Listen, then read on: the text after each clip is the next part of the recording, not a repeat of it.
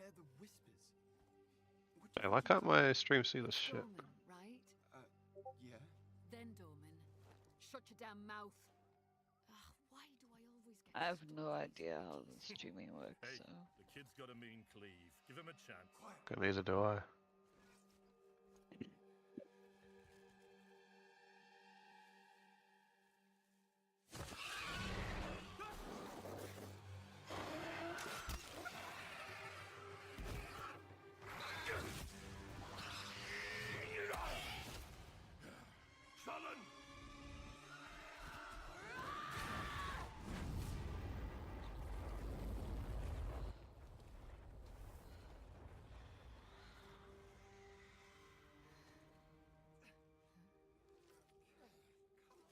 A mean cleave, eh, Captain? Rookie can't even lift his own sword. Captain He's Oren? streaming out chat.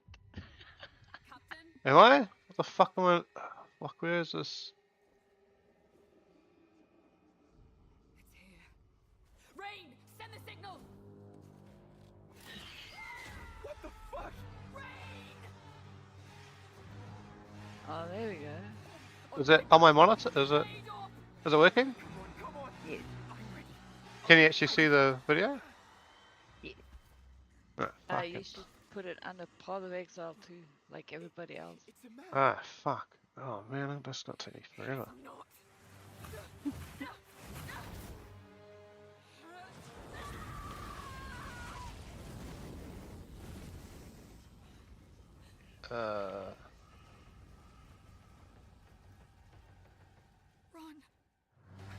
Ron! Ron Weasley? Did run.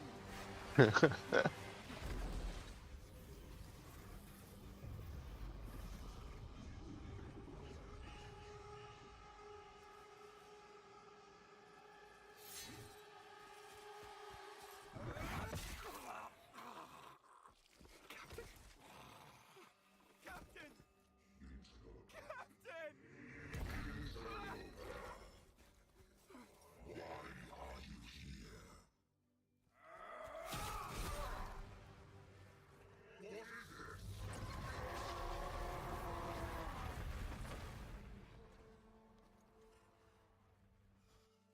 This is fucking fancy, man.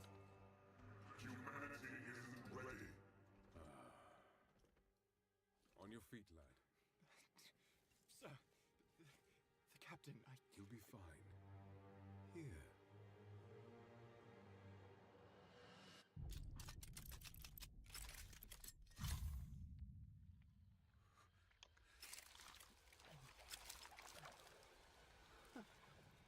what is this?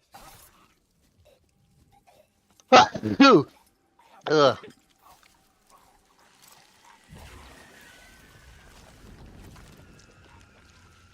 Oh, this makes me think of aliens. True. Your kind no longer control this world.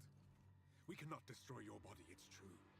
But you will watch as we destroy everything you have built. Bind him!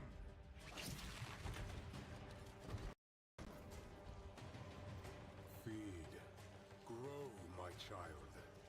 I'll make sure you can eat your fill.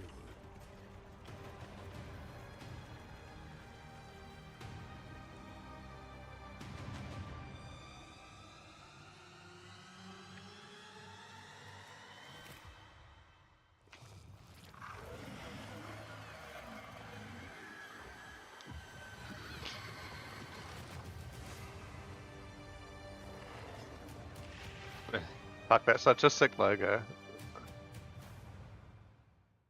That was a really dark trailer. Yeah. I'm Jonathan Rogers, Jonathan game director Rogers. on Path of Exile 2. Now, Path of Exile 2 is going into early access in around 2 weeks on December the 6th. But even though it's early access, this isn't just some small taste. The game is huge. In this live stream, we're going to be introducing everything you can expect. So without further ado, let's roll the gameplay trailer. Oh, it's the gameplay trailer now. Nice. Precious, but impermanent. 'Tis a strange world, this of ours.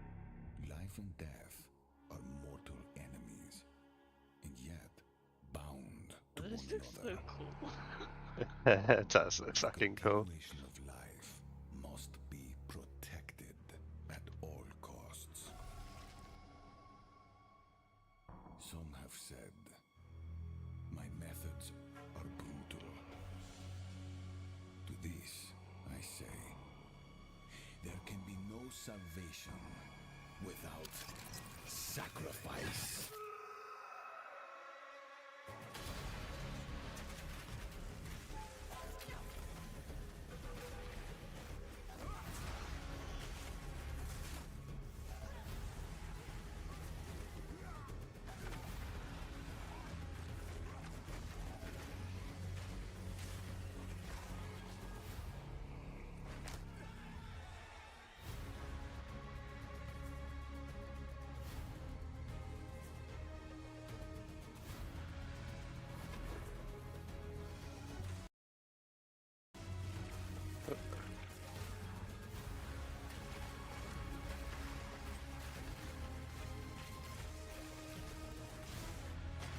I've got drops on my channel. Oh, We are faced It's with probably the the, end. everybody that will do streams what Paul I wakes up must. to for the stream has drops. I need to watch my own channel so I get fucking drops. Am I watching my channel? I'm watching your channel, but I'm also watching the actual Paul wakes up channel. Wow, what a fucking traitor, Jax. Trader? Jack. I watch it on your stream, it's like a delay. Is it? Ah, fuck. Those who obsess with death. Ah, could you ever have On nice any legs? stream, True, that's true. on Yeah. any stream, if I watch it on any stream, it's delayed, so... Oh, so you're gonna know everything before I do. His wings look like As you hands. just saw, even in early Yeah, access, that's Path of the Exile drop. 2 is a big game. It's actually been 5 years since we announced PoE 2, and over that time we've revealed a lot, but it's been in bits and pieces. Been It's pretty waiting hard to for keep track 5 of it all. years, didn't So you? today we're going to do a full run. Oh, fucking ages. Doesn't feel like that long, but fucking has been. Classes, character progression systems, and for the first time, a full overview of the end game. This is going to be a big one, so get comfortable. For 20 years, Rayclast has been free from any sources of corruption, but the Count of Ogham, tempted by promises of power, intends to harness it once more. The dead are rising, monsters are mutating, and madness is spreading. Under the dark influence of corruption, the Count doles out sentences of death to any who would question him.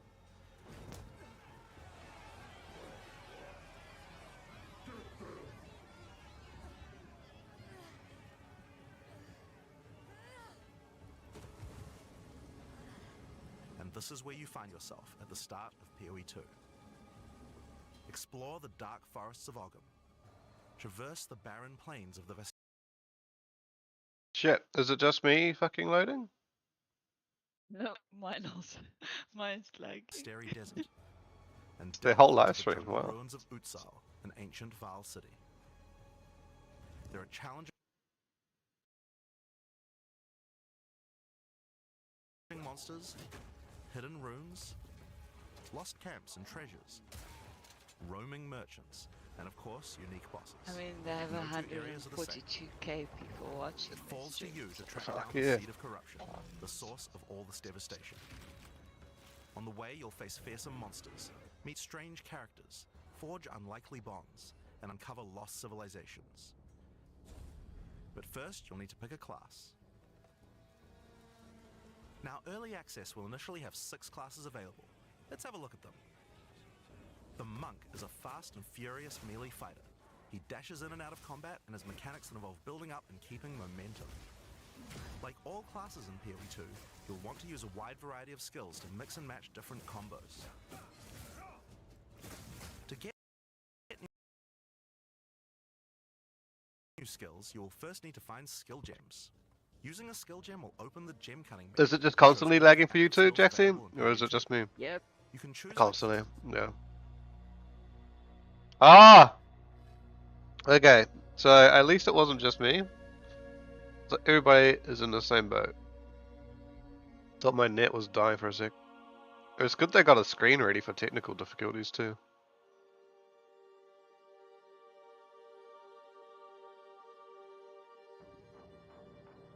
Yeah, they have too much shit for this live stream. Man.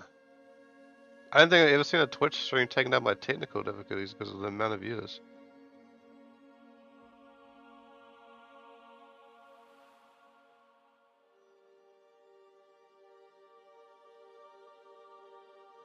People just subscribing to freaking Path of Exile channel.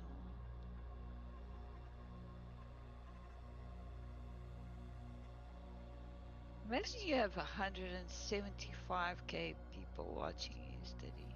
Very fucking insane. It's like a country.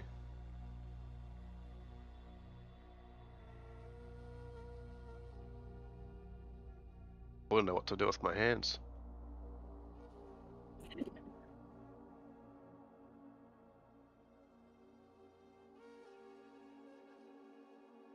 I just really want to make sure I get the drops. Can I get the drops by watching my own stream? I don't know. I'm at 13%. No, I'm watching their stream. What am I talking about? That's how I'm streaming this. Yeah. Fuck, I'm dumb.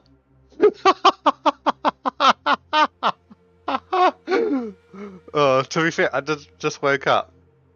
Did just wake up. And also I'm sick as a dog. Like a dog. Oh, where's Jaxie? Overnight. Fuck me. I thought it was going to be all good to go. It's going to hit the gym, have a fucking good day, you know? No, none of that. Just fucking... You can't go gym when you're sick. Well, I thought I'd be all good after, you know, a solid sleep. There are 21 Obviously, I was a little bit optimistic. saves, so this just scratches the surface of the options that you have. By in-game, you'll be dashing Yeah, from find a back to back, vitamin. spewing where you find yourself at the start of PoE 2. Explore Oh wait, the they're dark skipping forests of through Ogre, their videos. traverse the so we barren can plains get of to the place Vasteri where they Desert. were. Yeah. Delve into the jungle ruins of Utsal. They were an here. ancient Vaal They were city. here, right? Yeah.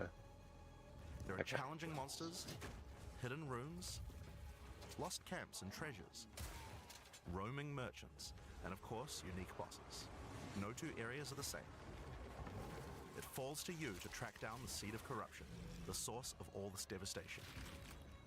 On the way, you'll face fearsome monsters, meet strange characters, forge unlikely bonds, and uncover lost civilizations.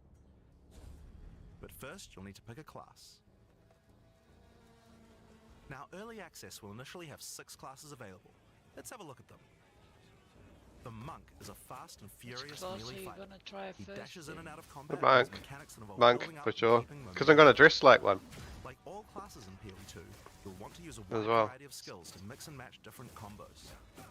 But yeah, probably monk. To get new skills, you will first need to find skill gems. Using a skill gem will What about open the you? gem cutting menu, which shows all the I active want skills the available in sorcerer. PoE 2. Yeah, that'll be You can sick. choose an existing skill to level up, or choose to engrave a new one. Since this is a level 7 skill gem, even if you pick a new skill, it will immediately be level 7, so there's no harm in trying out something new. The monk primarily uses the quarterstaff. There are 3 schools of martial arts: lightning, ice, and wind. But don't think you have to stick to just one. The best combos are going to involve mixing elements of all 3. Let's try killing Palm.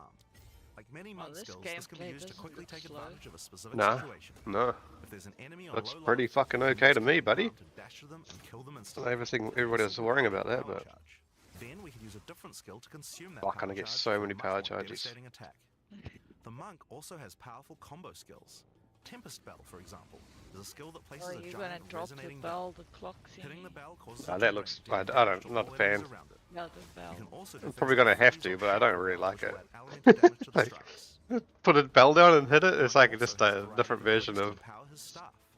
If of an like enemy is a, close to being stunned, you can use staggering palm to push them down. like a. After that, any attack you do will What's shoot that one out at the moment that monsters do? Like the voodoo thing where they put a dummy There are down. 21 active skills for Oh, class yeah, saves. yeah, So Yeah, this it's like a just scratches different the version surface of the that. options that you have. By in-game, I you'll mean, it's be probably dashing good when I through actually play it, but spewing I don't projectiles really and like the obliterating screens of idea enemies of it. with huge I just want combo to hit the attacks. monsters. I don't want to hit other things. Now, if you like a style of melee that's a little Yeah, I slower, saw- but hits I much saw the harder, bell then the thing warrior is for you. He did He the pounds the ground with big gameplay chunky with attacks and can the shrug off the hits of small Sony enemies with large amounts of armor. Yeah. guy. Yeah. Even though the mace slams are slow, you never lose control. Longer attacks can be retargeted as you go, and if you find yourself committed to a long attack, you can dodge roll out of it at any time. Among the skill option for maces, you will find a variety of slams, fire attacks, war cries, and shield skills. Here, I'm going to slam the ground, rending it apart with lines of fire. Any slam skill will then cause these fissures to erupt with lava. I can even run through them with a skill like Stampede to do huge amounts of damage. The warrior can also use war cries, which can empower your next skill. Seismic Cry, for example, will double any slams from your next attack. Warrior, The Stampede counts as a slam, so I can double that for Yeah. even more craziness. If you want to go a little faster and be a little more defensive, equip a shield. In PoE 2, you can raise your shield at any time to block all damage from the front, even spells. While holding up your shield, your stun meter will build as you take damage, so be careful. If it reaches 100%, your stance will break and you will be vulnerable. Some enemies also have unblockable attacks, which are indicated by this red flash. If you see one of these coming, make sure to dodge out of the way. Using a shield also gives you access to shield skills like Shield Charge, which allows you to charge towards enemies and stun them. While charging, you're also blocking the whole time, so you have full damage immunity from the front. The warrior also has access to totems. Some totems have built-in abilities like Not again. Totem, which can be placed to stun nearby enemies and trigger aftershocks like those from the earthquake. But you can also get ancestral warrior totems, which allow you to use any slam skill in your repertoire. This is a meta skill, which means that it's a skill you can put other skills into. I can take a slam like Sunder and socket it into my ancestral warrior totem. Now when I summon him, he'll sit there and slam the monsters from a distance. There are 20 active skills for maces, so there's a lot more to try out. But by endgame, you're going to be dropping hammers from the sky, leaping fearlessly into combat, and separating the very earth you stand on. Time for some ranged attacks. The ranger is primarily about the bow, but we wanted to make sure that she feels agile as well. In PoE 2, you can shoot while moving. Combined with all the skills the ranger has that allow you to jump around, you will have a lot of mobility in combat. Bow skills have a variety of lightning, poison, ice, and physical attacks. Lightning attacks bounce around between targets. You can also stick lightning arrows in the ground which explode when hit by the bouncers, or electrocute enemies to take them out of combat. Ice attacks allow you to slow and freeze enemies to keep them away from you. Using poison not only can you slowly damage your enemies, Getting raided? but also grow some interesting No, is that abilities. real? Is that even a thing? With 21 bow skills and all the mobility and combo tools the ranger has, you can take advantage of every situation. By endgame, you'll be creating hundreds of arrows. Oh, is that be their it chat? falling from the sky, bouncing around between enemies, or spraying out of tornadoes. You might have noticed in the bottom left of the screen that the flask slots look a little different. In PoE 2, you have one dedicated life flask slot and one mana flask slot. Is that real? Flasks gain charges as you kill enemies, Oh, and that's typically only allow you to two heal people 6 or watching 7 the times stream. if they're full. Yeah. But that's not the only thing you can use charges for. Charms are a new item type that will automatically defend I've never you seen from that various message before. debuffs or damage types. Having trouble Oh, they with getting probably frozen? raided, but not Equip a with the thawing amount of charm. people that was When on it's it. fully People charged, it will probably make you left immune to freeze for 3 before seconds you if even you get raided. frozen. Alright, To recharge, I don't them, really just know. kill more monsters. I don't really know how You can Twitch gain all works sorts of yet. charms by upgrading your belt. The mercenary wields a Oh, I crossbow need that can be to loaded put with different ammo types, volume offering versatility, power, and mobility. All classes in Path of Exile 2 can be controlled with WASD. which Are you makes gonna it go easy for us to play WASD? Exactly like a shooter. For the Absolutely crossbow, you will not. find skills I don't like think I will. shotguns, sniper rifles, How the fuck do I use my assault rifles, skills? and even grenade launchers. But not only that, there are a wide variety of more interesting elemental ammos too. They say it's even good for It's like very melee, fast to but switch between ammo types, as long as you I don't already know, have man. them loaded, which makes the mercenary able to combo abilities together for devastating I don't effect. know, I think there's already so many buttons to press. Use Why glacial bolt do you create want to walls press of ice more to separate buttons? enemies. Yeah, then switch to exactly. fragmentation rounds to explode the ice, dealing massive AoE damage. If I come across an armored enemy, I could use armor piercing rounds to break their armor, and then high velocity rounds to take them down. Or perhaps I could fire a gas grenade he's at got frozen his- enemies before detonating He's the got ground his with an skills on explosive shot for massive damage. QERTF. So QERT. Wow, If you want okay. to So call he's out still some suppressive using fire, you can summon the artillery keyboard ballistas. These have a minimum range, so while you want to using really position WASD. carefully before moving in. There are 22 active Yeah, skills for to crossbows. me that's By the endgame, you'll be button. calling destruction down from the sky as you litter the battlefield with grenades and pepper your enemies with your automatic shotgun. But his W has a If you're fucking looking to skill take on a it. backseat and let your minions do the work, then the witch Yeah, should be your did say choice. use She can call forth WASD. hordes of undead monsters to fight for her. While Maybe casting he's not powerful using chaos spells WASD. that Maybe that's debilitate just his her enemies. keys. Occult Yeah, that's the skills are keys some of the most anyway. varied in the game, Wait. with skeletons, What? noxious spells, specialty But he looks minions, like he's curses, using and W. sacrifice Or maybe magic. he's using a controller or something Before we shit talk like about that. minions, we'll have to talk about Ugh. a new resource in Path of Exile 2 called Spirit. This is a spirit gem, which allows Well, you we're to pick probably from a gonna have range of to learn consistent how to skills. maneuver. All classes have a They variety move of these skills which differently. can add some very interesting Yeah. effects, like Arctic Armor, which does cold damage to enemies that hit you, or Raging Spirits, which summon fiery skulls each time you cast a fire spell. For the witch, though, Oh, we'll you want to can be using our actually spirit see to the create skulls. permanent It's minions. not just little These minions will be fireballs. revived automatically when they die, Yeah. so you don't have to worry about resummoning them all the time. Here, I'm using the skill screen to allocate which minions I would like in my horde. You can see the spirit cost of each one. Skeletal warriors are cheap, but weak, useful for tanking damage and distracting enemies. But I want more heavy hitters in my army, so I'm going to unsummon some warriors and instead add skeletal arsonists. Permanent minions come with special active abilities called command skills. You can order I these like that guys you to can detonate your choose own which minions for even minions more or damage how and many area of of each effect. minion you want. If you want a Yeah, bigger army, that's cool. you'll need a scepter. This new weapon type is imbued with even more spirit, allowing you to summon even more friends. And if you want an even bigger army than that, you can take advantage of corpses to summon true hordes of minions. But what can a witch do while her army is at work? Well, she has a range of chaos spells to spread disease amongst your enemies, or bone skills to impale them. Or, you know, you could curse them to make them weaker so your horde can take them down. There are 25 active occult skills. By the endgame, you'll be the leader of a fearsome army of the dead, consuming everything in its path. The sorceress bends the elements to her will, using them to This is unleash huge Xing. devastation on her foes. Yeah, This classic spellcaster weaves a flurry of elemental magic from afar. this looks fun.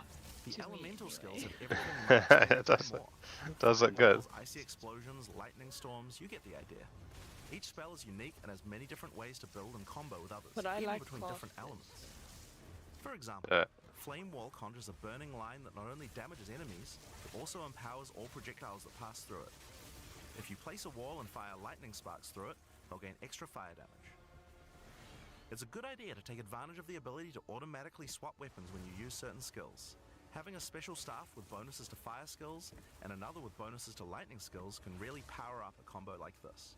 He's only got The 2 sorceress plus. can also take advantage of powerful trigger gems. Yeah. For example, Is that what you it can is grab now? the Just 2 Custom Ignite classes? gem and use it with Firestorm. As you Oh. ignite enemies, I a think counter so. will go up in the top left corner. When it's full, a Because they Firestorm used to will have more, automatically and now they've cast gone the bad. enemy that was Now they've ignited. gone down to 2. So maybe There that's are just it. 25 active elemental Oh, skills. but By they've endgame, changed you'll be it so firing you off will be projectiles able left to and right as you regen rain down fast. elemental storms on your foes. Now, those are the characters that will be available at the start. So of I guess early there's no access. utility We'll class be adding anymore. 6 I guess more Mage character Blood's classes gone. with just as many skills and options as these. Yeah, There's a probably. lot more to come. There's one more important thing to mention about skills. Even though we talk about them as belong to each class, in reality there are no restrictions. You can use all these skills on any class so long as you have the attributes. For example, a Poison Ranger might want to try out using occult curses to increase her poison damage. Or a monk might want to trigger elemental ice walls to use with his Glacial Cascade combo. The possibilities for cross-class combos are practically unlimited. We're looking forward to what kind of things you guys might find. Now, Path of Exile is a game known for build customization. Wait, he's got a and we bell can't too? even I thought it scratch was the just surface of monks. what is possible yet. Fucking That illegal. is the monk. Is it? So let's Why has he talk got a about gun? support Oh, gems. it's Yeah. because. Oh, okay. So you can build a gun monk? Path of Exile 2 Ooh. is a system Yeah, of they support gems show that can be you can combined with your use active different skills to skills, dramatically change the way they work. If you for find a support gem, then different, right-clicking it will open up characters. this screen. Yeah. Here you will find a variety of recommended support gems. Just for didn't each think of your they'll put it skills in that you can the, pick between. You know, For put it in the example, this is a trailer, multiple the projectile support gem that showcase. can be used to add multiple projectiles to any skill. Yes. Normally, when you fire a Interesting. grenade, it'll look like this. But if we add multiple projectiles, then you get 3 of them. Once you have the gem, you can also freely move it between any of the skills on your character. If you want to have a multi-shot sniper rifle instead, then simply move the gem over to your high-velocity round skill. Generally speaking, if it sounds like a support gem should work with a skill, then it will work. So it's a good idea to experiment. Note that you can only have one of each support gem on your character, so you'll want to think carefully about which supports can be used best with each skill for maximum damage. Now, if you want to stick to the recommendations, you should have a perfectly good time. But if you want to experiment a bit more, then uncheck that recommended button and you can see the full list of supports that will work with your skill. There are hundreds of support gems to choose from, and even we don't know the results of all the possible ways these can interact. Each skill can have up to 5 supports socketed into it, and if you're clever, you can come up with some pretty interesting ideas. Now, all of this is just scratching the surface.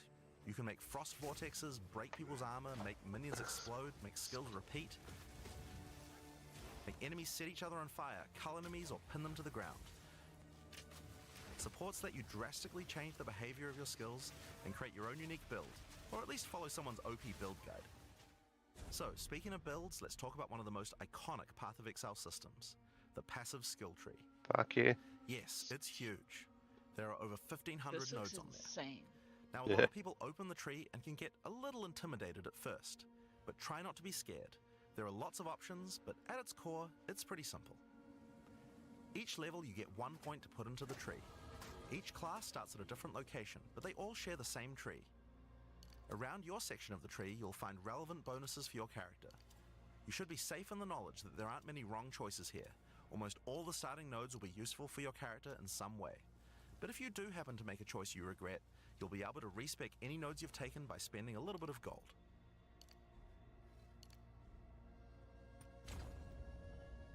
Now, the tree is generally divided up into clusters which have similar themes. In each cluster you will find small nodes that give simple bonuses like increased damage, but the real power comes from notables. Notables normally have much more interesting bonuses, and they tend to care a lot more about how your build works and what skills you're using.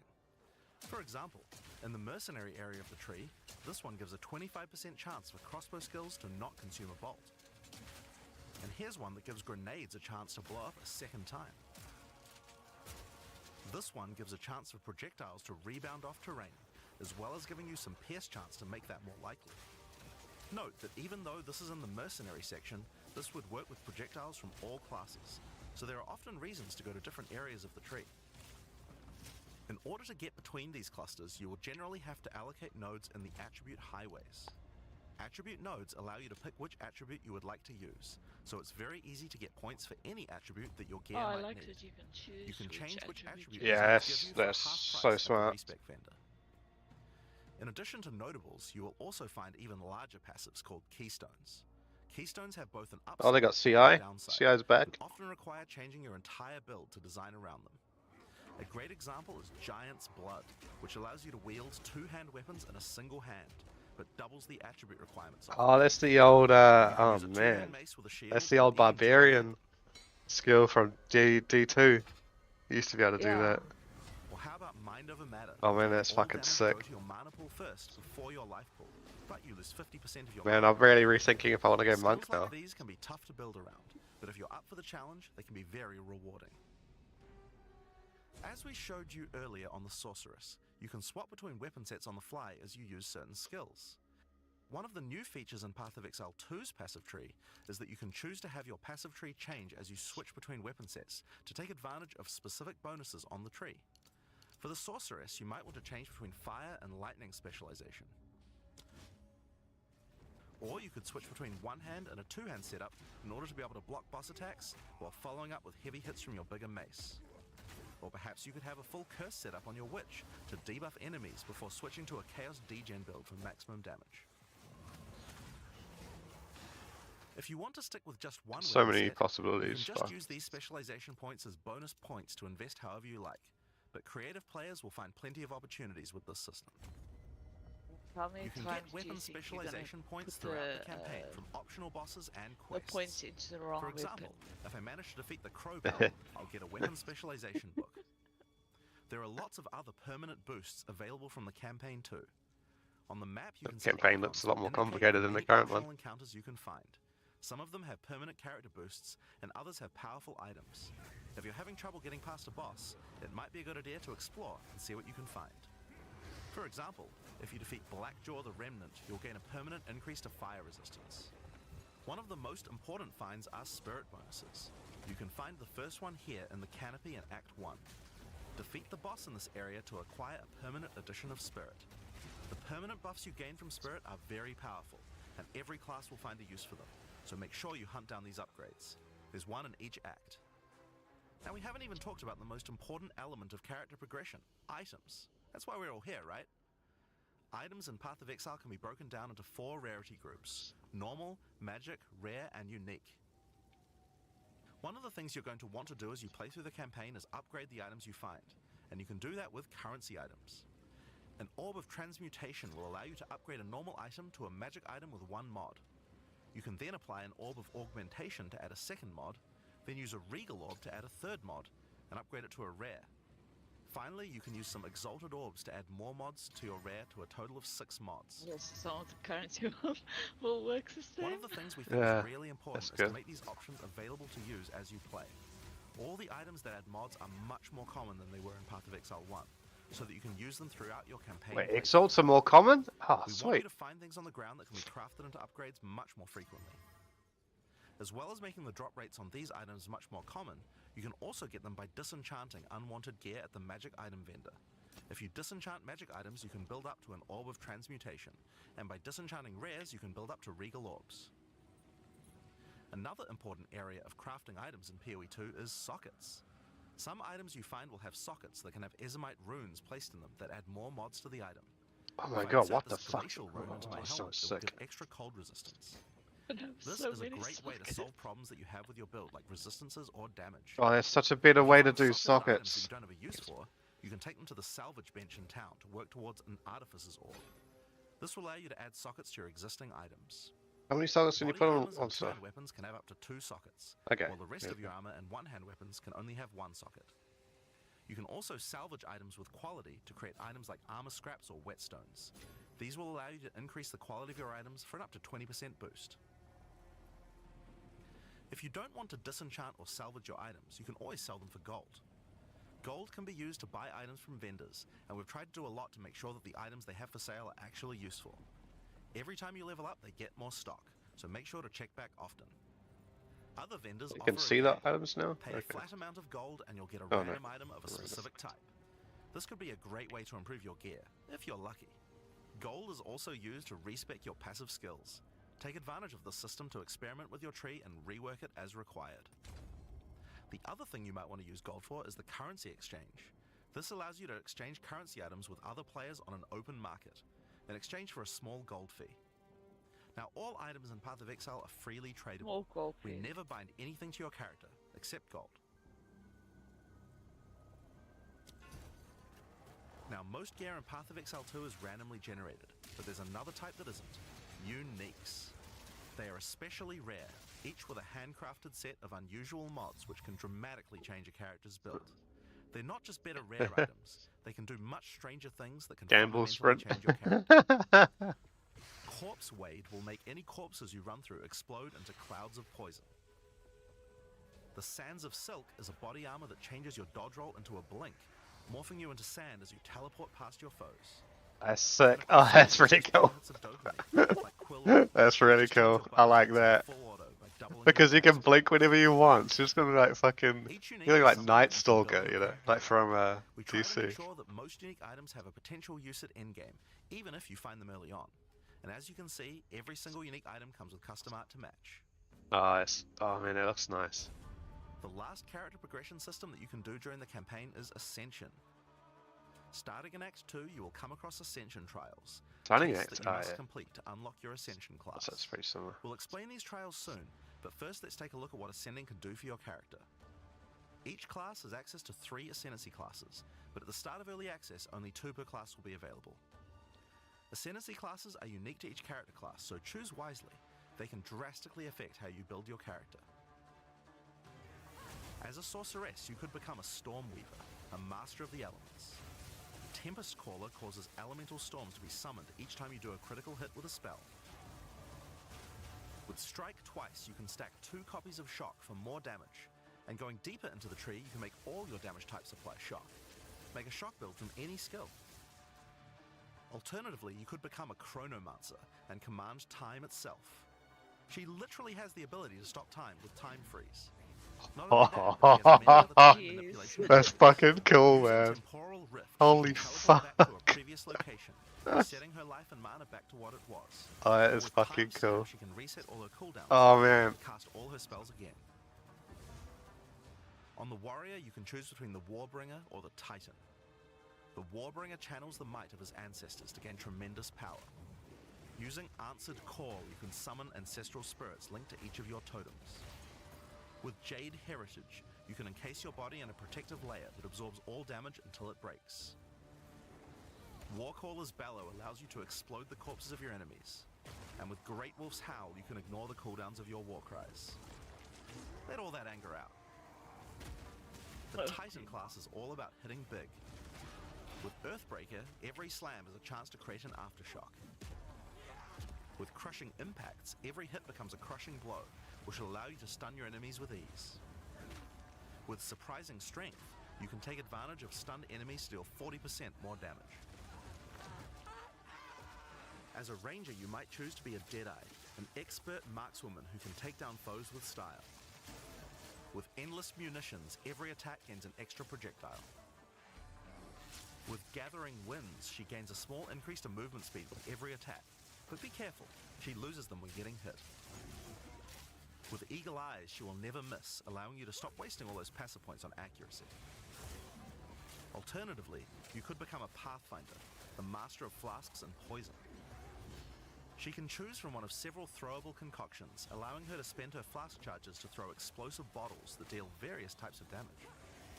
A bleeding concoction will make your enemies bleed, while a fulminating one can shock your enemies, allowing you to do extra damage. Contagious Contamination allows her to spread poisons between her foes, while Overwhelming Toxicity doubles the number of stacks they can be infected by. Running Assault allows her to move much more quickly while firing, while Relentless Pursuit makes her totally immune to being slowed by enemies. The Witch can ascend into the Infernalist or the Blood Mage. As an Infernalist, she can summon a loyal Hellhound companion. The Hellhound sets enemies on fire, as well as taking a percentage of the damage if the Infernalist gets hit. With Pyromantic Pact, you can turn your mana into Infernal Flame. As you cast more spells, the flame builds up, and if it overflows, you'll take damage. Using Bringer of Flame, you'll want to make sure you keep the flames topped up. While your Infernal Flame is above 30%, all damage from you and your minions will ignite enemies. She can also transform into a literal demon. While in demon form, she takes an increasing amount of damage, but her cast speed and damage increase rapidly as well. So if you're planning on transforming into a demon, make sure you stack a lot of life recovery. She can also become a Blood Mage, a master of life and energy. All Blood Mages must pay the price of making skills cost life as well as mana, but in exchange, every monster they kill will drop life remnants, which allow them to quickly gain back that life. With Crimson Power, she can gain large amounts of extra life, and with Vitality Siphon, she can use her spells to leech life back as well. Once you've got a significant amount of life, you can use Gore Spike to make your critical hits deal incredible amounts of damage. A monk who is in tune with the elements might become an Invoker. With Elemental Expression, the Invoker will create waves of elemental power each time he does a critical strike. With Faith as a choice, you gain the ability to meditate, allowing you to double your energy shield. Choose between I am the Blizzard or I am the Thunder to specialize in cold or lightning. And I Shall Rage will allow you to turn into an unbound avatar. Each time you apply a status ailment to an enemy, you gain Unbound Fury. When you have enough, transform into an avatar to deal way more damage and inflict even more elemental ailments. Some monks choose to reach into the darkness instead. The Acolyte of Chayula can exchange their mastery of spirit for darkness, a resource that can be utilized to both absorb and deal damage. The Shroud of Darkness will protect you from all damage incoming, but if you take Grasp of the Void, you will deal extra chaos damage from all the darkness you have. Their Dark Pact offers greatly increased resistances to chaos damage, and can allow their mana leech to not only happen instantly, but apply to their energy shield as well. Another node you can take is Waking Dream, which allows you to see into the domain of the Breach Demons. There you will see the Flames of Chayula that can be taken to gain life, mana, and damage. The Mercenary has a job to do, but which job suits you? You might choose to become a Witch Hunter. Obsessive Rituals will give you a sorcery ward, allowing you to defend yourself against elemental hits in exchange for less defense against attacks. With Zealous Inquisition, your enemies have a 10% chance to explode on death. The chance is doubled against demons and undead. With Judge, Jury, and Executioner, your initial hit against enemies can deal up to 30% of their life in damage, if you're lucky. This is great for hunting powerful Did bosses. you go AFK? Someone's talking And with in Witchbane, stream. you can break your enemy's concentration, preventing them from casting spells as often as they would usually do. You could also choose to become a Gemling Legionnaire, enhancing your abilities by embedding gems directly in your flesh. Integrated Efficiency will give you extra skill slots. Thermatological Infusion gives you extra maximum resistances as you sock up more and more support gems. Adaptive Capability allows you to use any color of gem without worrying about attributes, while Crystalline Potential adds extra quality bonuses to every gem socketed into your character. So those are the No, Jaxie, it's just another art bot. Fuck, I muted my mic while I was Fuck, I've been talking this whole time, but I muted my mic because I was sneezing. But hey, Lisa, fuck off, mate. You're another art bot. I don't want your fucking art. I don't care about your fucking shit. Catch you later, mate. In the Vasteri plains of Marrakech, a culture of rich tales and brutal traditions. You must do whatever it takes to survive in the desert. The highest position in Marrakech I culture thought is you a went second. AFK because I'm like talking. No, I was replying to. Yeah, I was replying to the whole time. I just fucking muted because I sneezed. And then I forgot to re-mute. Re-unmute. I mean, I'm gonna go that Dark Monk, man. The fucking Okay. yeah, I was like, it looks sick. It's a instant leech and like extra chaos damage. Okay, so this is the new ascendancy. In the Trial of the Sekimas, each room has its own challenges to overcome. In this room, each rare monster you kill will send its blood to the chalice in the center of the room. Once the chalice is filled, you will be able to proceed. While fighting monsters in the trial, you will need to be very careful. Each hit will not only hurt you, but will damage your honor. The monsters are well telegraphed, so that you can avoid their attacks, but if you run out of honor, you will fail the trial and need to find another coin in order to try again. It is a good idea to make sure that you are well prepared before challenging the 3 days, mate. Don't let the door hit you on the way out. Catcha. After each room, you will be rewarded. In this case, you have been given a key. Fucking honestly, a fucking waste of time. Shit up my streams with their shitty chats. You will be shown a map of the rest of the floor and may choose how you wish to proceed. Ah, fuck 'em. Which challenges would you like to face, and which rewards do you want to claim? Some rooms are How much energy do I put towards like the bots that trying to fucking scam me, you know? For example, entering this room will afflict you with spiked shell that will cause all monsters in the rest of the trial to have 50% increased life. This freaking looks You like will want to take Sanctum. care if you Yeah. choose such a path. They've made Sanctum be There the... are many different challenges and rewards as you journey through the trial. Deadly traps, waves of monsters, and strange artifacts will test your honor.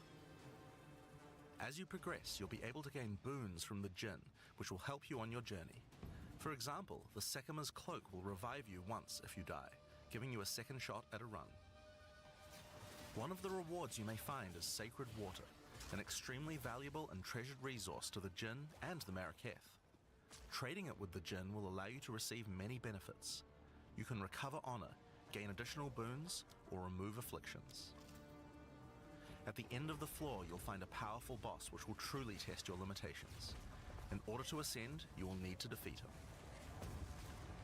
Oh jeez, you need to do an entire Sanctum to ascend. Yeah, I was thinking that. Fucking hell.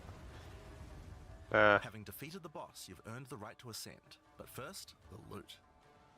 Do they actually have Keys you good found loot? may be used to open the various treasures in the vault at the end of the floor. We only have a Oh single damn, bronze you key, need to find so we'll just have different to open one of these keys. small chests. If you Oh. want to open the better ones, you need silver or Keep gold that. keys. Augmentation. Let's use the Altar of Ascendancy. Useless. Your first ascension will allow you to pick your class and grant you 2 points to use in the tree. Now there are more floors and many more rewards that can be found within the Trial of the Sekimas, but we'll save that for the section on the endgame. For now, let's talk about the second Ascendancy trial, the Trial of Chaos. In Path of Exile 2, you can choose whichever trial you like to earn your ascension. Each culture on Rayclast had their own methods to ascend. If the Trial of the Sekimas is not your kind of playstyle, or you're finding it too difficult, Oh, you can do it other ways? you can gain all your ascension points from just one, or mix and match them. It's up to you. For early access, we will have 2 trials as options, with a 3rd trial coming later for the full release. Oh, that's cool. While exploring the Vaal jungle, you'll discover the Temple of Chaos. Before the Vaal embraced the science of corruption, their civilization worshipped chaos. This ancient trial was once used by the Vaal to test their high priests. A high priest of the Vaal must show willingness to risk everything to gain power. Entry to the trial requires a token from a strange entity known only as the Trial Master. For those in which he sees potential, Oh, so it's ultimatum? he shall inscribe an ultimatum. Yeah. Many have attempted these trials in search Sounds of greatness. like it. Most have perished. Will you be able to defy the odds? Before you begin each chamber, the Trial Master will offer you a reward and a choice. Yeah. Choose one of 3 definitely. tribulations to affect you through the rest of the trial. My These god, okay. modifiers might beef up the monsters, curse the player, or add environmental hazards All like the turrets or things we trap hate. rooms. Both things are In this case, we're both working things with shocking turrets. aren't ideal. As you enter the room, the Trial Master will fill it with hazards to test your commitment. In this case, you must destroy all the monsters that fill the room, while dealing with the lightning projectiles from the shocking turrets.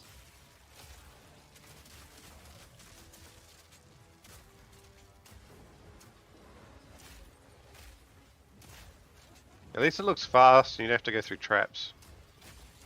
Yeah.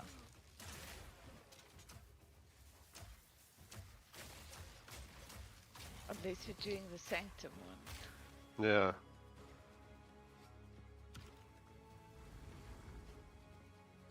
After each room, you will need to make a choice. Take the rewards you have earned so far, or go double or nothing. Increase your rewards, but take on more risk. Each tribulation you add is minor on its own, but they quickly stack on top of each other and can become overwhelming.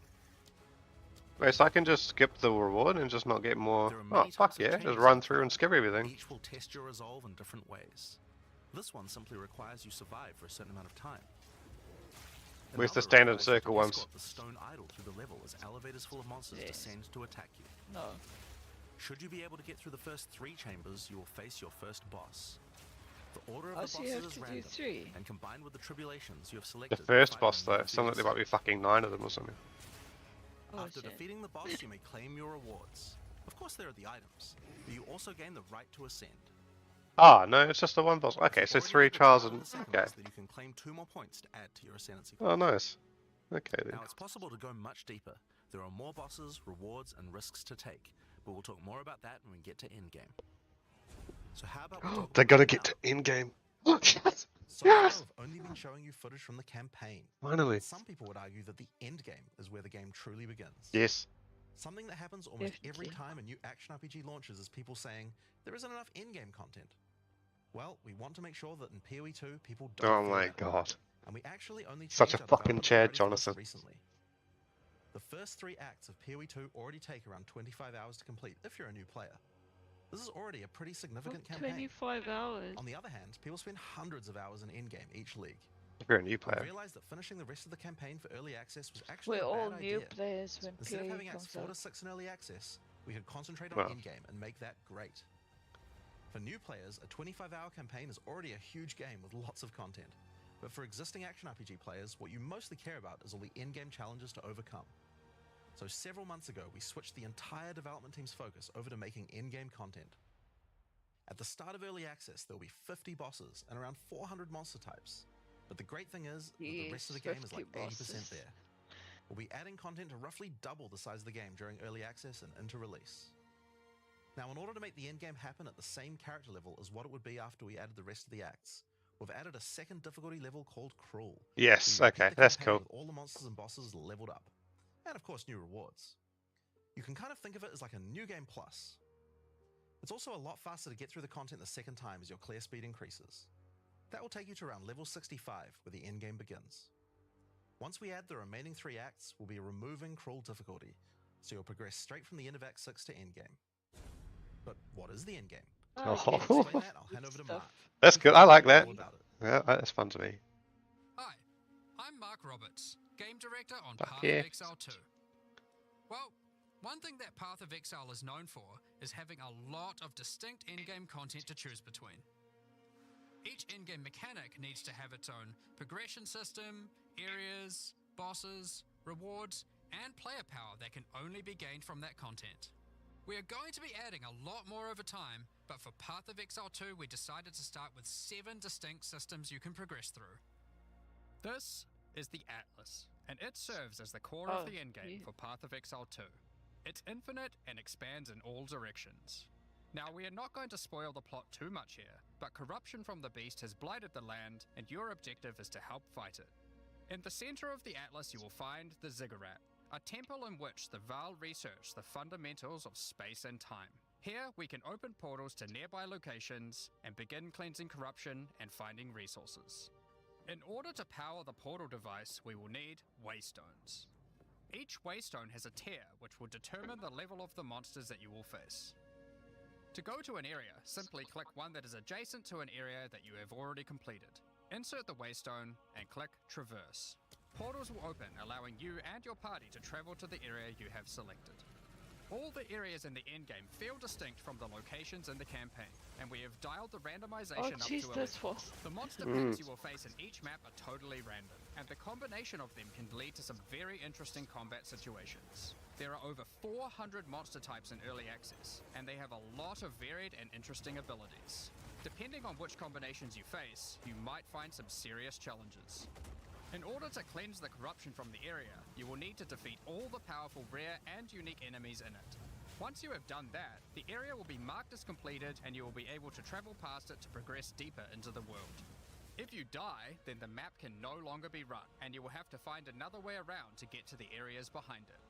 There are also all kinds of other random encounters you might run into as you play maps. One such encounter are precursor artifacts. These are ancient, corrupting monuments that irradiate the monsters around them. The monsters that feed off the corruption are drawn to their power. If you defeat the monsters and cleanse the artifact, you will get a powerful temporary buff. Some of the buffs make you faster, others rain lightning or fire around you, and some even give you increased experience or help you find better items. Yeah. You can also find strong boxes. These Shrines was a automatically league start mechanic. piles It's of called treasure, Domination. but are always a trap. Monsters Back in the lie day. in wait to attack you the moment you open it, and the boxes Domination often League. have mechanisms to unleash powerful spells or dangerous demons. There are different types of strong boxes containing different items, and you can even use your currency items to craft them on the fly, so you can optimize the contents. But be careful of opening one you can't handle.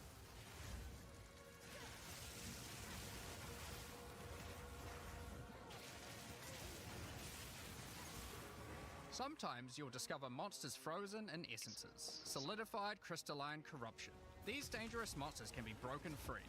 If you defeat them, the essence they drop can be used to upgrade normal items to magic items with a guaranteed mod from a category. For example, we could use this one on some boots to ensure a movement speed mod.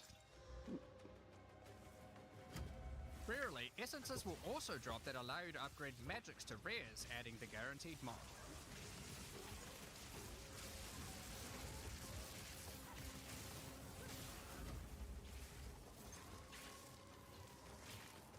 This is incredibly powerful, since it allows you to get a second deterministic mod in your crafting projects. Combining these with the currencies that are commonly found in Rayclast for modifying items, and we can get a very nice pair of boots indeed. Jeez, that is nice.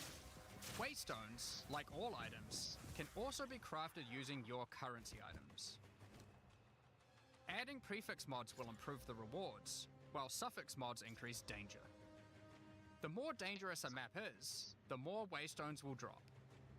Adding mods to your waystones is key to progressing to higher tiers and sustaining them, but it will require you to take on larger challenges. There are a variety of factors you have to consider when crafting your Wait, waystones. is Waystone a Some map? maps will have higher density, some lower, some have more magic and rare chests, or monsters, some are more linear, and others more open. The map, Make sure you I don't explore see and think map about what makes certain maps like good dropping. if you want to You maximize just your choose the returns. map you want to do and put As your you cleanse waystone corruption from higher and Ah. lower tiers of the Atlas, you will gain points that you can spend in Okay. the Atlas tree. This tree allows you to juice the danger and rewards of all areas in the endgame. You could increase the number of The Atlas tree monsters, looks a lot the number smaller. of rares, the number of precursor artifacts or strong boxes, even the quantity of item drops. As you explore the in-game world map, you'll notice various different biomes, from snow-capped mountains to dense jungle valleys. Most maps are restricted to certain biomes. As you continue to explore deeper into the Atlas, there are all sorts of things to discover. These cities are constructed by different can peoples be. of Rayclast and have specific items that can be found there. These strange structures marked on the map don't appear to do anything for now. Perhaps you'll work out how to use them later.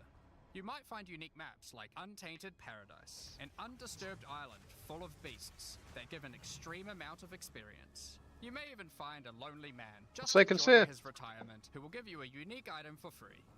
In addition, you can find special areas that would make a good spot to set up camp. Clear these areas of their hostile inhabitants, and you'll be able to claim them as your own hideout. You can decorate your hideout as you see fit and invite various NPCs to join you there to create your own personal base of operations. A great tool for exploration are towers. These mysterious precursor constructs are dotted around the Atlas. Completing the tower will reveal a large area around it, allowing you to scout out your next challenge. There are lots of things to find, so keep looking. Some sections of your Atlas are influenced by corruption.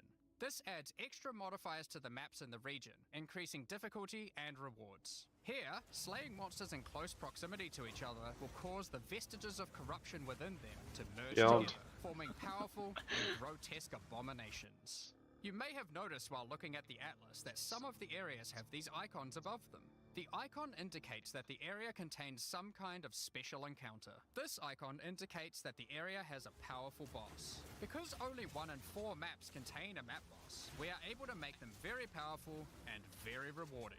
These bosses come from the campaign, but have had their difficulty increased with changes to AI and some of their abilities. It's worth noting that because you can see where the bosses are, you can choose to take them on or avoid them. If you do choose to hunt bosses though, then you will be rewarded with special points for the boss hunting section of the Atlas skill tree. There's a boss Here hunting will allow section? you to specialize in boss killing, giving So you much have greater different rewards for defeating sections. them. For each different type of content in the endgame, Oh, I we see added the different- specialized oh, tools yeah. in order to make it so you don't feel the need to respec your points when you change between different types of content. We will be showing nice. you 7 of these by the end of this Oh presentation. my god, bring so back there's Harbingers, still a you lot more to cunts. come. Bosses I are want not some the fucking only icon Harbingers. You will see on the Atlas. Let's take a look at one of the in-game systems, Breach. If you played PoE 1, you might be familiar with Breach. For PoE 2, we have created sequels to several PoE 1 leagues. While the mechanic is familiar, the monsters, bosses, rewards, and progression are all new. A breach is a tear in the fabric of reality. Opening it will allow you to see the demons and otherworldly monstrosities that lie in wait on this other plane of existence. By engaging with a breach, you'll create a bridge between their world and Rayclast. In order to keep the breach open, you will need to kill the demons that pour forth. The faster you can kill the monsters, the more monsters you will fight, and the more loot you will find. You can also find clasped hands that will open and drop more items if you run over them. These can be a good boost to the rewards of the breach, so keep an eye out. One of the rewards that you may find while fighting monsters from Breach are tablets. Tablets are special items that can be used with precursor towers to add more encounters to the Atlas. Breaches will drop breach tablets. Clicking on a completed tower will allow you to consume the tablet to add more breaches to areas within range of the tower. This makes all the content in the Atlas self-sustaining. Want to do more breaches? Find the tablets, add them to your towers, get Oh, more there's breaches, so getting much more stuff. tablets. Soon your Atlas will be covered in otherworldly domains. In addition, like all items in PoE, you can craft them. Use your currency to add mods to your tablets, allowing you to upgrade all the breaches in range. Tablets can have up to 2 mods. These mods do things like adding extra rare monsters, extra clasped hands, or even monster density of breaches, allowing you to keep them open longer. Often, you will find multiple towers near to each other with overlapping areas of effect. This can allow you to really juice the mechanic by stacking the mods from multiple tablets. In your fight to hold the breach demons at bay, you may want to use the powers of their world against them. Each in-game mechanic always has player power that can only be gained from that mechanic. That and makes Breach me is no think of different. like In Breach, Sexton. you will find Yeah, catalysts, yeah. items that can increase the quality of rings and amulets by improving specific mods. You can also find Breach Rings, a special base type that can have its quality improved by catalysts up to 50%. In this case, you could create a ring with around 170 life. Breach Rings can become some of the Jeez, strongest wait, you can tools actually in the craft game, breach giving rings you some now? good motivation to face the demon hordes. In addition, each in-game mechanic needs to have a Oops. pinnacle It looks in-game like it. encounter. While killing Jeez. breach monsters, you may find It's only for breaches. grasping males at the Collect moment, enough so of these and you'll be able to create a breach stone. Using a Vaal technology called the Realm Gate, you can use your Breachstone to access their domain and bring the fight to them. In this twisted domain, you will find nothing but a single massive breach. Triggering it will reveal hordes of breach inhabitants.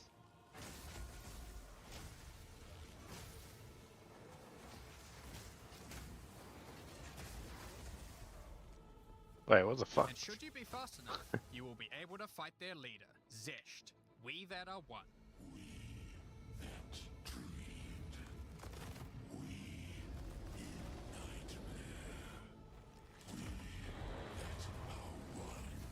Eyes of the hands.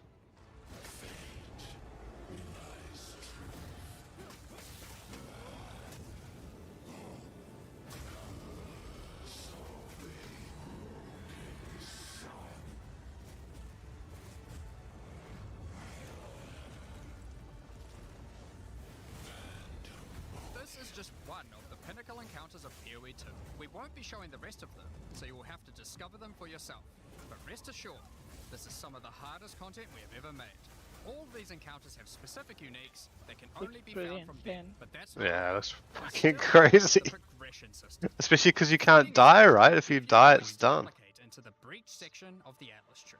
Allocating these points Yeah. will make breaches and the breach domain even harder, but will give you more rewards. The small nodes will increase the difficulty of the twisted domain, while the large nodes have more specific bonuses. For example, this node adds more clasped hands to your breaches, and adds a pack of magic monsters that can guard them.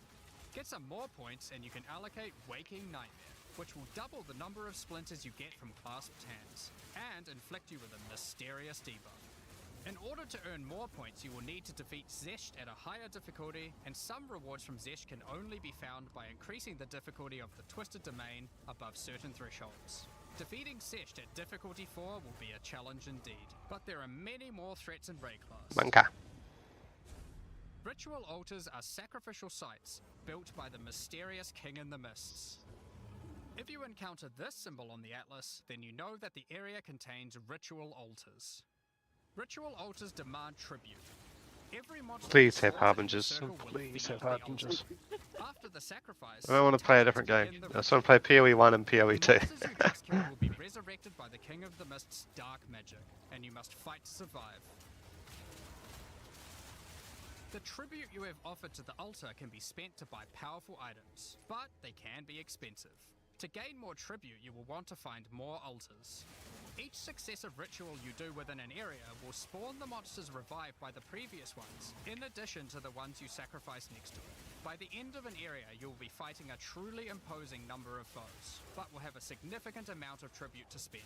One of the rewards you can buy with tribute are omens. These are special items that allow for meta crafting. Crafting items that affect other crafting items. Nice. Have an item with good prefixes but bad suffixes? This omen will help you to remove the mod you don't want, while keeping the ones you do. There are a bunch more of these with different effects, but we will leave them for you to discover.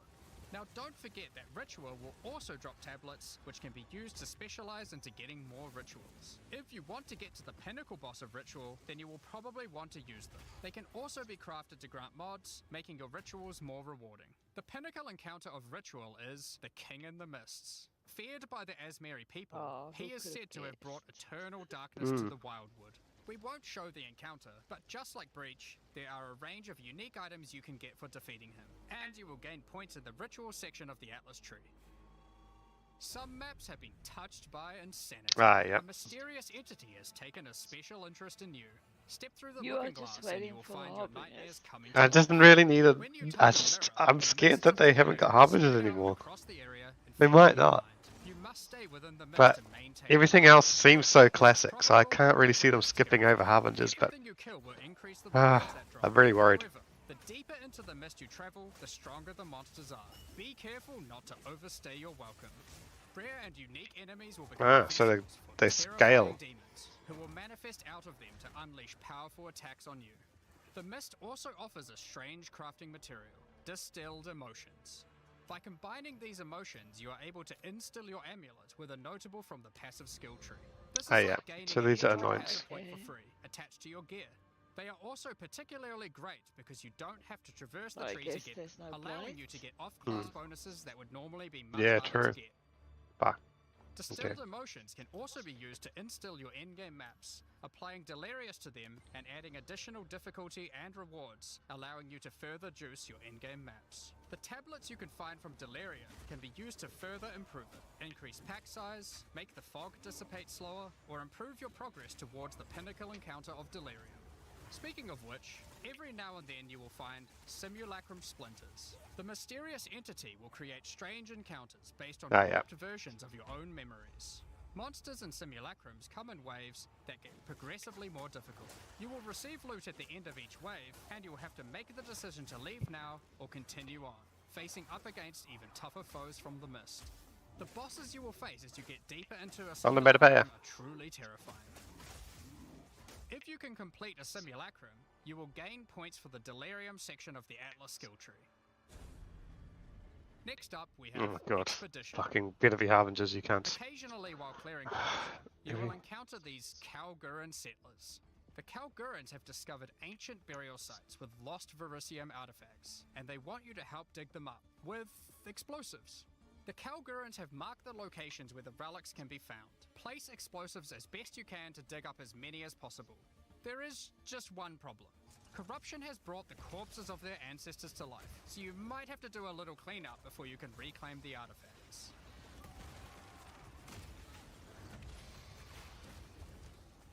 You can also find remnants, the destruction of which will further anger the restless dead.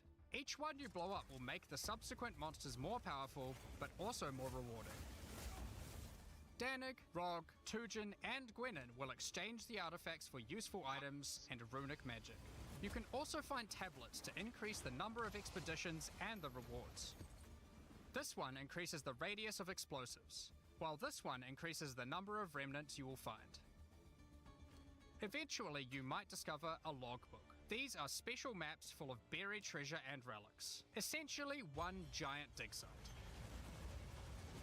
Here, you can create an extremely long chain of explosives and go through a very high number of remnants. But be careful, many remnants have mods that can really break your build, so you will probably want to avoid these ones. At least some of the things we already know. Yeah, got a bit of a head start. Oh, I like that mana thing. What was happening in the mana on that character? But the most powerful encounter is Olroth, the ancient undead commander of the Knights of the Sun. Defeating him will grant you unique this guy. rewards, Okay. as well as points to spend in the expedition section of the Atlas tree. So those are the in-game systems on the Atlas, but we are not done yet. The trials we talked about earlier What about have much Harbingers? more content when you get to endgame too. Just like the other endgame systems, they also have progression mechanics, unique rewards, and player power that can only be gained from them. As you get higher level coins for the Trial of the Sycamores, you will unlock more floors to explore. Each floor has its own challenging rooms and a floor boss that you will need to kill.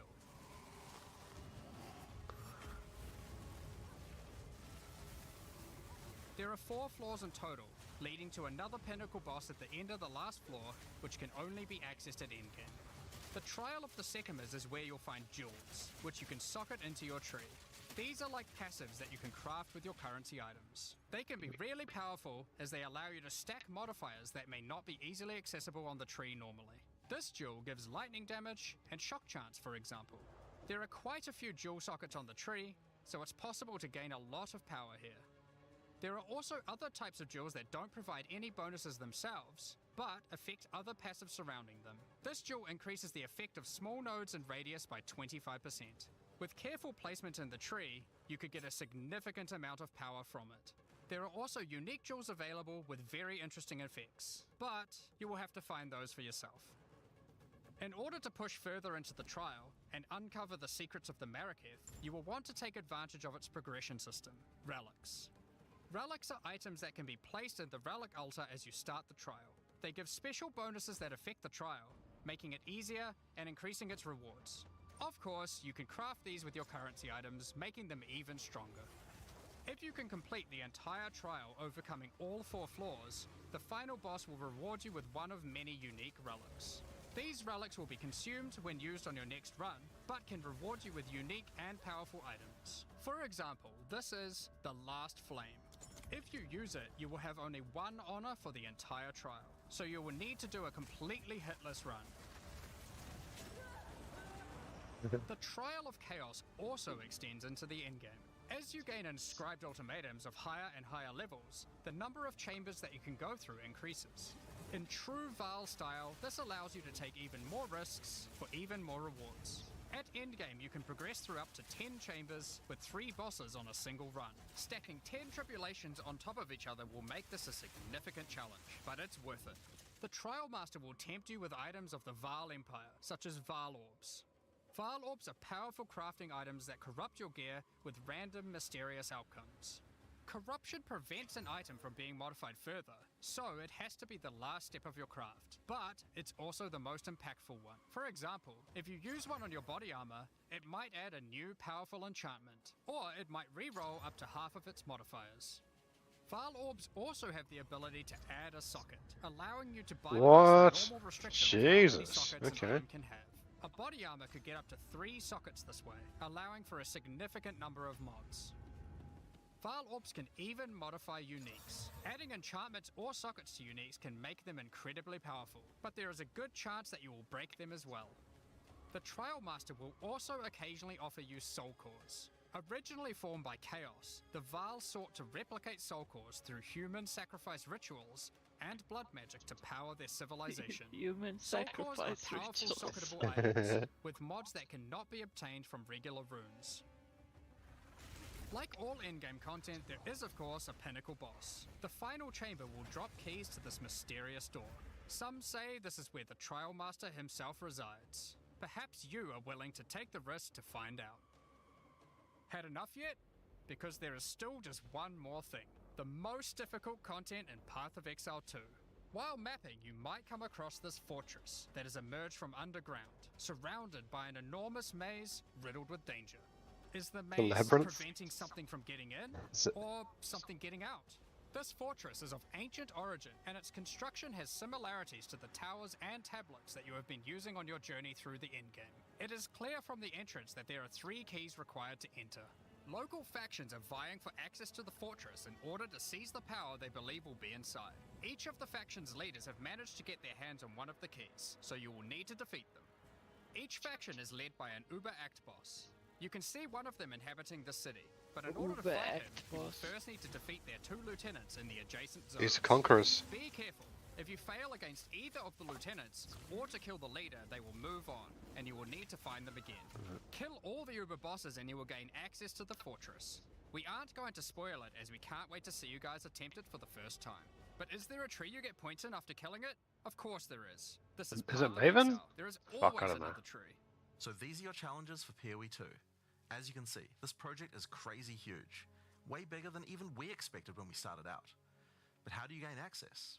Well, during Hopefully early it's a new access you'll need a boss. key to get in. To thank our existing PoE supporters who have spent more than $480 US, we'll be giving you guys a key for the PC version for free. Anyone else who wants Thanks. one can get one by purchasing one of the new early access supporter packs that have just been released to the store. If you just want early access to PoE 2, then you can get a key in the $30 US early access pack. The pack also comes with $30 of points to spend in the MTX store. But we also have a variety of other supporter packs filled with exclusive microtransactions, points to spend in the store, and even physical items. The cosmetics can be used right now in PoE 1 and in Path of Exile 2 when early access starts. Most of this footage has been recorded in Path of Exile 1, since that's where you can use them immediately. The Lord of Ogham They can supporter use pack them contains immediately. a cosmetic armor set befitting of the Count of Yeah. Ogham himself. There is also a matching back attachment, which has an alternate variant depicting the influence Fucking of cool. corruption. Also in this pack, you can find a portal formed of the rusted armor of the fallen soldiers in the Red Vale of Ogham, and the offspring of a vicious crowbell boss Oh, found in the Jesus. hunting grounds. Is it gonna be This one goblins doesn't look again? so vicious, though.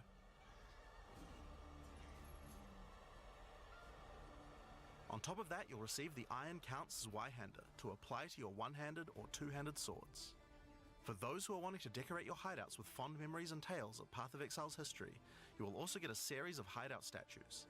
This pack contains the statue of Hillock. For Path of Exile 1's closed beta, each pack contained a true New Zealand Kiwi. icon, the Kiwi.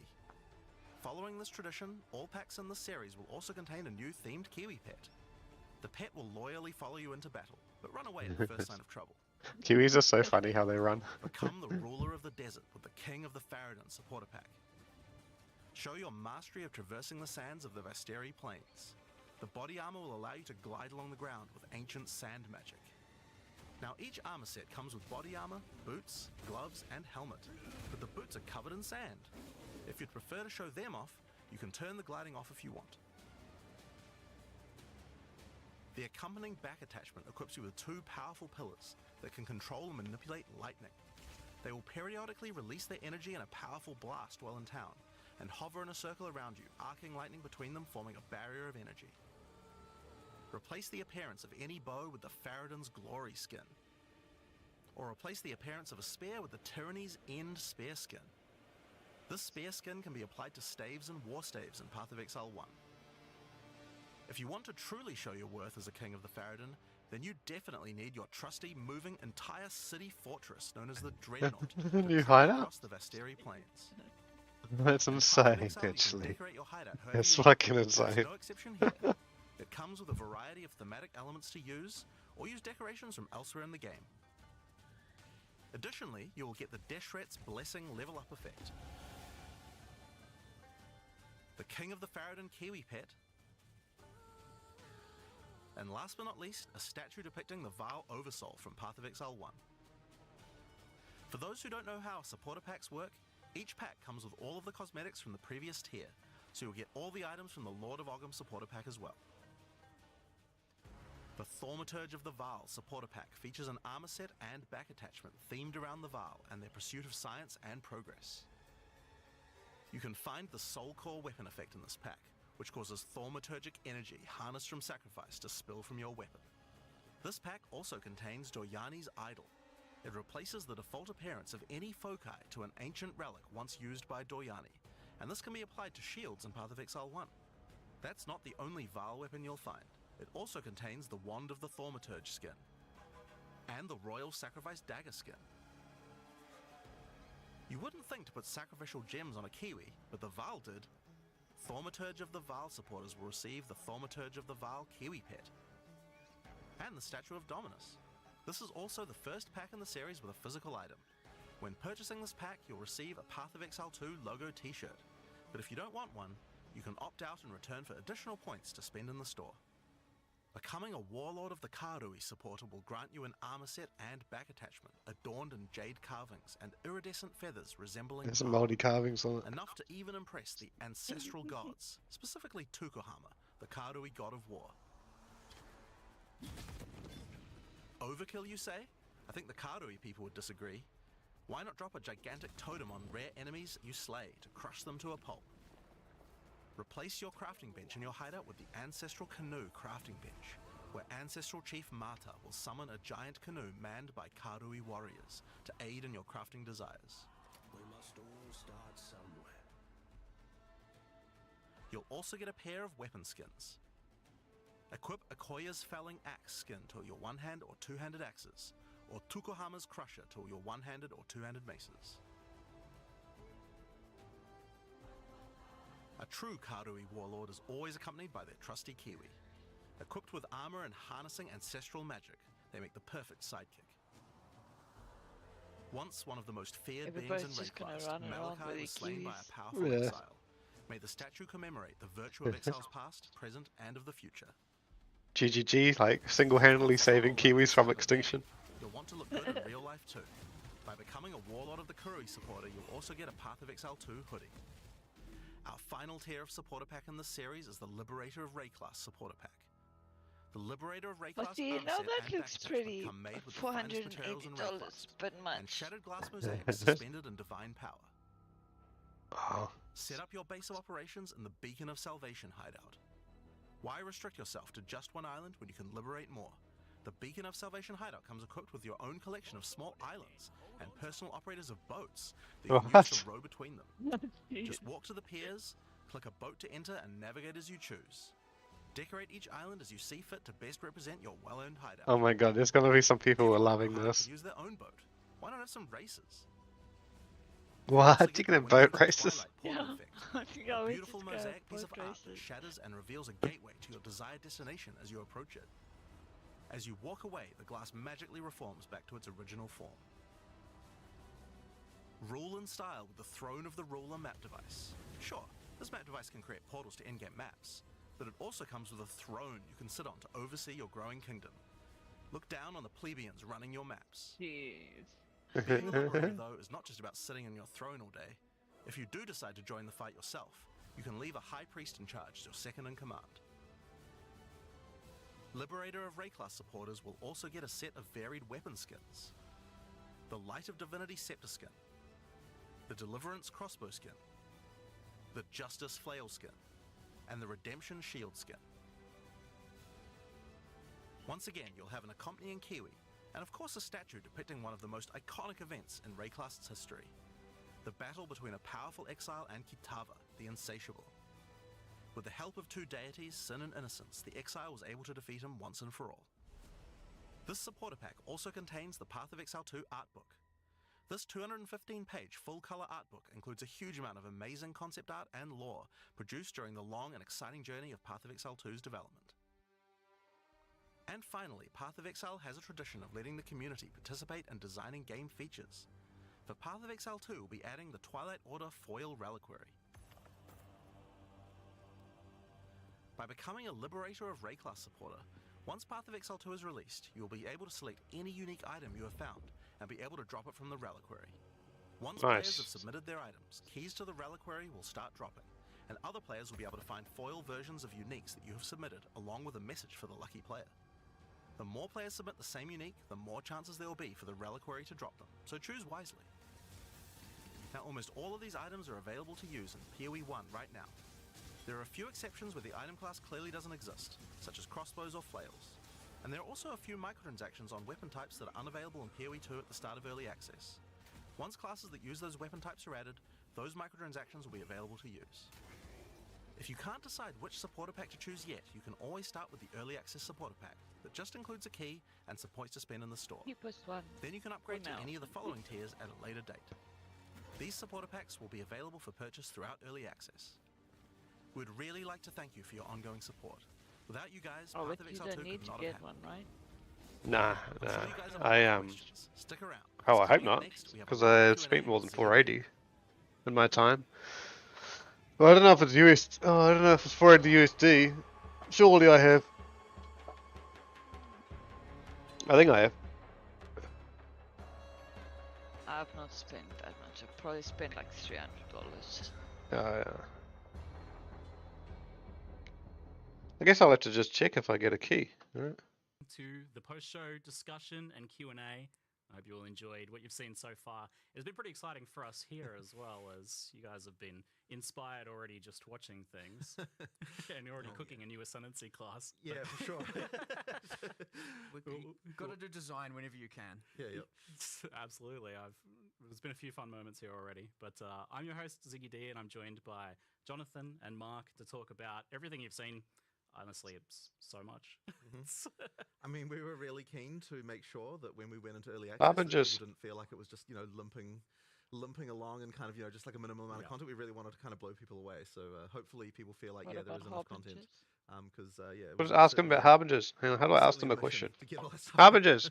I did come here expecting that there would be, maybe a basic mapping placeholder end game. I don't know if you can ask in the half the classes, but so it's just Ziggy D asking questions. Clearly, that's got the core PoE player community in mind. Absolutely. So I mean, we have to make sure. Look. Path of Exile's endgame is kind of known for the fact that you get to choose between different types of content, and that some people enjoy one thing, some people enjoy another, and I feel like that choice is like a huge part of what makes it fun. So if we didn't have that when we entered endgame, then I don't think that would be that wouldn't be a Path of Exile endgame. So that's kind of what we have to make sure of. So we kind of said, okay, well, what is the minimum number of different in-game things you need to be able to have in order to be able to actually have a viable in-game that you feel like you get different choices, and that's how we ended up with what we have here. I definitely feel like a lot of games nowadays release, and their campaign's intact and real good. You get to the end game and it just falls real flat. Yeah. And it was certainly a very important moment for us when we were like, hold on, that's the wrong thing to do. Let's not make the same mistake as everyone else. Let's pivot. And we actually did that, and it made a world of difference and made the game all of a sudden, 100 times bigger with infinite amount more content, right? It was definitely hard though because like okay, like so Now you we're can go we're progressing. It's like we would Oh, have did you made it. We delete would have it? gotten Ban them. all these acts in if we hadn't have changed Oh, directions. Like to actually okay. say, you know what, we're I just going figured to out how. specifically now not you finish this can go content we'll be scream working at on. someone. You know that we Yeah. you know it's like pins down everyone. We're stopping work on this. We're going to move over to endgame because it's actually more important. Like that was certainly a hard one. That would have been some whiplash there, I imagine. For sure, for sure. Yeah. Well, I mean, it's like suddenly the whole, like environment art team. It's like they're all just like whatever you're working on, just scrap. Not scrap. How long do I just need stop to it. watch We're before I get doing it something else dropped? now. So Saving clothes. I don't know. Especially for a lot of the developers, because you got to Well, also hour think and like a 30 lot of our minutes, developers so have just been I'm at working on this campaign 95%. for, what is it now, 6 years? Ah, okay. Like, I think it's even longer actually. Yeah, it's like just this epic journey. Whereas none of them, a lot of these people haven't been working on Path of Exile 1 this whole time. So some of us are like, we're just churning out in game with every league and doing all of that. But for a lot of these people, a lot of these developers, it was quite jarring to swap over. But everyone embraced it. We talked about it. Everyone was happy about it and stoked about it, and it just ended up coming out real awesome. Did So you delete it's all the landed well on it. messages? No, it just automatically So deletes even before I saw anything, when I banned them. in the car on the drive here, and you were just info dumping all of the end game. Oh, yeah, We've got this bots. feature, we've got this feature. I'm getting dopamine just from hearing about it. I haven't even seen it. Ask about Harbingers, Ziggy. But do you guys feel like you're competing against yourselves a little bit here? Because Path of Exile's kind of set the bar. The original game has set the bar for what is available to endgame. Is it in a just game like me, this, or and is it the makes, the it's not actual acceptable video really to and launch with just audio nothing not in in sync? terms of That's the not game in now. sync. Absolutely. I mean, I mean, like if you're not competing with yourself, then I don't think you're going to make good progress, right? So Right. that's what you really have to do. Yeah, but cracking that out for beta even. Yep, is, absolutely. pretty Well, as I exciting. said, I just think it would not have landed nearly as well without that. And I think it's important that our existing Path of Exile 1 community feels like they're also served. Like, yeah, sure, we're doing all this stuff for new players, and that's really important, and that'll expand the audience. But if we launched and all the PoE 1 players are unhappy, that wouldn't be good. So we have to true. make sure that they also feel like they've got a game for both them and Make for me all the new happy, players we hope Jonathan. to bring to the genre. And you definitely want all those different All axes as steady well. ones Like is just having hopping, two, isn't right? Yeah, it? You'll get a fucking lot of- bring a some lot of content Harbingers. can be Need the blue boys immediately back. divisive, right? Boys in Obviously, blue. That's the nature of it. That's how it goes, right?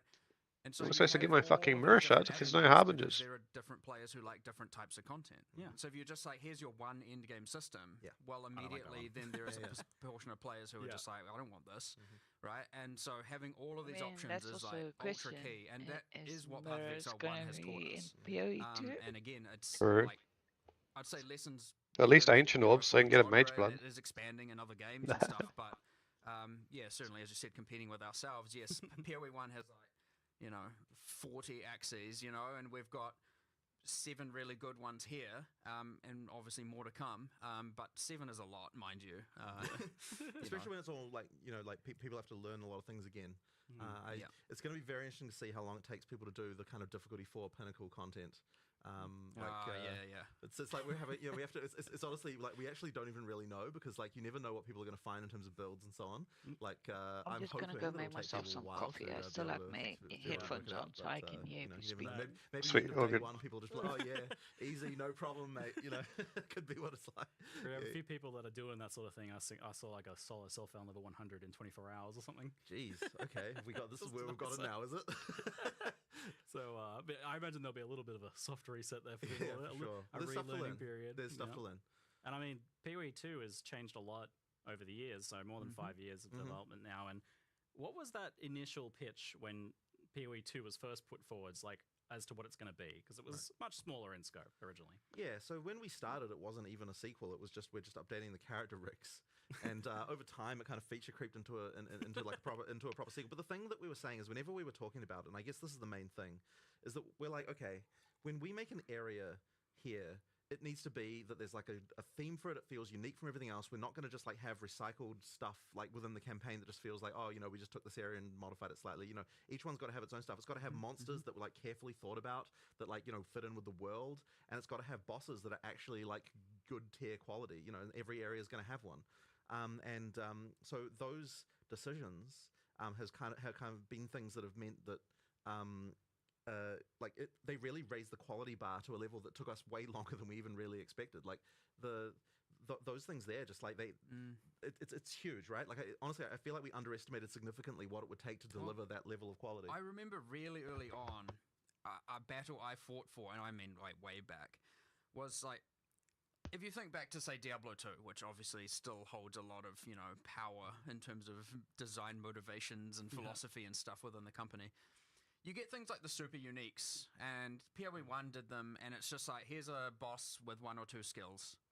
And I remember very, very, very early on in PoE 2, I'm like, I want every single boss to be memorable and a thing. I don't want a unique monster that's just like dies in 2 seconds and uses heavy strike and has a fancy name.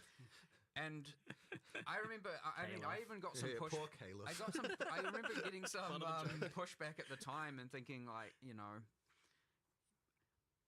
I love the bosses. My favorite part of everything, and so I was just like, man, I don't want this. This is just terrible. I claimed my hand. Of course, that decision, pushing for that, me wanting that, turned into this megalithic. Now we have 50, to be 100. Honestly, probably later, several more 100 once all the end games, everything start to evolve and more expansions comes out.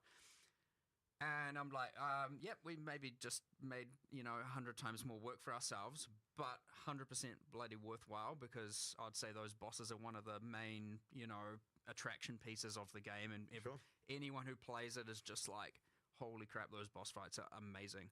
So like, obviously some are bad and some are good to different people and all that. That's how it all goes. That's part of all the fun. But it is true that me pushing for that thing literally created thousands and thousands and thousands of hours of work. Now, worthwhile work, but it is again that exact thing of like, the scope was kind of small on numerous axes, and as we just raised the quality bar to what we thought was good, it certainly went from, what was it initially, just reskinning some character classes and new rigs or whatever, into this like mega scale entire campaign, everything.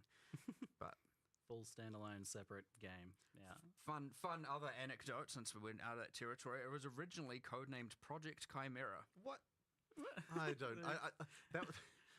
It was this pipe dream. I've never been a fan of these codename things. It was this like, there were times way back in the original Office, there was all this like, the visuals and audio. Sometimes it'd be a feature you can't really do in PoE 1, and it was always like, we'll do it in Project Chimera. That was like amongst the developers, and people were like, what the heck is that?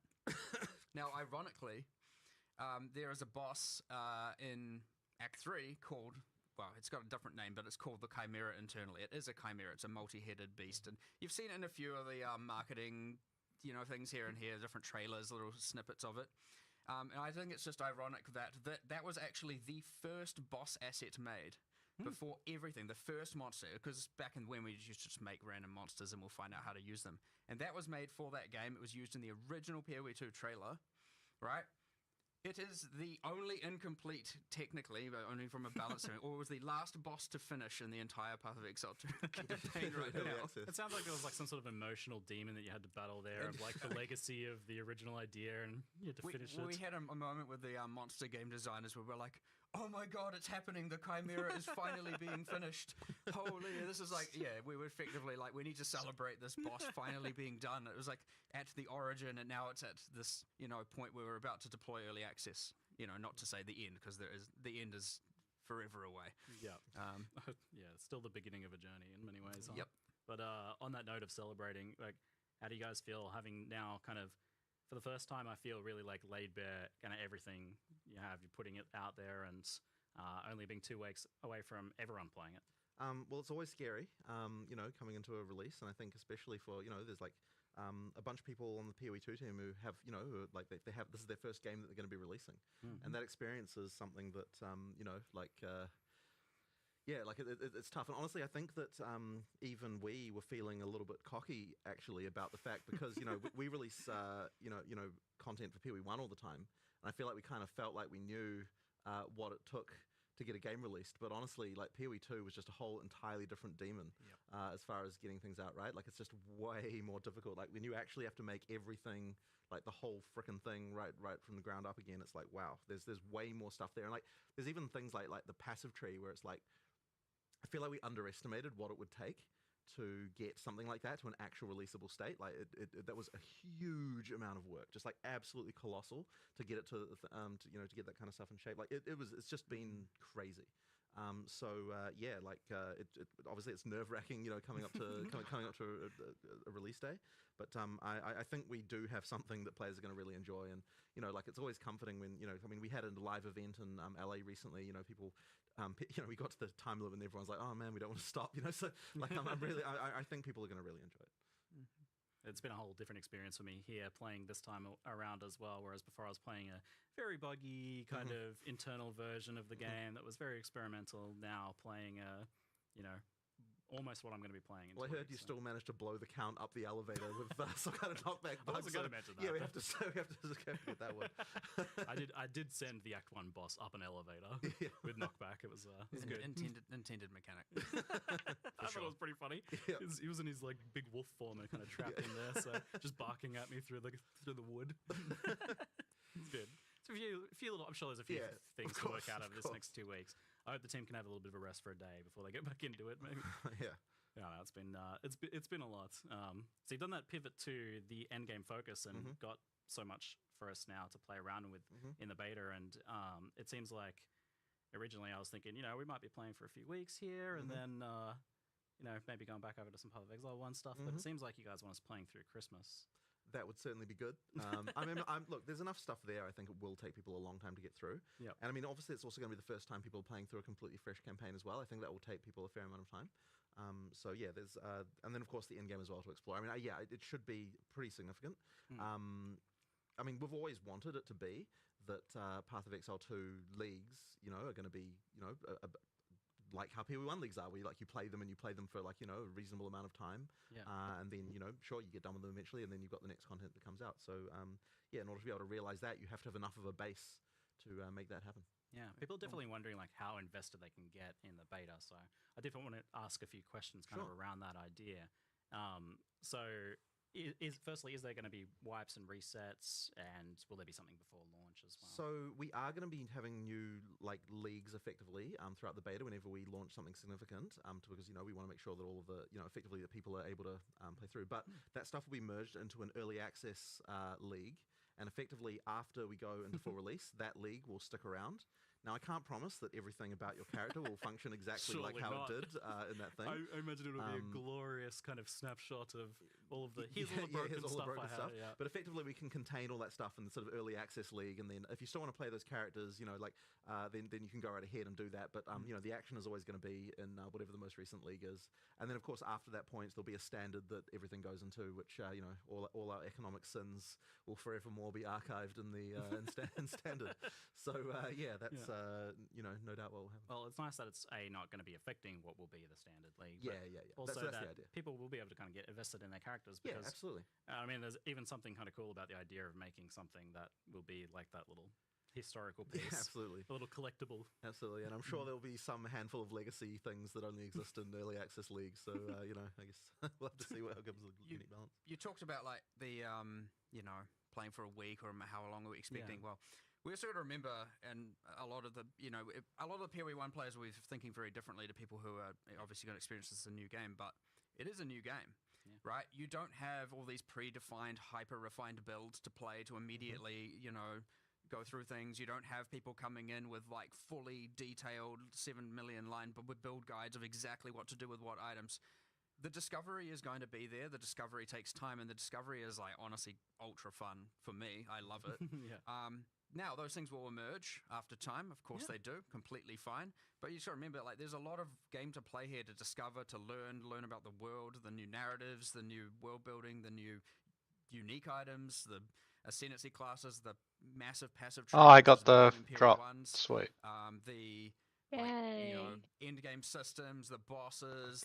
It's not going to be this I personally, when a PoE 1 league comes out, for example, I play for a month.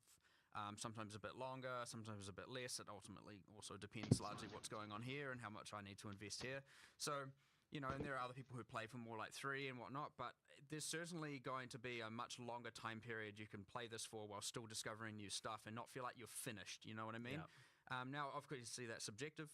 Everyone can pick their own point when they finish, but if you want to see everything and do everything, you're going to be investing a lot more time, especially these first-time rounds, and then obviously with every league, there's more to discover, but you get faster at doing all these parts over and over and over again. You'll get more efficient over time. That's how the game works. So, yeah, I'd expect a lot of time to be sunk into this to fully explore it to start with, like a lot, you know. Not a week, not 2 weeks. You're gonna be going far, far longer than that if you want to see everything.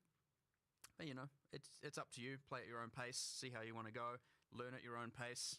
That's the beauty of a new game as well, which we haven't been able to experience with Path of Exile 1, you know, or other games and for so long, is actually discovering the entire world. And yeah, there's some familiar mechanics at the end game and stuff like that, which is awesome for people. But yeah, I certainly want to really, I'm very excited to see people discovering the new things and getting so excited about it. I can tell you're amped for watching people go through that discovery process. I'm maybe even diving in yourself 100%.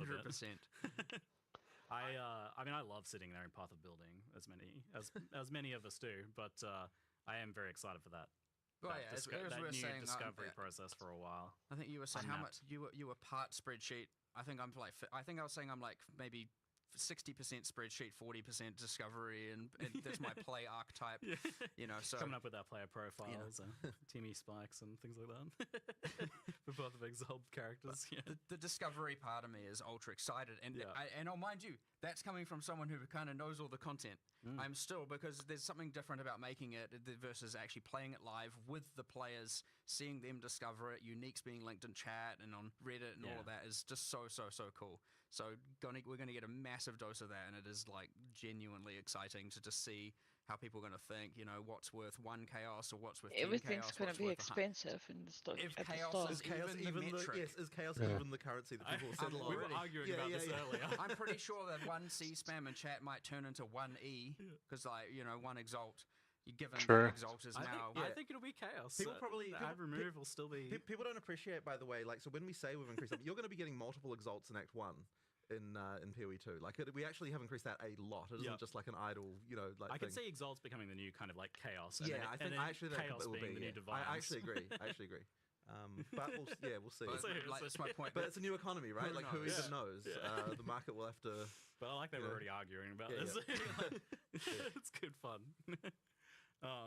So, do you have some kind of like beta release roadmap for updates and things like that for people to look forward to? I mean, we certainly did have one 6 months ago when we were, but now that we're sort of getting to release, it's like, oh my god, like, you know, we have to look at it. So, I mean, look, I don't think it'll be any less than 6 months, and I think it could easily end up being more.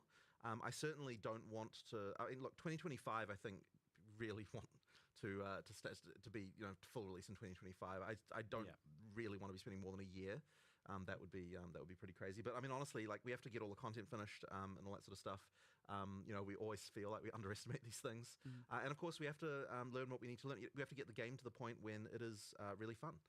You know, we have to make sure that, like, all of the things, like, you know, we've got the difficulty right for all the players, we've got the economy right, like all this stuff. I mean, there's a lot of things that we're going to sort out. So I kind of have a feeling that the first few months at least are going to just be scramble of, like, you know, oh crap, someone like worked this crazy thing out and we found this thing, and, like, you know, that's always scary. You know, because it's just when we add content to PoE 1, it's like at least the kind of base of stuff that we have is kind of, you know, well tested and people know kind of what's going on with it.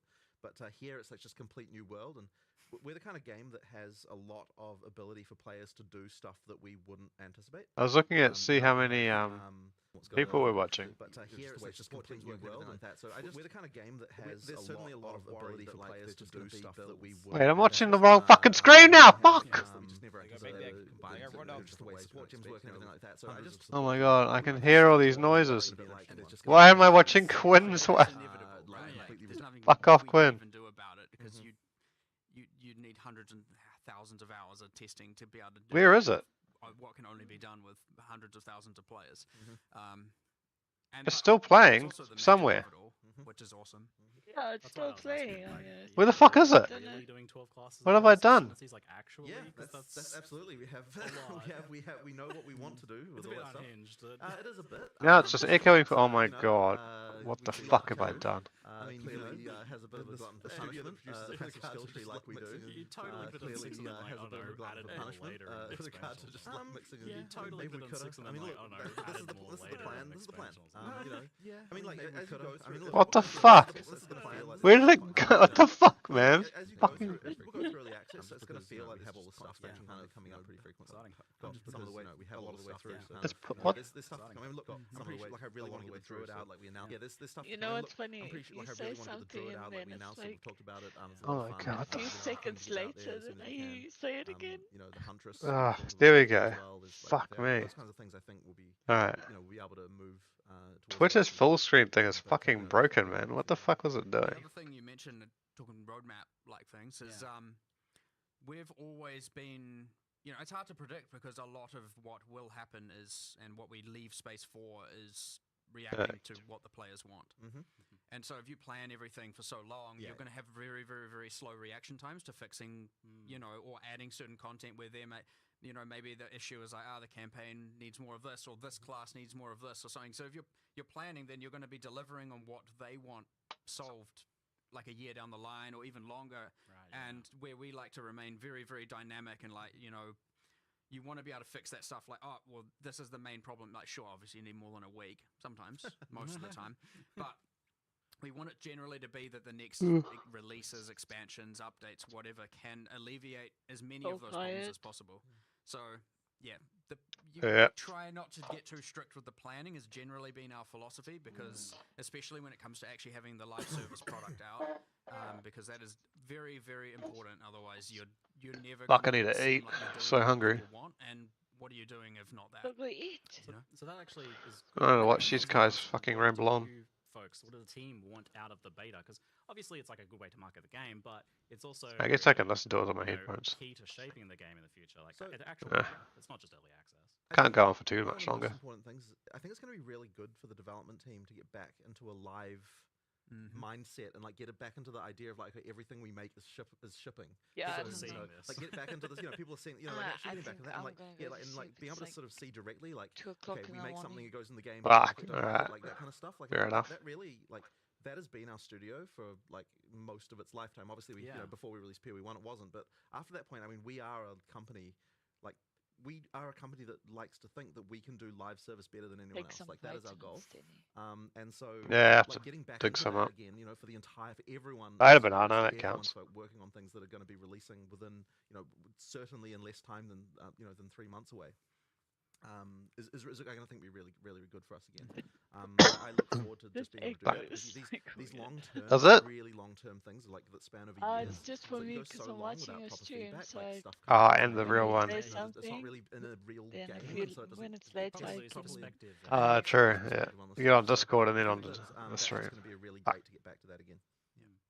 I honestly, as you said, it is early access. It is a beta period, and I'd say, you know, personally speaking, the thing that, and we mentioned it briefly about the character balance and the builds that are broken and all that, that's obviously pretty useful to me, right? Yep.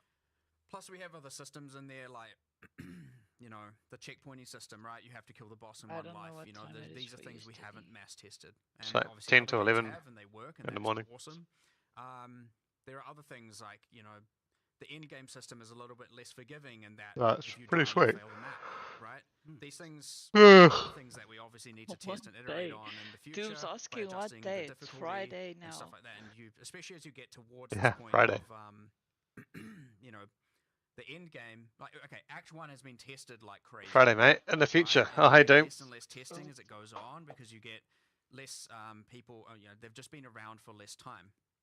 And so, yeah, it's going to be a huge amount of iteration and feedback, and from the players and us just, you know, reevaluating all the stuff. And the thing is, we're always dynamic about that stuff. Catch a Jaxie. There we go. We'll change things if it's wrong. We'll redesign it. We'll come up with a new way.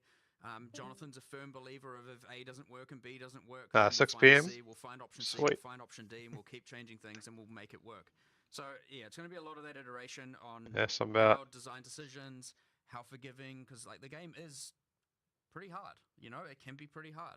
And so when you're on that fine line of like, you know, if things are difficult, you know, it's not too easy to know if you've tilted one way or the other. So, you know, finding I'm like 17 hours. No. Difficulty is something that I will obviously be paying very, very, very. Yeah, 17 hours ahead of you, Doom. Nailed down when you are making the game. And so we've seen that a lot, where you folks have been pretty willing to change and then rechange and rechange again. Some of the core features like flasks and the waypointing system and portals, and you're keeping that kind of mindset going into the beta then. Of course. I mean, look, we're always willing to change stuff. Like that flask thing, like the most recent change to that was like ultra recent. Like have we even had like a closed beta of that yet? Was it? No, I think we haven't. Yeah, but I mean, I think it's way better than it was. Like it's things have improved a lot. And honestly, like that's one of those things we've been wanting to do, something to sort out flasks for ages. Yep. And it really came about because when actually looking at what new players were having trouble with when they were playing, Flask Piano was actually like, even from the very beginning of the game, mate, from the future. One of those things that like people just had trouble with, just like I can tell you. Manual dexterity required to like. You want some lotto numbers, mate? Just give me a bell. You have to know when one of your flasks run out, so you can move to the next one, and like various things like that. Like all that stuff actually was like just a weirdly large amount of mechanical complexity right from the very beginning. Yeah. And then even at in game, I don't think it was really that satisfying either, because you ended up with like just like having to press all these buttons all the time, and obviously it's all utility flasks that people are using at in game.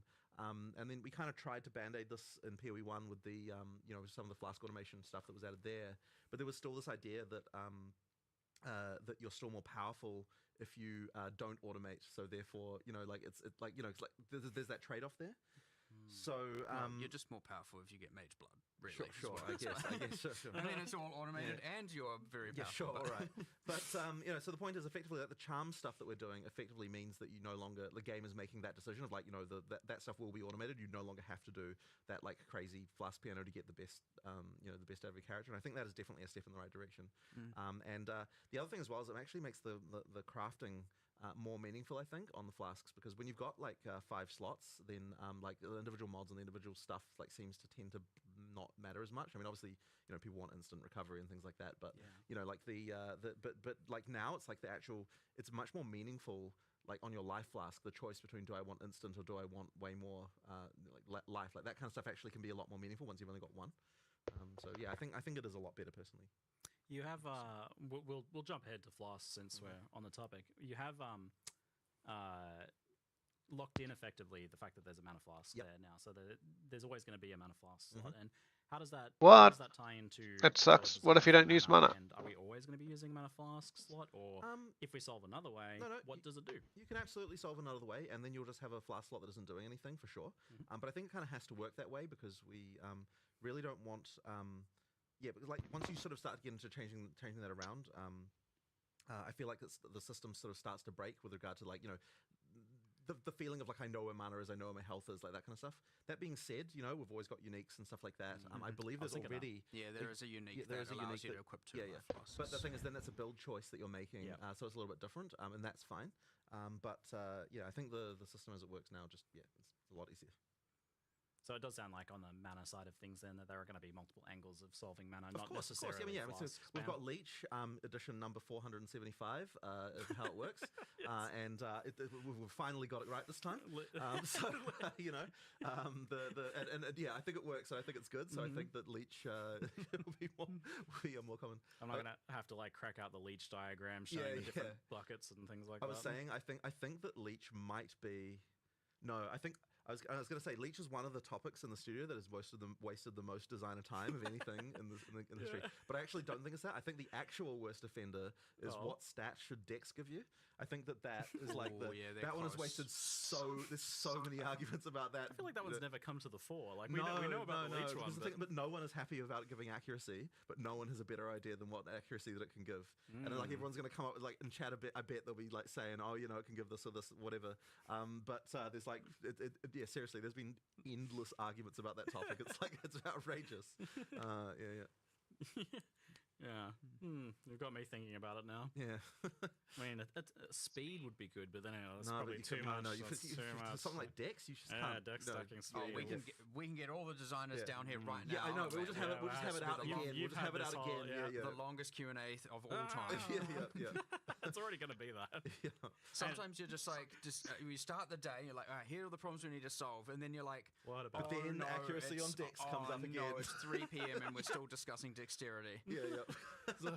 So I go home, just make it accuracy again. Exactly. And that is literally how it comes back to accuracy every time. This is okay. Yeah. Rewinding a little bit, we can't forget our roots with Path of Exile 1, of course. So for the PoE 1 enjoyers, what is the plan for PoE 1 during the course of this beta? Is there going to be leagues launching? Is it on the back burner? Yeah, there absolutely will be leagues launching. Now, I don't know the exact date, but the plan is kind of late February. Yep. But I mean, look, we'll see what happens. I will admit that unfortunately we did have to steal a few PoE 1 resources just towards the end here, which is kind of been a bit unfortunate. I really wish we didn't have to. But yeah, as I said, we kind of underestimated some of the stuff. But everyone is going to be going back to PoE 1 again for the February League. And you know, we're going to make sure that we can do that. Like one of the things that was a big problem for our studio when we had a long-term project and a short-term project is that you know, you've always had that thing of like you always want to work on the short-term thing. So now that we've got 2 short-term things coming up, I actually think it's going to be a bit easier to prioritize in some respects because funnily enough, you know, it's just like all that stuff is then you know, is like coming up soon. So but we'll see how it goes. But yeah, we need to get that PoE 1 expansion out next. Yeah, obviously, you know, I just want to always make it clear that, you know, the reason why things can't be so planned out is, again, we're just releasing this game. Obviously, we pivoted to endgame, and then that needed more resources. And then, of course, combined with the fact that, you know, things obviously change. There are unpredictable things in the environment we can't necessarily guarantee. And then, of course, you have, you know, Christmas coming up and all of that, right? There's so many variables to consider, but we also don't know how much time is going to be invested necessarily or need to be invested into live operations for post-release. How many problems are going to go wrong? How many builds how many of the uniques are broken? How many, you know, and where do all these resources go? There are like just millions of variables here to consider, and so like it can get very, very difficult, especially at this time. But once you release, you have a bit of a grace period, so to speak, where well, more like a period of extreme amounts of fire, where we're putting out fires everywhere. But we have a period where we're fixing everything. You get everything stable, and then we're going to be like, all right, let's recalibrate, figure everything out, and what is our plans, and then establish all of that, based also on the feedback we get from that, you know, period where everything's on fire. Not to make it sound like it's going to be bad, but that is the inevitability. Is that there's always problems. Hopefully, it appears good from a player perspective, but there's always going to be like, oh my god, people found this, and you know, like we don't have to see all the fires. Like ideally, the best thing is when we're able to fix some kind of exploit before people even hear about it. And when I say exploit, I'm just talking about some broken thing. Like if we we obviously normally have to worry about like the whole mid-league nerf concept. But it's like if you can deal with something within like an hour or two of it happening, then it's like you're kind of okay because you know no one had a chance to kind of like everyone didn't swap their build over to it or whatever. But yeah, we're gonna have to be really on the ball for PoE 2 just because there's so many things that are new. Well, I mean, look, we have several bosses with several elevators. How many of them can be pushed up the elevator? You know what I mean? Well, that's what I mean. When I say fire, I'm talking about bosses getting pushed up elevators. Like, that's not okay. I am liking my mercenary flashbang knockback is very fun. Right. Yeah, you need to look into that, by the way. The whole flashbang. I feel like you're going to nerf my build. Is this when he's finding fires already? No, these are the fun things. Discovering that stuff can be very fun for the players. It's just internally, it's like, oh no, what are we doing? It can get a little bit panicky after release, you know, and it you know, there's lots of things going on. You're like, oh geez, what do I solve first? But obviously, you know, it's the same as PoE 1. We're good at it at this point. Got some experience. Under belts. You aren't going to be torturing us with like releasing beta stuff at the same time as PoE 1 league launches. Yeah, the plan is to keep them separated a bit from each other so that you know, you get a chance to play. Don't with make me choose. Yeah. So we saw a cinematic, to put it lightly. It was that was quite epic, and I know it's been cooking for quite some time, and that was pretty exciting. But we've also seen just a lot of story stuff happening on a much higher level than previously now. So stepping up your storytelling game here a bit. Yeah, so we're really wanting to make sure that the storytelling in PoE 2 is much better than what it was in PoE 1. Like, you know, there's a lot more kind of, I guess, like that kind of like stuff with the introductions to boss fights and the outros and things like that. Like all that stuff, we've just got a lot more storytelling going in. All of those things. We do have the intro cutscene. There's also kind of like light, like between the acts, there's these kind of like more kind of motion graphic type cutscenes, just kind of establish things. And there might be some more surprises later on in the game as well. Not in early access, unfortunately. Later on that we can that you can see as well. But ultimately, we just want to make sure that like I think a lot of people who got through the PoE 1 story had no idea what was happening by the end. And so, effectively, we want to make sure that is not the case this time around, that people really are able to absorb things. But that's true. One thing I had no idea. say, though, is that it's ultra important to us that we don't break the feeling that, like, when you're playing a second time, that it feels like we don't want it to feel annoying the second time. We were talking about this morning. About you don't take the control out of the player's exactly. hands. So yeah, I'm personally a believer of the fact that if you just when you change the camera position for a cutscene, immediately it feels way more annoying. Like, because there's this whole thing of like if you click on an NPC and like the camera changes position, like sure, when you're playing through the campaign the first time, that kind of thing is like, you know, like that can be cool. But then if you're like you're playing through the, you know, second, third, fourth, fifth time, you want to be able to go to the NPC and go click, click, click, click, click, and just get past, and without it feeling like you've had to sort of worry about anything. So yeah, like effectively, we want to make sure that it's still that we still have that, you know, because ultimately, you know, we're a game you expect people to play through many times. So ideally, we can kind of deliver both the situation where the first time you play through it, it feels like an amazing story that you're getting, that you're taking seriously, that you're understanding, that you know, there's like all those sort of touch points and you know, little you know, things just all through, while also maintaining the fact that if you know what you're doing, it's like you don't have to go talk to some quest giver just to get a quest. Like you can just go do the thing, you know, without having to talk to someone about it first. So you know, that kind of stuff is really important, just to make the, you know, that stuff work well when you know what you're doing. Yeah, you said something this morning that stuck with me, where you said like Path of Exile is a game where the player's meta knowledge is allowed and yes, encouraged. Absolutely. So you're yeah, allowed to cheat the quests. Effectively, yeah. So effectively, there's what the character knows and there's what the player knows, and in our game, what the player knows needs to be sufficient as far as like being able to progress the storyline. If you don't want to have it so you just talk to an NPC just to find out something you already knew as a player. If you know you kill this boss, you get the next area's waypoint. So you just like kill it, log out, log in, waypoint, right? I love doing that. Meta knowledge. Sure. Yeah. So you explained to me the other day the kind of the context for the beast and how that leads into the cutscene in the beginning of PoE 2 from PoE 1, and that I think helped put it in a lot more perspective for me and made me appreciate and understand what's going on with the story. So effectively, what you're seeing in the opening cutscene is effectively the a new seed of a beast that is going to be is growing. Now in PoE 1, you know, the beast was killed. And then what happened in response to that is a bunch of all the gods in the world were able to, you know, effectively rise again. And you killed a bunch of them, but there are more, you know, in the world. And effectively, you know, we don't want to spoil too much about the storyline overall, but effectively, obviously someone here, you know, the Count is wanting to harness the power of the beast once again. And then we have the mysterious figure there who is saying, you know, no, don't do this. This always turns out badly. There was a comment in chat that I loved that was like, "Stop opening Eldritch boxes." Yeah, exactly. Why do people keep doing this? Yeah. But I would. Yeah, if someone handed you a mysterious orb, wouldn't you press the button? I mean, there's a puzzle box. Yeah, exactly. I want to open it. What's inside? Exactly. Yeah. Yes. I mean, I'm going to try, but who knows how many hours it's going to take me. Indeed. So we had a fun moment earlier where you were watching it and you were like, "Oh, we really need to rename that passive because he's a Karui and it's a wolf. It's called a wolf. Great Wolf's Howl, and the Great Wolf obviously being so you went out there, Ismite history. You started telling him. I stomped out of the room and I was like, "We need to rename that notable. He's Karui."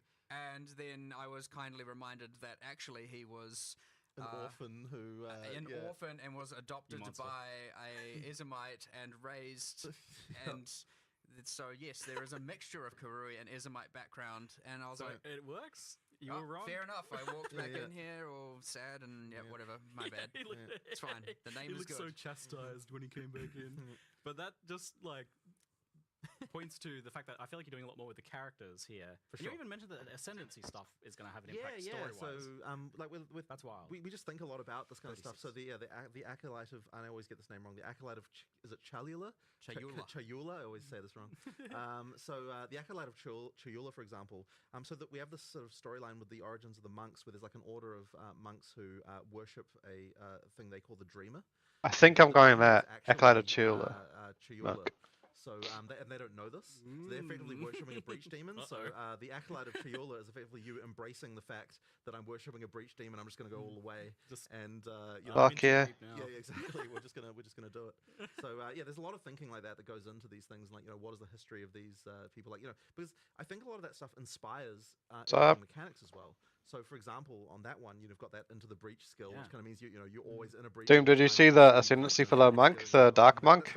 I think that there's a lot of cool. It looks so fucking good. Coming up with that storyline stuff. Really excited about it so far. Nilsan, like really excited. Already like got my class in mind that I'm gonna go and my ascendancy. So I'm just gonna be like trying to look through. Gonna be trying to look through what's it called? PoE DV. If you, for example, try to Sanctum Trials. Yeah. No, that doesn't work on me. And there's a dialogue line. Yeah, there's temporal chains on them. It's definitely a better way than getting like messed up by some fucking saw blades and shit. Definitely a far better way to do it. Make a certain class not viable or anything like that. I don't know which one I'll do, the Sanctum and Ultimatum though, but the Sanctum Trials look so much more rewarding. But we'll just see. I'll probably just end up whatever is faster, to be honest. We'll see. We've got different dialogue all through the but then I guess you can scale them later, right, and get sick rewards. So we'll see how that goes. There's kind of a little backstory there about how she was banished originally. So she needs to find a way to she needs to be. I think we also got to remember that like once we get to the end of these pinnacle bosses, like the ones I've shown, like we only get one go at them now, right? Like if you die, that's it. He was brought up by actually one of the NPCs in Act 1 town. So the Witch with Blood Magic looks sick. And the one where you can like convert into a demon. There's a lot of gone into just trying to make it feel like all these character classes have. Yeah, the Atlas system looks great. You got your base Atlas tree and then all the little other skill trees. It's great. I'm real pissed they haven't got Harbies though. But hopefully that's coming later. How the fuck am I supposed to get my mirror shards? But each of them also has a little bit of a kind of yeah. Ultimatums. For example, I think Ultimatum could be the quicker version, the quicker way to get through trials. A camp of Iron Count guards, and we showed it in a trailer when the Ranger class trailer we did, whenever it was.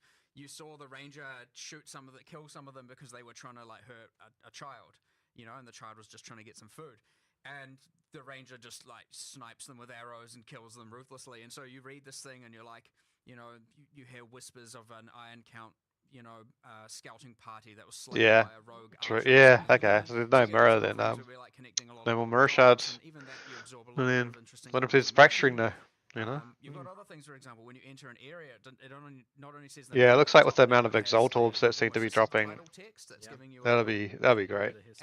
They're a lot more hands-on with the crafting. You'd have to be so like anxious about using like your currency you find, which is great. Banner at the top as well, which says what it is and gives again a little bit of a thing, and all these little micro narrative delivery that looks strong. Make you feel way more immersed in very the strong, world, way more aware of what's going on, and way more connected to your character, way more connected to the bosses, to the NPCs.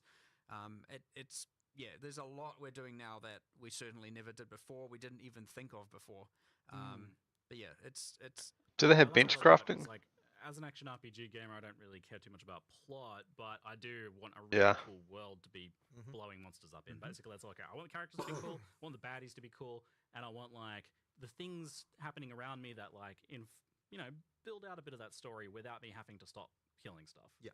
And it sounds like there's more of that going on as well, which is great. There's tons. There's the baddies being cool. I mean, that's how we almost designed an Ascendancy class in here just before when we were watching that trailer earlier. Yes. So what you were saying a shadow. You came up with a shadow ascendancy. Yeah.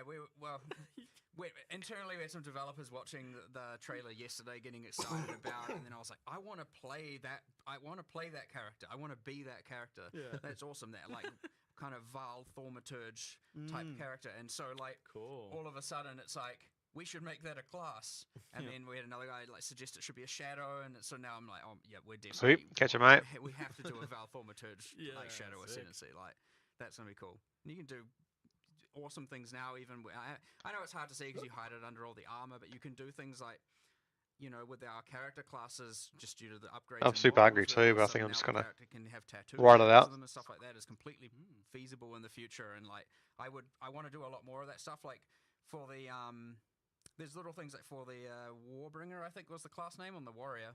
When you take that ancestral totem node, all your totems now have like an extra blue glow to them, kind of like they're enhanced by this ancestral magic. And what we also want to do is add tattoos as well that like glow blue when you're using certain skills and all that. So heaps of little things that again connect all the culture and all that stuff together and make you feel like, you know, it's believable as opposed to, and this is a character as opposed to this is just a mechanic. And you know, makes picking an ascendancy more epic. I know that there was a part in the trailer that was like not fully finished where you ascend and it doesn't really do anything, but I know you want it to be like a cool moment where some power goes into you. Absolutely. We just hadn't finished the VFX yet. Even the another one, the Blood Mage, when you like, you know, play the Blood Mage, now you get an additive surge on your character whenever you cast spells. You're getting like almost blood bending kind of vibe going on, and like drawing it from their veins and sending out a fireball. It's cool. Yeah. It's real cool. Yeah, you can have like the tattoos get tattooed on them as they ascend and things like that. I mean, that just makes taking ascendancy way more cool, which is it's already, I think, I almost feel like ascendancy is more important than the classes for players kind of like feeling the vibe of what they want to do with their character. Like. For sure, because I mean the classes are pretty open. You can play whatever skills, whatever weapon. Sure, you're on a passive tree at a start point, but you know by high level you kind of go wherever you want to go. Using jewels, especially getting off class stuff, you can kind of be whatever you want with the base class. Yeah. So eventually, the ascendancy is what becomes more of that important identifying feature because that's what you have actually chosen that makes you distinct. That another different class wouldn't be able to actually have. So yeah. So you want to make that super cool. And on that note, I know I was definitely confused. I know people are definitely confused and a little worried about ascendancy and what's happening with that. And people were like watching the Sekima trial and being like, oh, what if I don't like this? Oh, is this another lab again? But I want you to like lay it out as like simply as possible. Like how do you ascend? Yeah, so effectively in the full game there's going to be 3 ascendancy trials. For early access there's 2, and effectively you can use any of those ascendancy trials to be able to do your ascension. You choose you choose which one, and effectively if you as you get to higher level keys for those trials, that will unlock more points. Like if you do it at certain level breakpoints, that will allow you to get more points for those classes. So if you want to just play the entire just only the trial of the Chaos God with you know, to get all your points, then you can just decide to do that. Just play it at higher and higher levels, and you get more points as you go through. You know, if you want to do a mix, that's fine too. Personally, I think people will want to try out all the different content. I mean, you might think that you, but even within the trials, there's choices, right? Like, I know that there's always contention around traps, but because in the because in the trial of the Sekimas you can choose which rooms you want to go to. If you don't want to deal with traps, you just don't pick those rooms, right? Like you don't go to the gauntlet rooms. Don't go to the gauntlet rooms. You can just go to other things. Do the combat ones, and that's fine too. So effectively, it's like you always get to choose like what you're doing there. Like it's funny because like I know traps are so contentious, but also there are other people who just enjoy that stuff. So you know, you want to have something for all those people too. There's these like Path of Exile, divisive content, but lots of choice, and you can choose what to do and what not to do, and then we're embracing that here now, and that is. I mean, just you're clearly leaning into that now. You have, well, I mean, such a competitive advantage in that you have so much content, and even with PoE 2, that's still going to be the case. So you can lean into that, like making content that is spicier but divisive. For sure. And now you're like separating trees and having these things be a little able to be focused on a lot more. And you're doing that with the trial, with the ascendancies. So and you can kind of do all of them and drip feed yourself smaller progression if you want. And there's also stuff that you're going to be getting from those, like specific rewards and everything that might incentivize you to do that. But of course, on the other hand, if you don't want to do that content, we have full open trade, right? You can just trade for the rewards, and that's fine too. So you know, like that's always part of the like the rewards there. For example, like jewels drop throughout the world. But if you want to get more jewels, you go and run Sanctum. Now, if you want to get the radius jewels, you well, it's Sanctum. I can't. Trial of the Sycamore. So just for anyone who isn't a Path of Exile 1 player, this is effectively a sequel to Sanctum League that we did in Path of Exile 1. So it's mechanically very similar, but it's obviously, a Marraketh, like a Marraketh trial now, and, we've changed it. A lot of things about it have changed, and all like the content is new, but it is effectively the same overall mechanic, in terms of that sort of roguelike mechanic that we have. And it's the same with the other one. You have Ultimatum and PoE 1 being the theme, and of course now it's redesigned and it's evolved into Trial of Chaos. So a lot of people in chat would have been spamming Ultimatum, and for those who haven't played would probably be like, what? I don't understand. Effectively the Trial of the Chaos of Chaos is a sequel to Ultimatum. Which is and we just have to get used to the new names, which is very hard. But anyway, the point being, like, of course, and Val Orbs drop in the world as well, and if you want a larger dose of Val Orbs, and you don't want to trade, go feel free to run some ultimatums. Thing is, because they're all item generated keys as well, it's not like you have Val Orbs are good. Like Val Orbs look sick the way they at any point can add like a socket to an item, or enchant an item, or and if you just want to do it later, just stockpile a bunch of them, run them all at your leisure. You know what I mean? It's like it only rerolls half the mods, right? So it's not like you're gonna completely delete your item necessarily if it fails. The only thing you can't trade is gold. So we're like the exact opposite of most games, where it's like the gold is freely tradable and the items get locked. We're like the gold is the only thing you can't trade, and every other item is free and open. Yeah, and that's because you've made gold be this like way to be like you're playing the game, so you have access to this, and absolutely, so you don't want to trade that away. Yeah. So how on the ascendancies and the trials, how hard do you foresee getting your ascendancy to be while leveling? Do you expect people to fail out and attempt these things multiple times, and what does that look like if you do? Well, I failed the first time I did this. Did the trial. It is important to know that first itemized key is a quest key, and we have special rules around it that if you do fail, you can just repeat it, right? Yeah, you changed that recently, because that was something that I didn't actually realize you'd changed. I guess it was a little bit too harsh to require to get another one. Yeah, you weren't the only one failing it. Yeah. So pretty much you get to reattempt it, and for something like Ultimatum, just to immediately start thinking of exploits, it's like, I can just do 3 of the waves, then intentionally fail, and then repeat them. Well, we've thought of that. Don't worry, you can't. But the first ones are repeatable. You're not going to be like, oh, what the heck? Now I have to just play to the whims of random generation to ascend like that. Right. Yeah. So it is pretty hard though. Like it'll take. I definitely don't think you'll do it on your first attempt. I did. I did pass on. I was clenched though. Yeah. Okay. Yeah, especially in that boss fight. I was watching him do the boss fight. You came by right as I was doing the boss fight. But you had some kind of powerful boons there, to be perfectly honest. So. I got 60% move speed. But that was part of my strategic choice. I was watching you from. I'm like, how is he so fast? This isn't the PoE 2 design. I was like, what was dodge rolls going across half the arena? This game's supposed to be slow. No. Yeah, it was good. It was good fun. I quite liked it. I mostly like Sanctum. I don't want to do it all the time, but that unique where it turns your dodge roll into a blink looks fucking so overpowered. So you can basically be like Night Stalker from going into like the beta that launched, but they've done DCU. One's got the honor system, which is like a separate health, but it's based on and scaled by your health, which I noted as quite and your defenses now. It can be fully mitigated and everything. So fully scaled by your character. You go in a tanky character, you'll be tanky in the dungeon, which is really cool. So and then with Ultimatum, and just because people will ask, in Ultimatum there aren't any traps. Yes. So that's the no traps in Ultimatum and no honor system in Ultimatum. If you just want more of a pure combat experience, then that's your choice. And then there's going to be a third one as well, which they will eventually. Is a secret for now. So once Act 4 goes in, then we'll have a third trial. So people sort of broadly know that the Kuruia in Act 4. So it's a question of how would the Kuruia ascend is the question there. Yes, and if there's any other things that have been called trials associated with the Kuruia at some point in the past, and how likely that is to be related. I'm just thinking now, we're just thinking of that Val Thaumaturge class before, and I'm already thinking like, it'd be so cool if you ascend and Ultimatum, we want the Trial Master to say different lines to you because you're like choosing the way of the Val. I can't stop thinking about all this stuff. I did hear a few of his lines in some of the gameplay Jonathan was showing me. It was quite good. I love that he's back, the Trial Master. Yeah, he's cool. Good. A little salty sometimes that you're taking this power, it seems. So we have the unique rewards from each of them. We got like the like you said, the jewels are global, but there are unique jewels, and then there are unique socketables from the other one. Yep. And is there something planned to be unique from the final third trial that will be added later? Of course. Yes, there is already. Secret. I know what I'm not going to say. Don't worry. Okay. Keep some secrets. Fine then. Yeah. Again, I value the discovery, right? I'm certainly if I accidentally say it, it is certainly by mistake. But yes, don't. And that Varlorbs from the Ultimatum in particular they seem like they're a lot more important, a lot more powerful.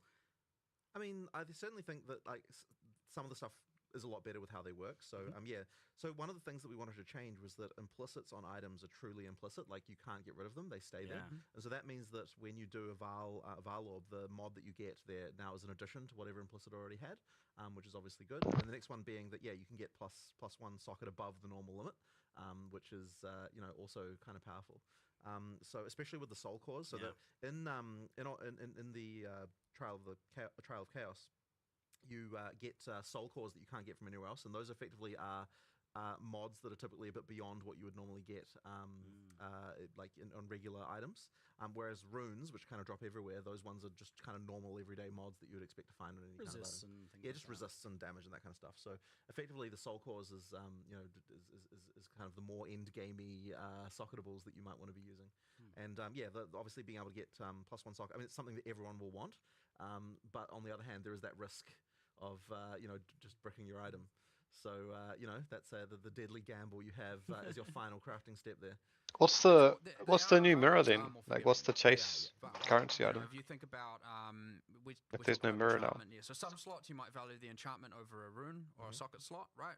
That probably, especially towards end game, I'd say that's probably going to tilt that way because maybe a soul core contests with it, but the whole point is that there's choice there involved. And then there's enchantment. We just talked about the socket.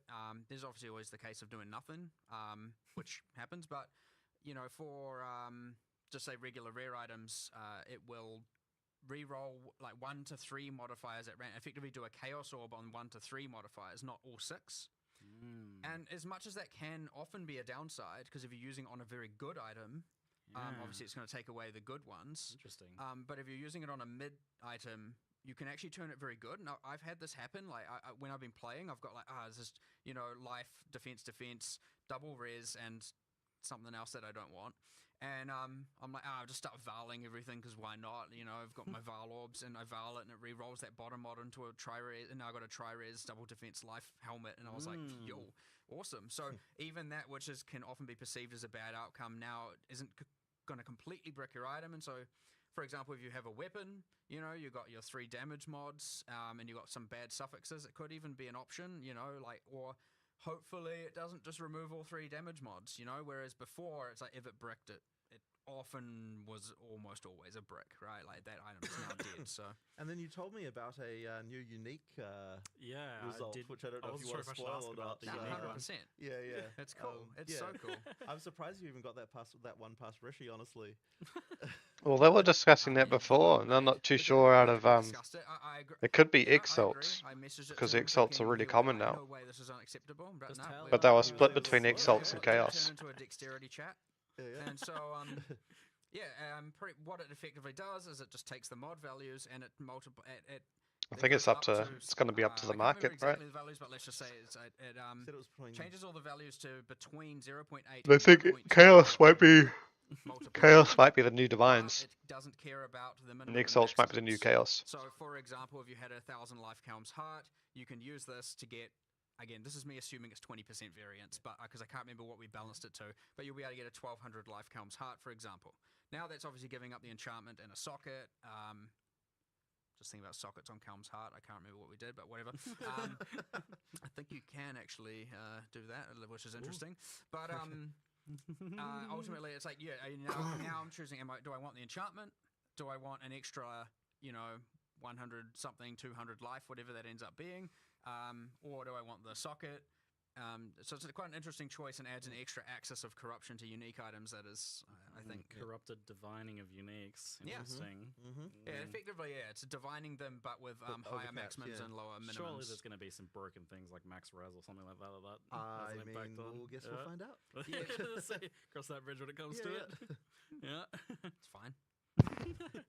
So that was all just talking about the trials, how you actually get your ascendancies. But what about the actual ascendancies themselves? How are they cooking? Well, they're fun. They're cool. Yeah. We certainly tried to get what we've tried to do is for the class we've tried to have one that's a bit more out there. Yeah. You know, something that isn't just like if you think even about in PoE 1, you've got the duelist, and you can go like champion or slayer or holy words I don't remember, but you know the drill. And the gladiator. And the problem is like. Okay, they're all just about like hitting stuff with weapons, and they haven't. There's nothing really out there. Sure, they all sound cool. Like, don't get me wrong, and they can be cool, and they do have differences, but there's nothing that's like kind of crazy. So all of a sudden now, when you're like sorceress, you're using all your elemental skills, and now you can just like go into this thing that can stop time. It's a little bit more crazy, and you got the mercenary, and you can turn into a gemling legionnaire and effectively fuse gems into your flesh to like mutate yourself. It's like not just talking about crossbows and projectiles over and over and over and over again. It's like doing kind of whack stuff. So I really like that. That's awesome, and we're gonna make sure every single class has one thing that is like definitely out there. It looks so fucking cool. Actually, I was super impressed with that. The expectation of the trope, for example, the Deadeye to the Ranger. They've really upped their game on the ascendancies, I think. Cool interactions, just cool playing with different mechanics, and we've tried to make them like, for example, none of them call out a weapon, right? None of them. So we're trying to make sure that they're broad enough to be that you might be a ranger going a Deadeye, but playing a caster, right? Yeah. Playing spells, like keeping all of that open, that flexibility, that kind of crazy, for the Johnny players, as we call it out there, who want to just completely experiment and figure out, the most broken, weird stuff. And you get things with that when you're still like, okay, I'm a ranger, and I'm using a quill rain in one weapon set, spec'd into a bunch of prod speed, attack speed, and in my second weapon set, I'm using a spellcaster staff with a bunch of projectile stuff, and I'm invested into more spell damage side, and you got a whack tree, and all of a sudden now you're this like Deadeye, Archer, Spellcaster, Mage hybrid doing all kinds of wacky stuff, or like even, or let's say the same build and experimenting with a bunch of triggers. And so you're using your bow as a Quill Rain as a high attack speed delivery mechanism for, laying down a bunch of either CCs or slows or building up crowd controls, and then you're using the caster stuff, and like you get some pretty out there things going on. And the important thing is it's not like just like benefiting only arrows or only bow attacks or anything like that. It's broad and now opens up the world to what you can do. And same like the Gemling Legionnaire on the Mercenary is entirely just about gem slots, skills, support, etc. You don't have to be anything. You can be literally whatever build you want. And yeah, so that's embracing that and making sure that people still, even though we have all these classes, we're embracing that path of exile. You can do anything fantasy that we want people to be able to do. And if you don't want to go with the trope, perfectly fine. Yeah, and you'll still be powerful. It sounds like you're really trying to avoid that thing that we've had a couple times in PoE 1 where like a certain niche is relegated to one ascendancy. Like that's the only way to go for it. For sure. It sounds like that's not going to be the case here. Well, at least if we're doing our job right, that should be the case. Yeah. And with so many of the ascendancies as well. Got a lot of choices. Originally the plan was to like have all of the PoE 1 ascendancies available, and it was some sort of weird split campaign stuff and all that. I don't really know at this point. It's a bit confusing. You mentioned Deadeye though, so it sounds like some of them are coming forwards, but is it all just being redone? I think it's more at this point? At this point, At this point, they'll just be different, right? Like originally, way back when, we were planning on just keeping the ascendancies as they were and moving them over. But at this point, that wouldn't even be good enough because like it doesn't fit the kind of like Path of Exile 2 way of designing this thing. So I mean, look, we might have a class called the Deadeye, and it might have the same themes, but it'll be like different actual mechanics and different things. I mean. Yeah, even the Deadeye, you got Tailwind, works differently. You've still got an additional projectile. Like there are things that certainly carry over, but it's really easy, and it's honestly been fun just looking at them going like, now we have all these system changes, all these skills, and everything works like this. Just what would the perfect class be? Not like how can we retrofit and band-aid a PoE 1 class to work. It's just way better to look at it and go, here's all the things we want. So. Well, like when you only have now the life and mana flask and stuff, it could obviously things don't work quite the same. But then now you have the charm system, and all of a sudden, I actually do wonder if Pathfinder would be cool with that. Exactly, about like stacking charms. So it's It's just here are Wait, are they 12, bringing eventually in charms 56 like we had in classes. Affliction? It's not really like here's the PoE 1 counterpart and they're identical kind of thing anymore, for sure. Too many things changed for that to even be possible anyway. Yeah, all right. That sounds very epic. We can skip over the flasts and trinkets as we did cover that very well. So moving into skills, I realized I had many pages of questions here, and then I was like, wait, we haven't even talked about skills here. so much for us to discover over the course of this beta. How has the list of skills been shaping up overall? I mean, it's certainly getting there. I mean, look, there are even certain skills that won't even make it, even just within the classes we have. Like, there are still going to be some more skills coming later on as well for these classes, because there are more skills that we got just about there, and just didn't quite make it.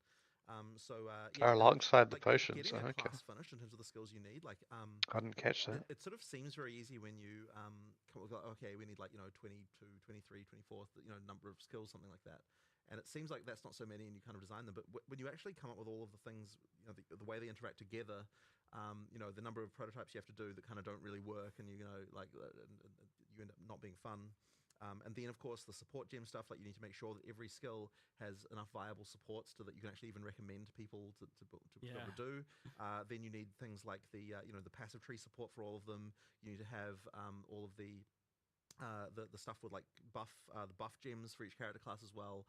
You need to be thinking about uniques for the type of that can work with these things. It's just there's so many different elements to actually make skills work, and once again, it's another area I think that was underestimated to some degree before, and it does take to actually get that finished, it takes a lot. That's been a total struggle, and we didn't think we would have to have only 6 character classes initially at the start of early access. We were thinking we would have 8 to begin with. But when it actually came down to actually getting to actually finish something, it just ended up being too much. Now obviously we've got a bunch of work on more of the classes that we've done. There's things there, but it's that finishing work of making sure that all the systems in the game come together to support how that works. That requires a lot. Doing all of that as we're still discovering how we want those systems to work. Like the changes to support gems and all that. As we're also making support gems, as we're making character classes, just can cause things to slow down quite a bit, and then we have to recalibrate and all. It was an extreme amount of work that we certainly predicted poorly. But that was. I'm sick at the moment, Doom, mate. Making all these cool systems to all these changes to all these systems, which are having immense benefits as well. So thought I'd be all good by today, but I would say it's pretty safe to expect that didn't happen. As much as you can't play them on day 0, some of those other classes that we have shown in the past, and some of the skills and stuff, there's a lot there. Just not to make it seem like it's shallow or anything, but we will be adding those classes in for sure. Yeah, the thing that keeps surprising me is when you click that all gems tab when you're doing an uncut, there's quite a lot of skills in there, but you initially kind of box yourself away where you think, okay, so I'm playing the mercenary, so I'm just looking at the crossbow skills. And then I was like, well, what if I go look at the elemental skills? And then I find flame wall, and I'm like, oh, I can shoot my projectiles through that. Okay, cool. I like that, but that's surface level, because you also have the weapon swap thing, and you can actually viably do the automated weapon swapping. It's not like Toxic where you have to push the button a bunch of times, and you've got the trees that customize whenever you do it automatically on the fly. So that's all of a sudden I'm like, oh well, why can't I use a sword? On the other hand, you absolutely that's actually a very cool mercenary vibe, sword and crossbow. So I mean that stuff is is crazy. I mean in the actually there was one in the community guys recorded where they were using a bell, the bell skill with the quarterstaff. Sick. With the rapid shot mercenary skill. And when I saw it, I was like, oh man, that's like a whole other thing. That I didn't even know about that particular combo until I saw it in some of the footage they recorded. I started thinking about that too with multiplayer. I was like, so I was throwing my gas grenades, which you can blow up with your explosive grenades, but then I was throwing it at a boss that was doing burning ground, and they were blowing up instantly. I'm like, oh wait, so it reacts to the environment. Well, it's obviously going to react to my friends doing burning ground then. So and my flame wall friend. And this is the reason. This conversation here is the reason why there's going to be crazy builds that we don't anticipate, because like some of the stuff that can happen between classes, I just have no doubt we will not have discovered. How much co-op have you really been able to test? I mean, we do test party play all the time. Like, and Mark's like, but to find all those, I'm the support character player. Now I'm like freezing, armor breaking, putting down clouds, slow. I'm like, holy, there's just a lot going on all of a sudden. I'm not just standing there like I got buffs coming out of me. It's like you're like. I'm actually doing all this active support and like different conditions to synergize with the group, and how it's like, okay, you're doing that skill. Okay, what I'm going to do is I'm going to just do this and enhance my armor breaking and go ballistic armor breaking, and you just spam your thing that consumes it. So you get a lot of that stuff going on for sure. Where but it's kind of honestly the terrifying part as well, where it's like. What do we have? We had the whole cheers, man. I'll watch that soon.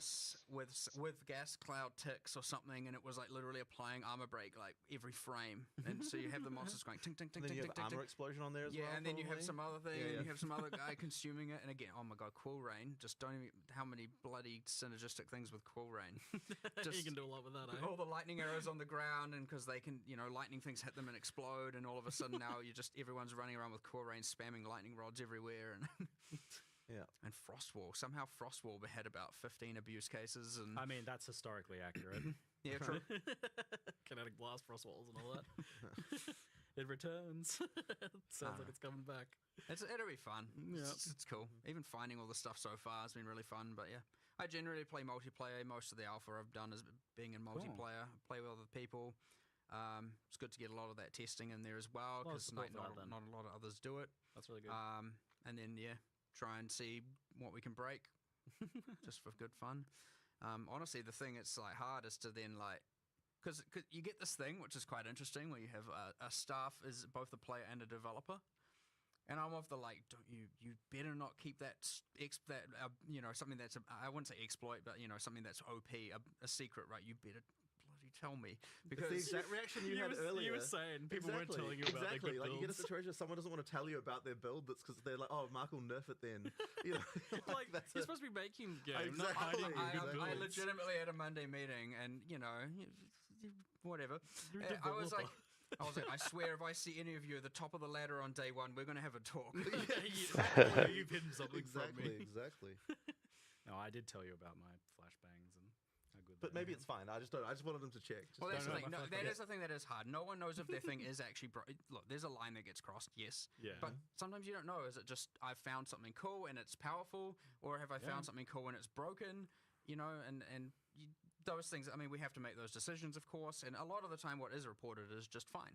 And it's like, you got a good weapon, and you got this combo. You're strong. If it's supported by items, then it's like fine to be very powerful. But if you're just like, I just pick these skills, and no matter what weapons I'm wearing, I'm just like completely ridiculous, then that's a different situation, because now it's just a thing that anyone can do at a moment's notice, rather than actually requiring like, I have to find this combo of items and things like that. So that's a much different story. But no, we've had a lot of good testing, a lot of good feedback, a lot of good people reporting that stuff, especially in the last month. It's like coming in a lot, because as the systems and everything's kind of stabilizing, you start to get a lot more of that, and people are understanding what the difficulties meant to be and what the power of characters is meant to be. As all of that came and started to stabilize, we got a lot more of this coming in, and we are kind of getting more understanding. But again, you'll never find them all. But it's fun, good fun journey. Support gems have changed a lot. How have you found the changes to them being now having no levels, and the restriction of having only one support gem on your character of a type, but having a lot more of them? I really like how this works. Like, I think that it adds so much more build diversity and interest to have to be making the decision of like, where is this going to go? And the thing that's been important though with that system is it requires a lot more support gems to exist, because you only have one on your character. You need tons of them, and like you need a lot of different ways to increase damage and a lot of ways to support different mechanics. It's like if you're going to have something like freeze, if you're going to have a freezing skill, you need to be able to support that and augment that in like many different ways. And there needs to be more options than what you can even like. There needs to be, in order to have choice, you can't just have here's your 5 freeze things and that's all you do, right? There has to be more than that in order to be able to have it so you actually have some choices as well. So that kind of stuff has meant that you just need a lot of things going on there. But I think that the choices that you end up with as a player of like, where do I put my model projectiles? Where do I put my PS? Where do I put, like, I think that leads to a lot more interesting decisions with how you build. And I think that to me is where a lot of why it just works so much better. And we were certainly hesitant about the whole, you can only have one support per character thing, because it sounds bad if you just hear about it as a player without actually playing it. Like your first reaction is you just hear that and you're like, oh, it's just a restriction. And it is arbitrary in some sense, right? There's no we can't justify it thematically, really. It just is what it is. And so I really don't like that kind of thing usually, because I want the theme to match the mechanic as much as possible. But in this case, it just made the gameplay so much better that it just had to happen. So it was arguably, if you need to, if you end up in a situation where you I have to put the support on every slot. Exactly, that is less choice, and that's the reason why the gameplay is less bad. choice, less interest, and also you may as well just bake that now into the skills and or 100%. And so this is the thing: it is actually much worse to have that, because it results in this outcome. But that's a kind of more subtle argument that you have to kind of make to people if you want to kind of convince them that this is actually the right way. Because when you tell people, oh, there's this restriction, it doesn't sound like what they're getting out of that is more choice. It sounds like they're getting less. But the reality is it is actually more choice, because you no longer have mandatory, here's the 5 mandatory things you have to put on the skill. There's actually much more going on. I think it's much better helped realize my experience on the Mercenary, that your vision of having all of these skills available to you and them actually being worth using. For sure. Because if you had all the same support gems, I feel like you just pick the one that does the most damage and you make it do the most damage, and that's the only skill you use. Yeah, and I mean, the great thing is now it's completely reasonable to have a skill in your character that you just use occasionally, right? Like every 5 minutes you might have a situation where you need to use that, and that's actually fine and completely reasonable. Yeah, so I'm playing a Grenader, and I would be like, okay, I should only use this grenade normally, is what I would be like in Path of Exile, because this is the best grenade, or maybe this one that does interacts with it in some way, the obvious combo. But now I'm actually like, well, there's a reason I could use those lightning ones to apply shock, because I have all these shock support gems that I'm not using anywhere else, because I'm using the damage and the LMP on my big damage dealers. I can put the shock things on there, and I can actually have a shock setup. I can incorporate that into my build. 100%. I can incorporate poison into my build to strip their armor and whatnot. And that maybe you only use that do. occasionally when you face something that's got heavy armor, Yeah, but it's like, exactly. it's like that kind of stuff I really want to be viable. And that situational stuff, I think, just makes the game way more interesting. It's really feeding into the flavor of the Mercenary as this prepared kind of fighter who has all these tools at their disposal as well. You're like, oh, I have this grenade for if I get into this situation, and this grenade for this one. It's so good. Yeah, nice. I love it. I've a couple of questions here. People definitely have been asking about Vile skills and transfigured gems and stuff and like that. I feel like this sort of thing doesn't make sense at launch. Exactly. Yeah, because ultimately, if we were going to add something like that, it would make sense to add it just as another skill. So at this point, there's no real reason to do that. That kind of stuff comes in when we want to have a specific reward system somewhere that wants to be able to do that, and so we don't really need to do it right now. But look, we might decide to bring that theme back in in a reward system later. Yeah, I think for Vile skills especially, it's a cool flavor. Yeah, for sure. But I think the transfigured thing is also interesting. If you're looking to be able to the reason why transfigured was nice is because it's we got to sort of iterate on a bunch of different themes around the same skill, which obviously at this point we don't need to do that because we're already just having to make still adding the skills. You know what I mean? So all the iterations of it are less of a necessary thing. But yeah, I mean, I'm sure we'll be doing more stuff like that in the future. We absolutely will be. Do you know how many skills roughly you have / are going to end up with? I actually don't know the number off the top of my head, but what I will say is that we initially, I think when we announced what the full game would have, we said 240. I'm pretty sure we're actually nearing that. I feel definitely it's going to be way higher than that. Yeah, because I think we're nearing that now when we've only added half the classes. So I think that means that there's going to be a lot more than that. 100 of them or whatever are some little utility skill or whatever, but there's even if you discount for those, it's that's a lot. Many major skills. Yeah, you got what because there's 20 to 25 for each of the for each class. So just with 6 of those, I'm terrible at math in my head. But I feel like that's 120. Well, let's say it's just a bit over 110 or something. End up around there, 120, something like that. I think probably 120. Around there, like that. But then you've also got all the buff gems as well, and each character class has 9 of those. So that then sort of adds up. So you've already reached probably 200 just by the time you've got to there. And then it doesn't even count things that really are skills, but are not. You don't get them via a skill gem. So we're talking about all the ascendancy little skills, and there's uniques that have little skill things on them. All staffs, wands, and scepters have a skill exactly. Right? We're not even counting that, right? Because the staffs, wands, and scepters have skills built in. Yeah. And then those are that's another. How many of those? There's 20 of those probably. Yeah. I mean. Like if you add them all up. I don't know who remembers all these things. I know, but no one has counted recently. But there's a bunch. Countless skills. Ascendancy classes with skills. True. Tons. Yeah, it's tons. Yeah. And those skills, by the way, Ascendancy class skills are fully supportable. Yeah, that's wild, because I remember you did the thing with default attack where you can support that now. Yep, you can support default attack, and you can support any skill that comes from something.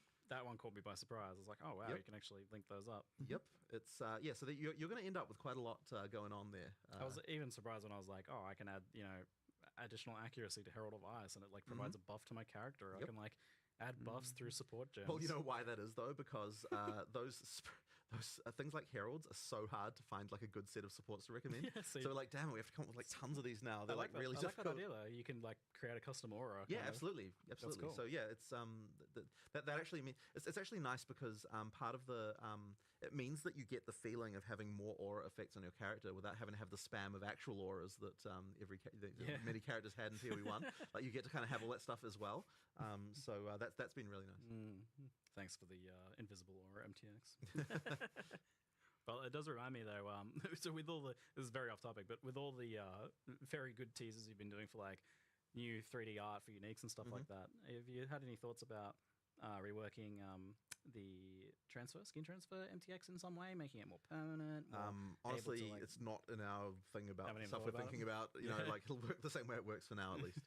But obviously, skin transfer in PoE 2, there's a lot more cool base art. That's going to make people actually want to use it now. So you'll probably be using that a lot more. So yeah, it'd be cool to see something for that in the future potentially. So onto the end game, which was I feel like a big bulk of the announcement for sure. Yeah. So just as like an overview, so we have the end game versions just for beta launch, by the way. Because it's going to be a lot more later. We have the end game pinnacle versions of the two trials. So as like fully farmable content. They don't have trees though. Those ones. They don't have trees, but they do have a progression system of some kind. So you've got the relics, like relics. In the Sanctum sequel, and then for the Trial of Chaos, you have the inscribed ultimatums have getting mods from the end. So when you kill the final the final boss of that. Which is alleged to be the Trial Master. Then you'll alleged. Then he'll drop items that can then have mods on them to make the trial itself harder. And there's also some pretty interesting ones on there that we actually were going to put in the video, but it was starting to get a bit long. Which was that you've got the thing which where you've got the bets that you can make of like put up 13 exalts, and then you might get double that back if you're able to complete the thing. So those are some of the mods that can spawn on there, and as well as mods that make the actual trial harder as well. So there's things like that as well. So yeah, those two have those kind of like different outside the Atlas tree because they're not really part of the Atlas. Like you'll get keys for them while you're playing in game, but technically speaking, they're kind of like they scale to end game, but they're not like sort of part of the whole Atlas. Like play them there. Yeah, so they're their own distinct endgame too. Exactly. So there'll be 3 roguelike dungeon things that will be sure. Like I wouldn't say 3 roguelike dungeons. I will say there will be 3 trials that have various mechanics that can be different. Yeah. But then of course you've got the 4 kind of what I guess would say sort of. I don't know. We actually need a name for what are we calling the things that are icons on the because they were called leagues, but they're not really leagues. It doesn't really make sense to call it a league exactly. That is what we call them internally. We just call them as like there are 4 leagues that you have that appear there. Doesn't really work anymore, does it? I don't have a good idea right now. Yeah, we'll need to come up with a name. We probably have actually named it. I just don't remember what it is. Right. And then you've got the kind of boss hunting kind of element as well. And then the kind of, I guess what you would say is the pinnacle of the kind of boss hunting thing is then, you've got the cities with the lieutenants and then the Uber Act bosses. And then above that, you have the pinnacle boss who we don't want to spoil. Although I did show you a little bit about it just in private before. But that one's going to be hard. Like I know you're cooking up some pretty difficult mechanics there. It's fun. That's the fun stuff. Yeah, because now you don't need to worry about if people can't progress through. It's not a progression blocker. You can just kill them. It's a progression blocker to difficulty to the higher difficulties though, because once you kill that, of course, then you get the increase of the difficulties, and then it's like, okay, now try it again, but way harder.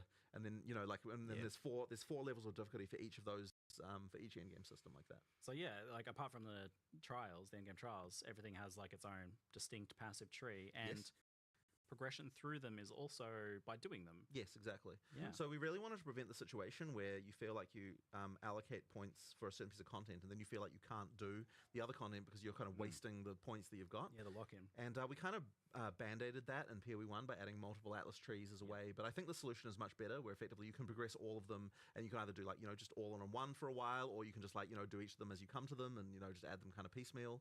But either way, however you want to do it, you can make progress on your character. Well, I should say in your league for all of those, because the progress and all that stuff is, of course, for the whole league, not just for a single character.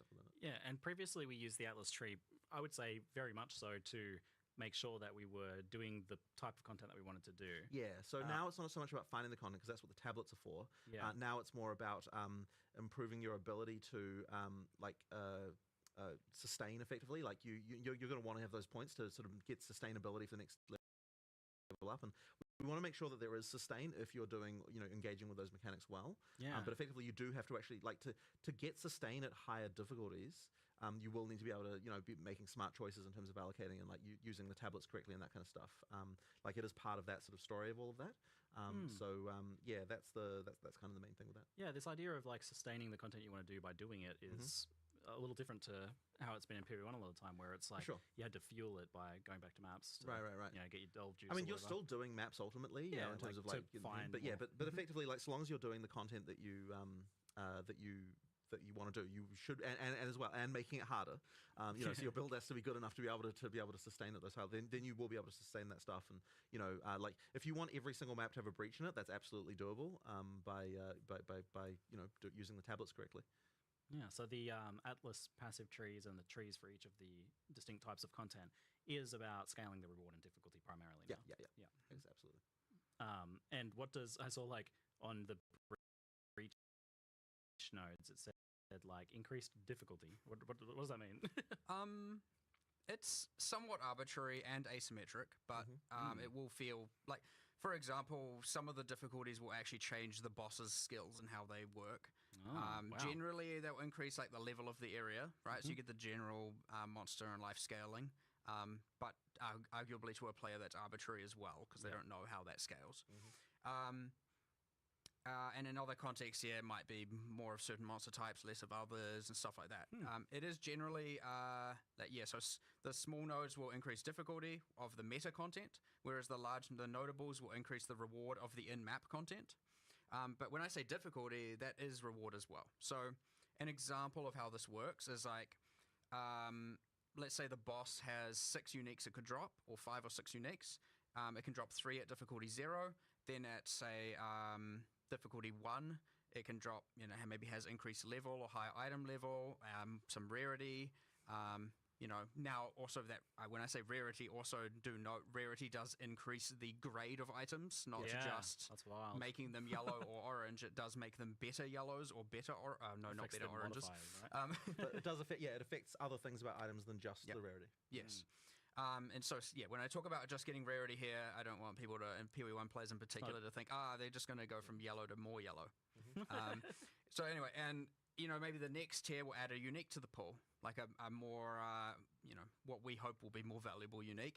And then the next one can do a bit more rarity, something else maybe, introduce a different unique perhaps. And then the last difficulty introduces something ideally, without giving away exact specifics of them, more in the line of a modular unique item, say like Megalomaniac or like Forbidden Flesh and Flame from PoE 1. So a unique item that is ideally very powerful, very chase, but has a lot of different combinations. Watcher's Eye is another good example, right?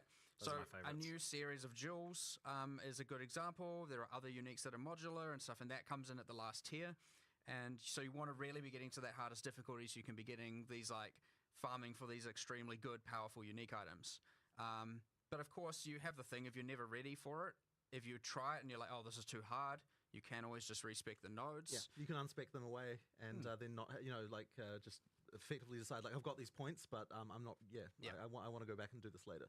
And so that ability to effectively configure the difficulty like that, I think. Is, so if you're maybe target farming one of the uniques, the difficulty 0 drops, you might want to just be like, I'll do that. I'll do the difficulty stuff later, and I'll just farm it at this difficulty. So, and I think that's a much better way than than some of the systems we've used to scale that in the past. And the nice thing is, of course, with difficulty is that we can effectively use whatever scaling levers we want to make that more difficult without necessarily having to, like because we could have been like, oh, you know, you increase difficulty, it's like 200% life or something like that. But by effectively being a bit more vague about it, we can actually like specifically tailor the difficulties of the different tiers, like, you know, with more specific changes. Yeah, this like multiple projectile thing you shoot has more projectiles. Sure, and that kind of thing. So, you know, just whatever we feel works best for making this particular fight more difficult.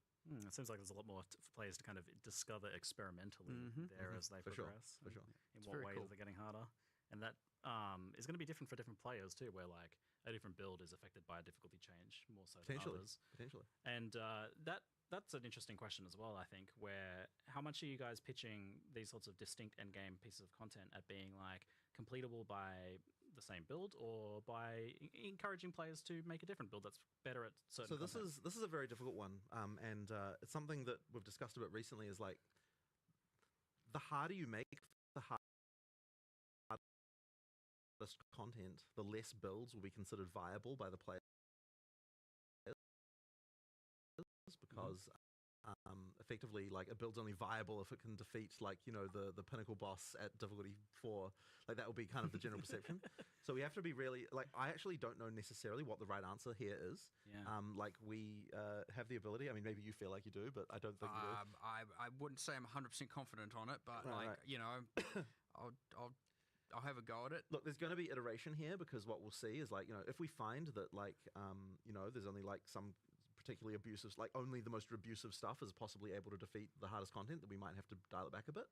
But it's kind of going to be a bit of experimentation, and it's very hard at this point to be able to pitch that because we don't have the crazy history. You know, PoE does not have the history of PoE 1 to be able to, you know, to know kind of what is the right life value to have on a difficulty 4 pinnacle boss. Like, how do we even know that at this point, really, without, you know... That being said, though, like, the bosses are a lot more skill-based and tactical, right? Like, at the end of the day, the gear is, to some degree, necessary because no one can really make no mistake for some amount of time. You know, so you do have that thing, and you do need to mitigate certain things. But like a lot of these are like very dodge roll tactical, or using certain skills or mitigation tactics or whatever. There's heaps of different things to bypass the things that make them hard, for sure. But I would say it is very much a lot of skill is involved, especially when it comes to some of these with dodge rolling. Like I'm trying to emphasize that quite a bit. Or blocking, you know, if you want to do a different way about it. Not to say you must block, but yes, dodge roll is a pretty key mechanic here, and I'd say we're certainly upping the emphasis on using it and using it well as you get into these higher tiers.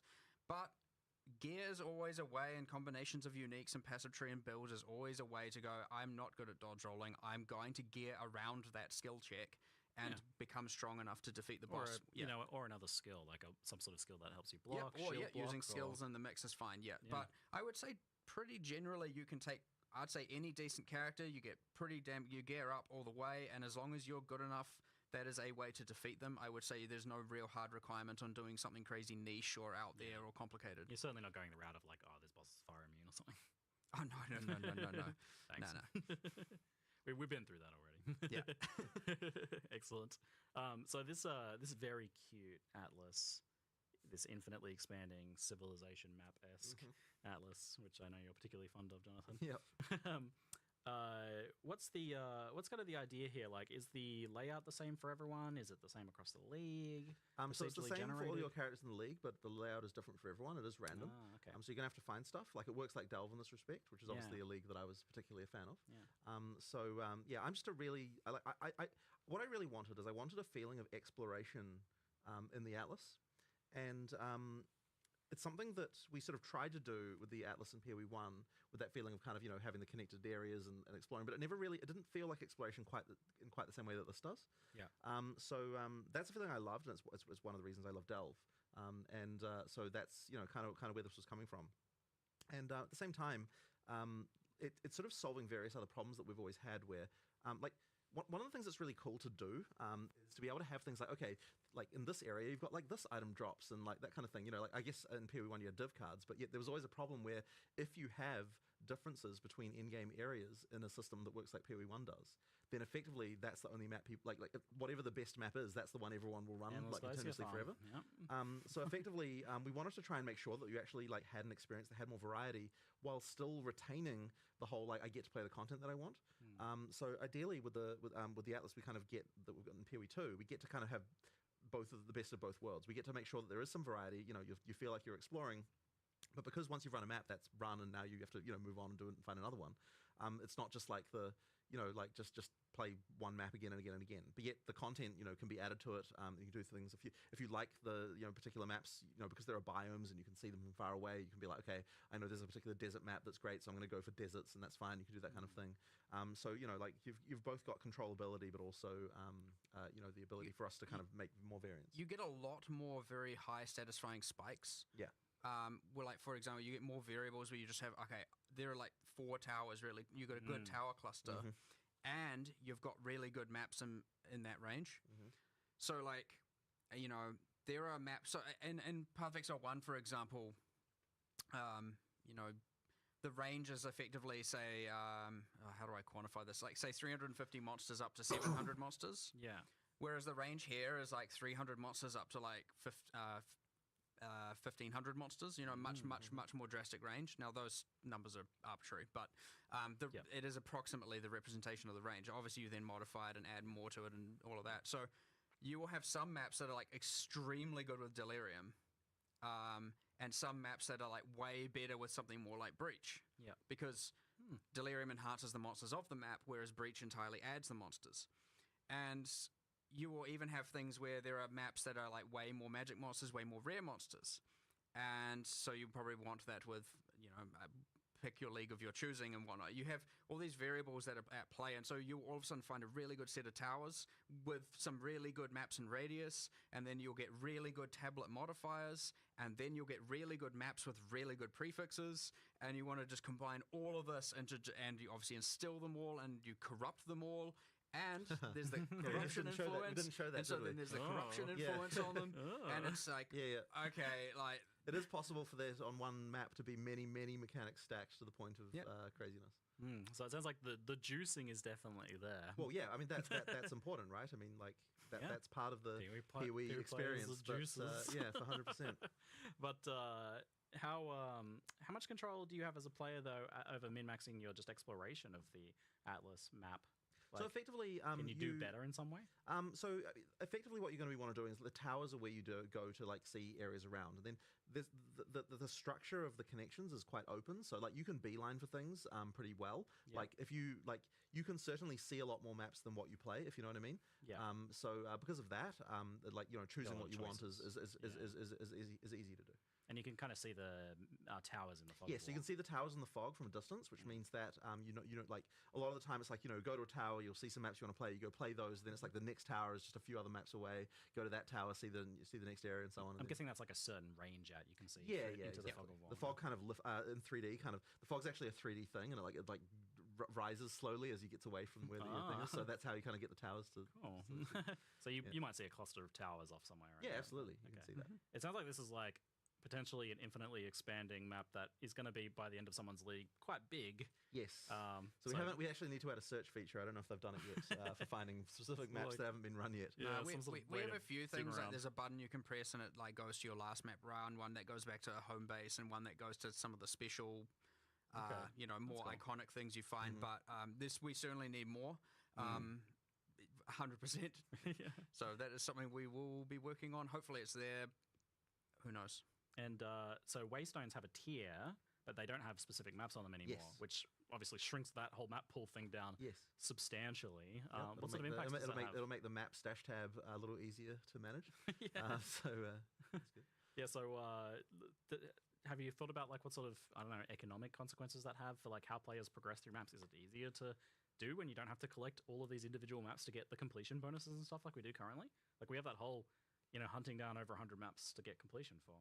I mean, yeah, now you're hunting, you know, you're hunting certain valuable maps, you're hunting towers, you're hunting content, you're hunting, you know, the warlord, the faction leaders to get the pinnacle. Yeah. You know, you're hunting unique maps, a very different thing for sure. As opposed to, and then Sounds the more item is interesting. all about, I've just got a key, I just want good modifiers. You know, there's not really all that whole other variable to it. So there's still a lot of interesting choice and access, but we've taken it from the item and put it on the actual world map. But it's cool. It also makes you just feel like you're traversing a world. You know, you're not instantly like finishing the campaign, very grounded, and now I'm in space.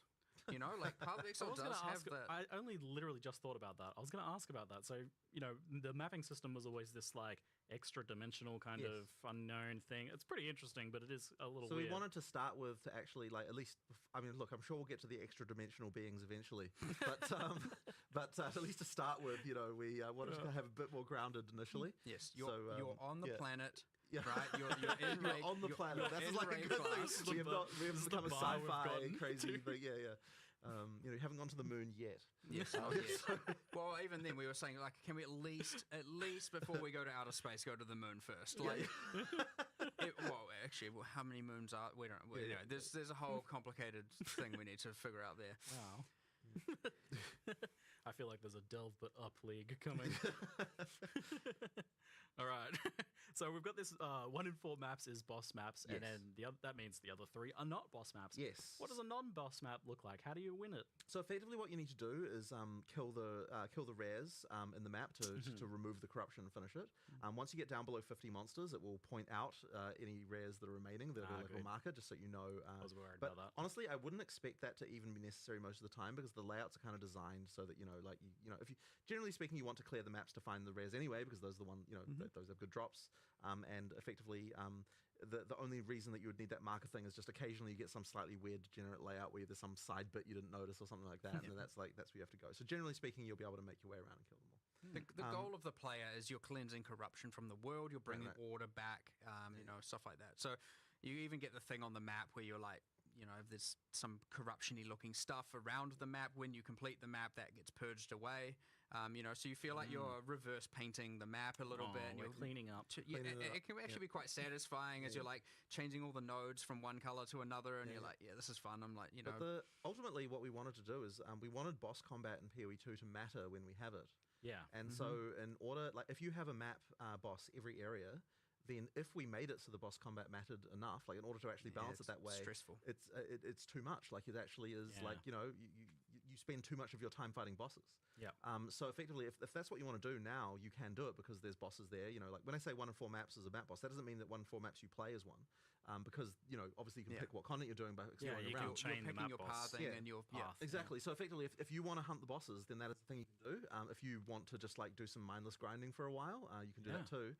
And what it means is we can actually make the bosses way more rewarding. They can drop way more items than they were going to because of the fact that there's not one at the end of every area, right? Like we can actually, and the fight is substantial. You get a lot of drops. That actually is something. And they get their own tree. And they what? Oh yeah, I don't know. Right, you mean the boss killing tree? Yes, there's a tree for boss hunting. Sorry, I thought you meant every boss had its own tree. And I was like, geez, did you do some design? Well, I wasn't looking. Not yet. Josh was like, wait, stop. Yeah. It's too much. Jeez. That's like a year 3 feature. Yeah. Okay. Okay, we'll keep that in mind. Yeah. Yeah, so there's actually like I do love that there's a boss hunting because I'm super into that. There's a boss hunting tree that you can fill out as well. So how do you get points on that? Like, yeah, so effectively, I mean, well, you can. You get a lot of points for the core tree. There's a core tree that affects all mapping. That all of things like pack size, quant rarity, and you've got multiple keystones that all can work together, and all can. So I think there's 3 of them. One plays on like corrupted maps. One plays on like prefixes and suffixes, and I can't remember what the other one does right in this very moment.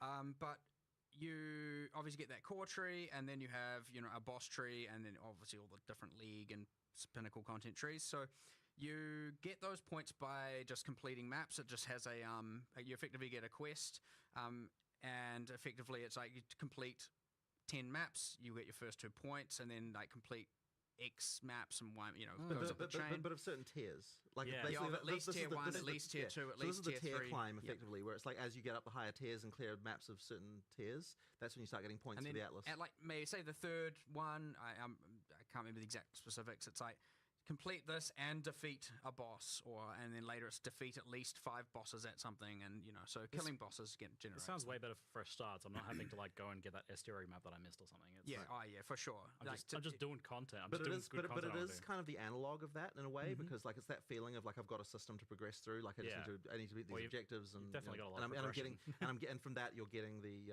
the Atlas passive points and so on. Cool. So yeah, that's kind of the idea. Yeah, so you can really like focus in on map blasting with the bossless maps and or on bossing content if you want to, or on breaches, or on and you can always put a breach on a map with a boss, right? You can do both. Yeah, like they can have you can have every type of content in one map if you want. Yeah, is like a boss map a kind of like a distinct thing from like a regular map in terms of like the layout or the thing you've done? Technically they are separate, but generally speaking, like similar. Yeah, they're basically the same. They're pretty similar. They're pretty similar. So there'll be like a boss estuary and a non-boss estuary. Yeah, there are some cases at the moment where there are some maps that can't have a boss, and because we haven't done the one that would go here is not in early access yet, and that kind of thing. But effectively, as I said, generally speaking, it'll be 1 and 4 that you'll find. Okay, excellent.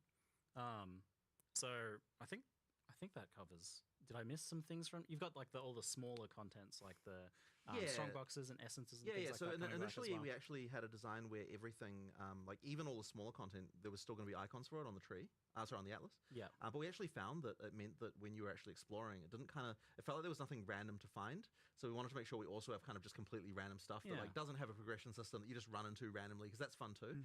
And we'll probably be adding more stuff like that as well over time. That's just like I randomly encountered this, and that was like not expected. So is that sort of stuff on the core Atlas tree at all? Yeah. So you can kind of like see more of that if you want to. Yeah. Yep.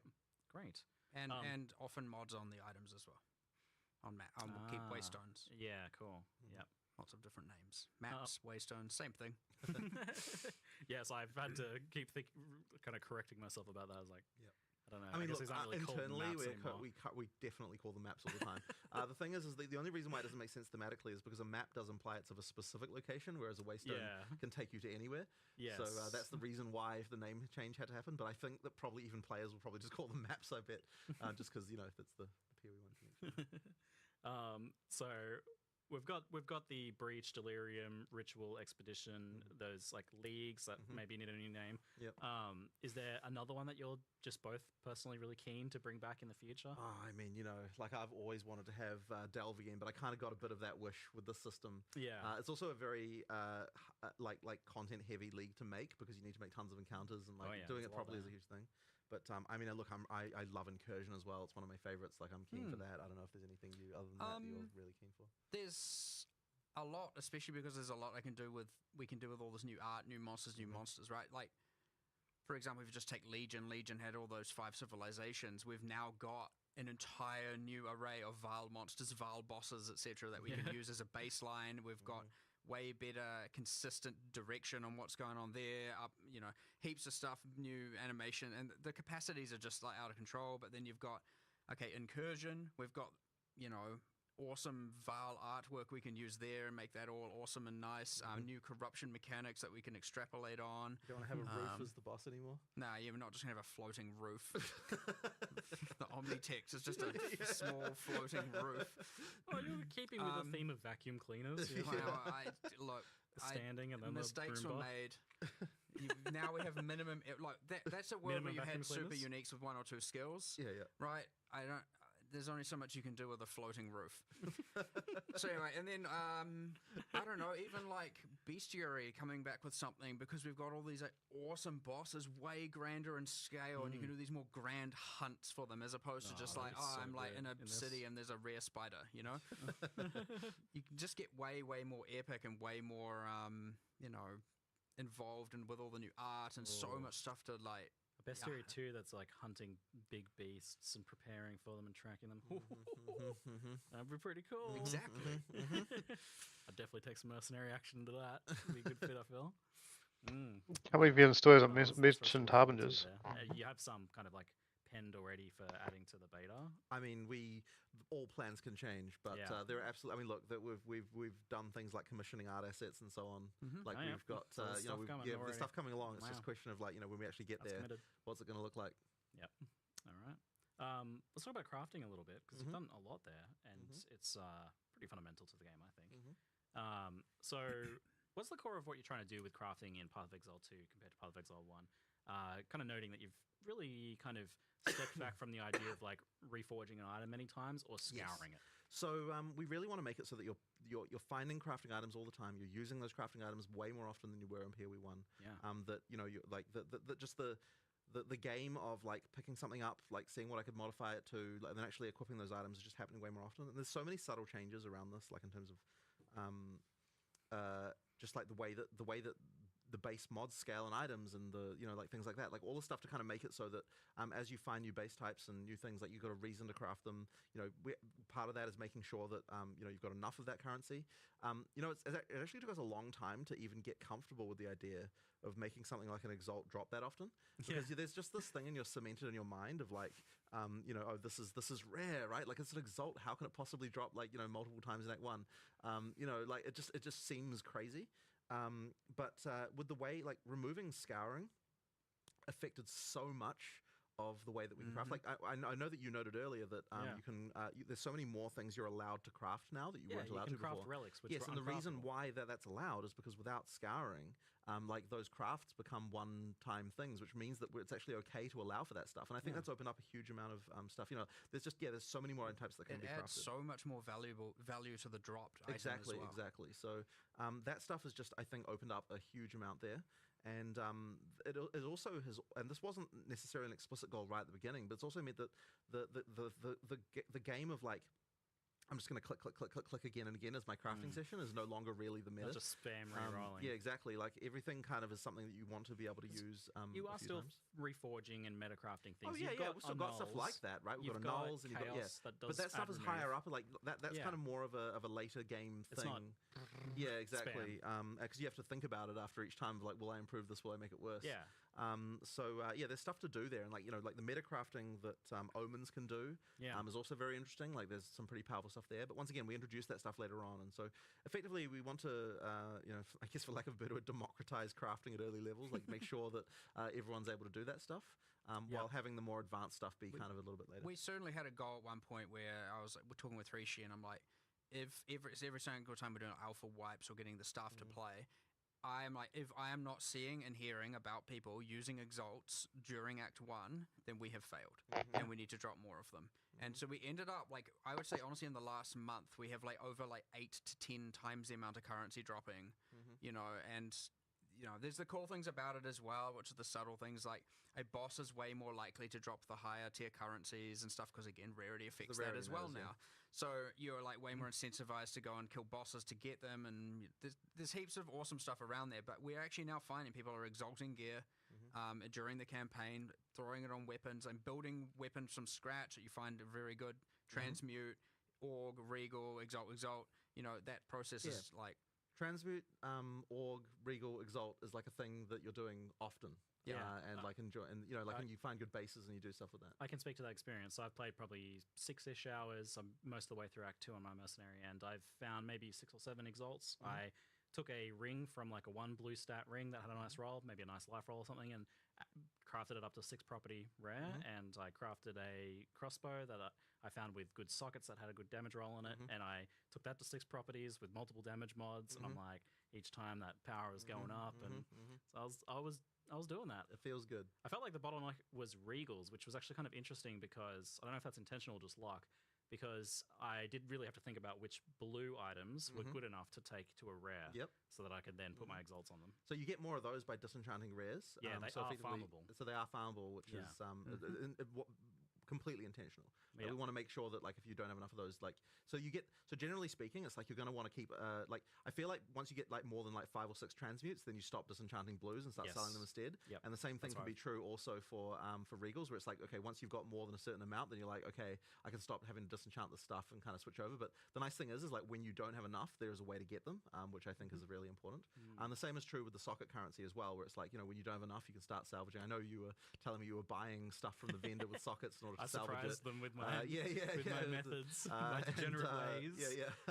So that stuff, it's just really nice to have for people to have the ability to to get that stuff when they need it. And so it's nice that like all that really basic stuff of just like getting items to better tiers and is now way easy to get. And that solved a problem that we had through quite a lot of the betas, where people were saying they didn't feel like they had enough control, like they didn't feel like they had a way to advance their character when they needed to be able to solve specific problems. And I think the socket thing really has helped a lot with that now, because now we have a way finally to be like, okay, if I need a bunch of fire resist, there is a way to get that, and I've got the tools to do it, and I've got items I can use to do this stuff. So that has helped a huge amount, I think, of solving those like issues that come up with your character. And this is to confirm how you've solved bench crafting. Exactly. So we went through so many iterations of bench stuff. It was like a huge thing. We implemented tons of UI. Like there was tons of wasted time there implementing crafting bench things. The problem that we had was that the systems that we were making, it's like we could balance them in the ways the players were happy with, and then the designers were very unhappy. Or we could balance them the way the designers were happy with and the players were unhappy. And it's like when you've got a system where like you're fighting the players for how the balance should be, like you can tell that means you have a system that is bad. But I think we were very I myself honestly was too slow to recognize the fact that a complete overhaul was needed. Then at some point the socket stuff originally came from the Varlorb, like it was designed there. And then at some point, I don't know who came up with it, I think it might have just been you, who said like, why don't we just Rishi thought of that. Okay, so Rishi thought of the idea of like, hey, what if we just put sockets in early game? What if you got them in Act 1? What if you had runes that would let you get the basic boss as the way of solving the remedial crafting problem? So then suddenly, as soon as we do that, it's like, oh, like I'm happy, players are happy, everyone's happy. So that means we have a good system that is working and gets those good feelings. So that I think was a real win. I love how that system is feeling at the moment. Yeah, so the bench was achieving two things kind of in its way, which was maybe even three. Gear customization for one, like you take an item and you can do something more to it, firstly. And then you've got the problem fixing of like, I need a bit more fire resistance. Yes. And then the third thing was like the meta crafts. So you've handled those each in different ways. Exactly. You've got the runes, which do the first two things, the customization and the problem fixing. So early on, but I think for the customization, it's the what do you call them? The soul cores. Like the runes are more about the kind of like I need to fix resistances, whereas the soul cores are more about like I want to customize my items in different ways than what I would otherwise normally be able to do. And then of course you got the omens to solve the metacrafting problem. So we effectively moved all that stuff around. And essences, of course, of course. So essence is what they allow you to do is get 2 deterministic mods.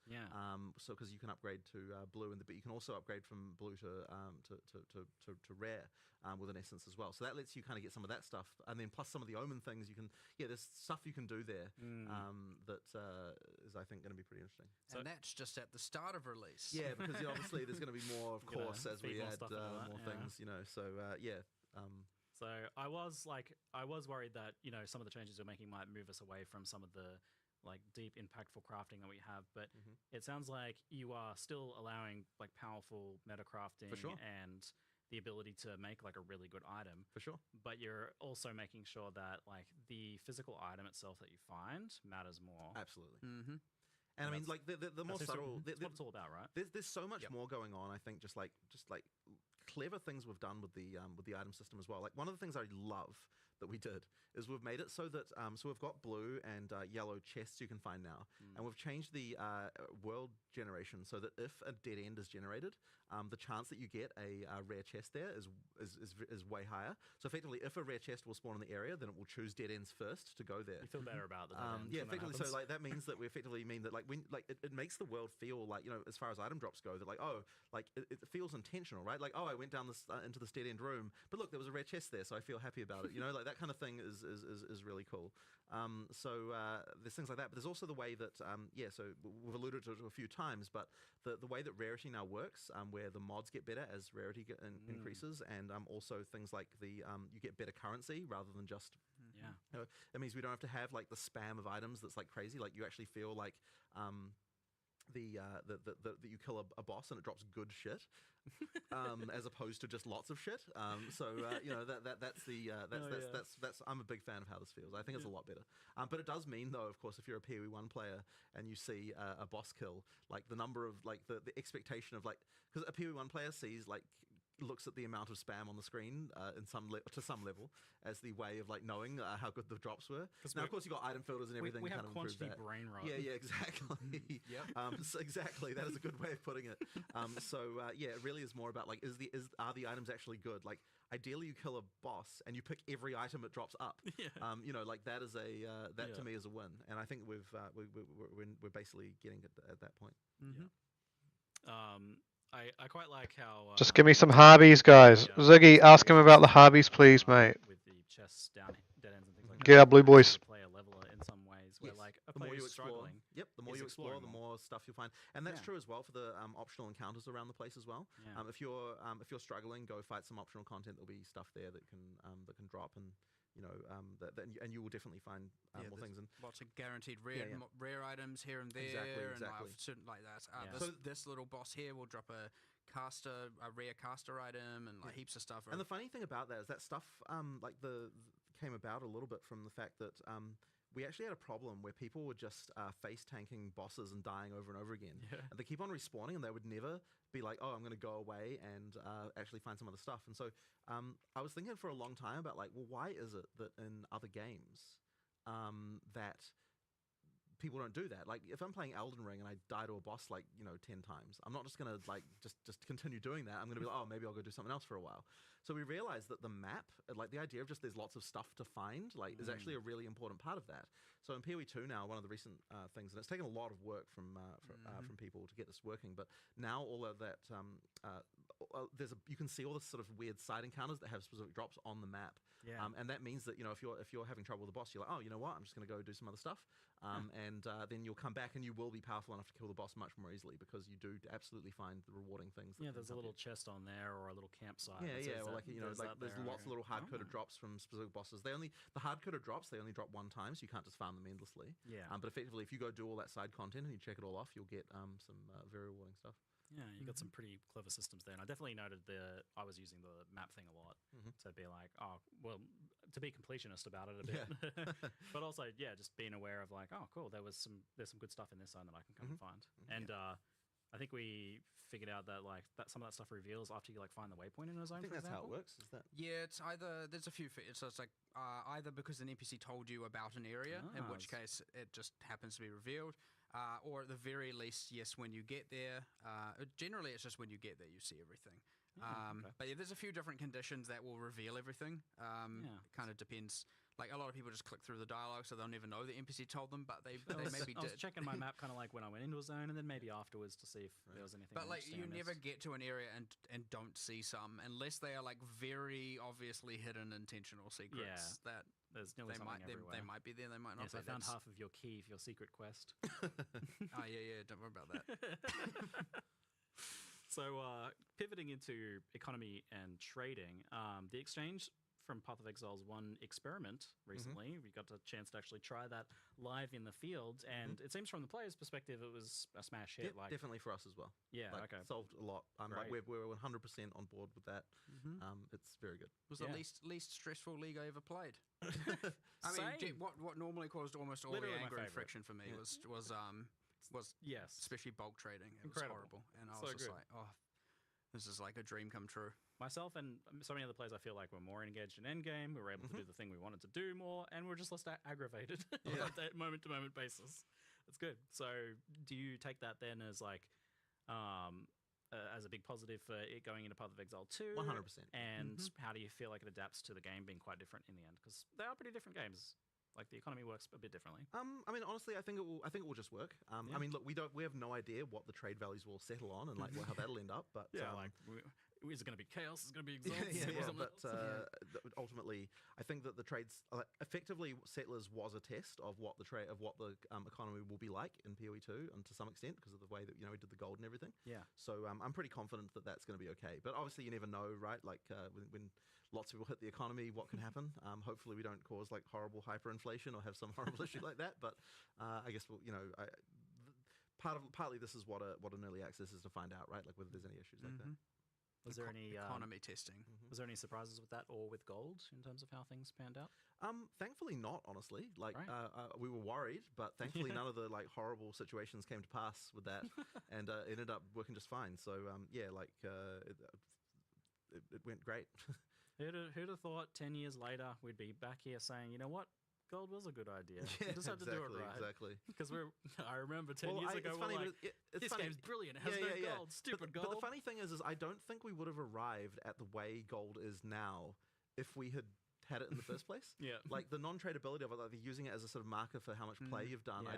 I don't think that we would have ever had that way if we hadn't arrived from here. So yeah. I think that path dependency kind of did matter. Yeah. The paths we weave. So how likely then, based on just how successful it is, are you to want to expand the exchanges capabilities to like other things like maps or waystones or even gear? Well, I mean, look, I'm interested in this, but I don't think it's necessary right now. So we're not going in early access, at least. We're not going to launch with any expanded stuff in that way. But I guess I do want to sort of see how it works, and I'm interested in potentially trying something like that in the future. I just don't like the currency exchange was like 90% of the problem. Yeah. And so fixing that fixed a lot of the like it seemed like we would need to do more initially, and then maybe now it's seeming like maybe we don't. But I still want to experiment with it potentially. So I'm interested to see how it goes. But the currency exchange definitely helped a vast amount. Those were the annoying trains. Yeah, they were the for sure. They were. Yeah, definitely. Great.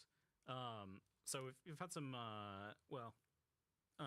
so this is a tricky question to answer, especially if we could just scroll down. There we go. Yeah. So what are you aiming for in terms of Path of Exile 2's kind of like personal player economy and progression? So how much resources you're acquiring, how you're using them, but also how much are you getting from trade versus from yourself? I mean, this is a tricky question, but I mean, I think that really the feeling of like being able to trade is super important. So being able to get that stuff, I think, is good. Like not everyone wants to do that. You need to be able to progress through the game well without having to do much trade. But I do think that look, it's definitely going to be the case that if you're playing in a trade league, you're going to have the ability to it accelerates you very significantly, and that's the case, and it will continue to be the case. And like we are a game that embraces trade. Yeah, right? well, I think the DNA of Path of Exile 1 is very much that like it is a game about economy and trade, and so for some people, getting rich is their main motivator. 100%. So effectively, yeah. So I mean that will absolutely be a factor. And look, like I think that the feeling of that will probably end up feeling quite similar to PoE 1 in that regard. Yeah. I think that's what that's the type of game we're making. Yeah. Do you think it's that said though? Do you think it is in some ways better for a solo self-found sort of experience? I mean, I simply because again, as we talked about, we're dropping a lot more currency that we expect you to use on gear, as opposed to save till end game for one, and then by end game, like we don't have Kirak mods costing, that kind of stuff that all costs chaos, and you don't have like the meta mods costing divines and all that, right? They're all different items. You're like, I want meta mod crafting. There's a ritual. I'm going to get it as well. Are divines in the game at the moment? Divines in PoE 2? Because I need so many divines, and I can't get that because I'm solo self-found, and farming divines is not exactly, beyond trivial. So, there's a number of ways there where I'd say it is honestly a much better solo self-found experience. But, each to their own, that to be seen, and, And there'll be a separate solo self-found mode, presumably, even potentially beta launch or in the future? It is our intention to have hardcore and solo self-found. We'll have both of them. Right, cool. Yeah, I wouldn't play hardcore for your first round, honestly, because you're likely to die. Like once you learn the boss mechanics, it should be fine. But someone's gonna. First time, it's gonna be tricky. Couch co-op hardcore, and you get to see your friend die right next to you. That's the true dream. Actually, hang on, wait. In couch co-op hardcore, do we still lock the camera so you can't walk away from your friend? No, we put you back to put solo. You back to solo? Okay, great, right. good. That's good to know. It's like you have to have a mourning period of about 30 seconds. Right. But you're just like, all right, you can go home now. We're like, go. See ya. What do you do? Yeah, that's a devastating moment.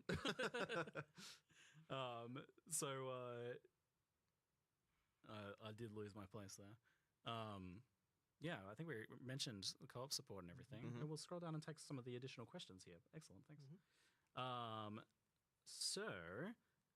Will there be a penalty for individual party member dying when grouping up for bosses on that note then? It seems weird that the boss straight up resets when playing solo, but when playing in a group, nothing happens if a party member dies. So tell us about the rules now that we have, because I know you've changed them recently. Bosses are obviously harder for having more people. Yep. Less crowd controls. Things like obviously more life, and I'm not just saying double life, more than double life, right? It does get more than twice as hard, or more than N players as hard. So yes, you could argue, okay, we have reviving as an advantage. Well, yes, it does. It does take time to revive, and if your friend dies early and you're unable to revive them because you're constantly being interrupted, well, from what I saw, it's pretty hard to pull off. You're not having a fun time. Get a big stun or something. Another change that we made recently is, of course, for each revived. Between each set of checkpoints, every time you have to revive them, the revive takes longer subsequent times. So that's important because it just means that if you're like, you can't revive spam anymore because it's going to take longer and longer each time. But then when you go to a checkpoint, that resets, so like you're back to normal now, again. Now, in in-game maps, you cannot revive each other. Death is a consequence. Yeah.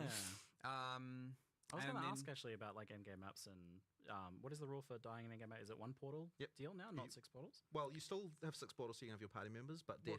And you can leave and come back as long as you don't die. So you can take items out, but a death will end that map for you. And to remind people, the if you like log out or the server crashes or something like, not that that's going to happen, then the game pauses. So when you boot the game back up and log back in, you'll be still in your map, right? And also, even we've also now have it so that if you just Alt F4 the game at a random time, you'll actually, even if you come back like the next day, because for example you might have rage quit, you will appear back at the checkpoint you were at. So if you are like fighting a boss, you die a bunch of times, you're like, crap, Alt F4, you come back, you're going to be right there at the boss checkpoint again. That part is campaign specific because there are no checkpoints in maps. Yeah, non-maps. But in for the campaign though, and that honestly has helped a lot. Like there were so many. I think it really did cause new players to have problems in PoE 1 where they felt like they just lost track of where the hell they even were when they came back after a session. If like they might have not got waypoints for certain times or things like that. Like you now can't have the situation where you log back in and you're like, oh, I forgot like 3 waypoints in a row and now I'm like freaking miles away from where I was, which I think happened to new players fairly frequently. I'm glad in a world where everyone's becoming a Souls-like that you guys didn't do the running back to the boss. Segment of gameplay, and you just kind of jump back in, and have another crack. So effectively, like that's nice to just have the save checkpoints to your character, which I think is a nice one. Were there any other mechanics around there? Reviving, well, obviously in hardcore you're dead. That's the drill. It's irrelevant at that point. So your maps almost embraces a kind of semi-hardcore mentality there, where there is actual cost. Like we went through so many iterations here, where it's like, okay, like the moment that you have to spend something of economic value to do the attempt, hence a map item, and especially if it's got breaches and all this content that's coming from precursor tablets, all of this stuff is worth stuff. So you all of a sudden have heaps of stuff on the line, and then you don't want to be in a position where you're like, I need to bring in some people to do this because I'm not going to risk that value. So that's why we just were like in maps, no reviving. It's just like, yeah, sure. You still can always bring in any context someone way more powerful than you to carry things, right? That's the benefit of multiplayer. But feeling like you have to do this thing because then they can just keep reviving you so you can get all the rewards. Like we're trying to get away from all of that. Otherwise you get this weird thing where like you're often always too scared to do the thing. Yeah. Now you're scared, but everyone's scared and it's fine, and you don't feel like you're like, okay, you have to go in with a sense of confidence to like, I can definitely do this thing. And so it's just a little bit less fear when it comes to all of a sudden doing that. That's much better in the context of the fact that you can pause the game if your cat's on fire or if the server crashes or something, that you just paused and you can jump back in as well. You're failing because of your own faults. Yep. Now, it's worth noting in multiplayer, we do have a thing, of course, with respawn at checkpoints as an option. So if a player dies and you don't want to die, you don't want to finish the fight out, you can both choose to respawn at checkpoint, and then it will just create a new instance. Cool. You don't have to die to do it. And you don't have to log out and do any shenanigans like that. You can just press escape, hit respawn at checkpoint. It'll ask other players to confirm, and then it moves you all to the new area. Cool. Excellent. I didn't want to go super in it because we've definitely talked about it before, but click to move versus WSD, it's definitely been asked about a bit. So there's been plenty of reports about WSD being amazing. Personally, I've been using it a ton and really enjoying it. I know you've said a lot of people around the office have like given it a try and adapted to that, but it has raised the point for people that feel like they're still very much against that for whatever reason, or maybe that they literally only have one hand and and want to use click to move still. How does it stack up? How does click to move still stack up now? I think honestly it's fine. Like it's not been a problem. There was a time where every time I go to sit down at a developer's computer, there'd be in WSD, and just because it's a little bit easier to move around again or whatever. But lately, I'd say now it's back to almost every designer's computer I sit back down at to go play. They're back and click to move. Interesting. Yep. It's gone full tilt the other way. Interesting. And I'm always like, change it back. Wonder why that is. But even watching Octavian play on click to move, he's a click to move player, he's 100% click to move. He is there. very proficient with that. Yeah, with it. Like, that'll be reassuring for I think some of the people that are worried about being forced into WASD, right. Even though it is obviously playing so well by all accounts. That's very good then. Yeah, and Octavian's often doing the demonstrations for your live things too, so you'll be able to see that even. I have to force him to play WSD sometimes because I'm like, I think the Mercenary looks so much better with WSD just visually. I tell him to... It does feel very good on the Mercenary. That kind of like stalking through, especially with that kind of like preparational tactical play style. It's good. I'm loving it so far. We did already talk about the skin transfers. Could we scroll down to any additional questions that we have? I feel like I don't even know how long we've been going for, but I mean, it's a while. We're getting creep in at this point. Yeah, exactly. We've been rolling. Yeah. People asking if there's going to be anything like challenges or challenge rewards in the early access. Not at first, no. We will do it later, though. Did I ask about races, events, and private leagues? I think not initially, but we will do it later for sure. Cool. I think I'm not sure what happened because I think the issue was that the private league interface was like on the PoE 1 site, and we had to do some work and something like that. It wouldn't be far away though. Like it won't take us that long before we get to it. Like I can't exactly remember either, but it wouldn't be private leagues in particular wouldn't be far away. Yeah. So I mean, we'll have them, just not like right initially potentially. And I think I did miss this actually. So cluster jewels are a thing or not a thing? Are they've been kind of replaced by those? Yeah, radius? we replaced them with that almost like rollable timeless jewel kind of thing. Yeah, that's cool. At least for now, there's like so much passive tree there, and the jewels accomplish the kind of off-build thing anyway. You hardly need to add the extra passive trees on your passive trees. Yes, we do. Yeah, that's after launch. We made the passive tree implicitly bigger, so the cluster jewels are in the tree already. That's again, I talk about like year 3 features. That's around a like year 3 to year 5 feature as well. So we got another decade of what we had with Path of Exile 1 to look forward to for Path of Exile 2, hopefully, before we start worrying about Path of Exile 3, maybe. Jeez. You go just start thinking. Just start thinking about that. It's a little while. We so I guess to just finish us off for today, then, do you guys have a recommendation or of what is the best class to play in the beta? I mean, that's a very hard one. Honestly, like so many choices now. There are. So let me. Okay.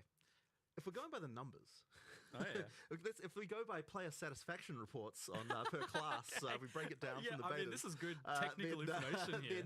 Then that means the monk is very interesting because the monk is the class that dies the most often. But it's also the class that when people play it, they have the highest satisfaction level by a very, very tiny margin that compares to the others. That's fascinating. I mean, it is like glass cannon, like it's very fast, but you have to you have to retreat and move in and out. So, I fell in love with the monk playing it. It looks like it's gotten a little better. Yeah, that's interesting. But I think if you're a new player, then the mercenary, if you're like used to shooters and stuff, I think playing the mercenary could be a good win. Like I really love that class. I don't know. Cool. I've been loving the mercenary, but to me it feels like you need to really be considering each engagement a lot more. It's a bit more tactical. Maybe I don't know. Like I like it. I really like that. Correct if you. But honestly, like I mean, I go through favorite classes all the time. Whenever I change to play a different class, it becomes my favorite. That's my current favorite. It's just whatever I'm playing tends to be the thing. So right now I'm doing a mercenary playthrough, so that's probably why I'm into that. But I'm not sure if you've got a similar thing. You were talking about the numbers as well. It was interesting that monk and then warrior had the highest satisfaction levels. Warrior's next, like, by the way, technically, if you're looking for... That's pretty good. That's 2 melee classes. Exactly. That's a win. You know, that's something going on. I mean, they were dying a lot more at the time, but it's such a change from like, especially early Path of Exile 1. Like, it's gotten a little better in modern days, but still. I mean, I just have a like real desire to freeze time, so I just want to go sorceress and then just go. I don't know what it's skills good to get some I'll sorceress love. I feel like she's not been getting enough attention. I don't know what skills I'll play, but I definitely just want to be able to freeze time. So it just feels cool. All right. So you could be playing a crossbow build anyway. Yeah, I might be a crossbow time freezer. I don't know. We'll see what's going on. Yeah, all right. I liked that I noted that our mercenaries were very different as well. I was playing full Grenader. You were. I was doing combo. the freeze shotgun. Yeah, very cool. Yeah. Oh, no, yeah. Some sort of monk trigger build, obviously, is always just going to be fun to play around with. They have so many of those like stacking effects, the wind and the ice coming off it, and the ascendancies showed some more as well. Oof. Just see how far that can be pushed and how many spells can I get to trigger per second. Monk does seem good for that. Alrighty. Well, thank you very much for your time, both of you. For I don't even know how long. That was a mammoth session. I think we're coming up to 1 o'clock here, so there's still lots to talk about, but I think we just need some time to digest. For sure. Well, thankfully we didn't have everyone saying patch notes when this time. So good. So that means we can actually have a conversation. There's no pressure on us to wrap it up, boys. Yeah, exactly. That's good. Fantastic. All right. Thank you very much for watching, everybody. I hope you enjoyed the Q&A. They want patch notes now. Oh, patch notes. Well done. It's not a patch. Thank you. It's a launch. Exactly. Where's the launch notes? Yeah. Okay. All right. Yeah. And thank you very much. Thanks heaps. Appreciate it. Yeah. It's been an epic journey. It's kind of surreal. And it's only the start of another journey, really. So that's it. Yeah. Can't wait to play. It's cool. I mean, I'm going to go play more now, but yeah, it's true. Sorry. Yeah. I got to go fix bosses going up elevators and. Sorry. Yeah. I'm just pre-bug testing. So. All right. I assume we've faded out and cut. Hopefully. You never know. Yeah. Hopefully.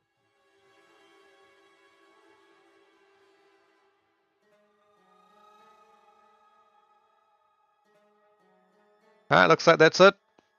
Fuck yeah, looks good. Catch you on next one, guys. See you later, Doom. I'm going to check out that clip, but I'm just going to go eat and stuff as well. Sweet.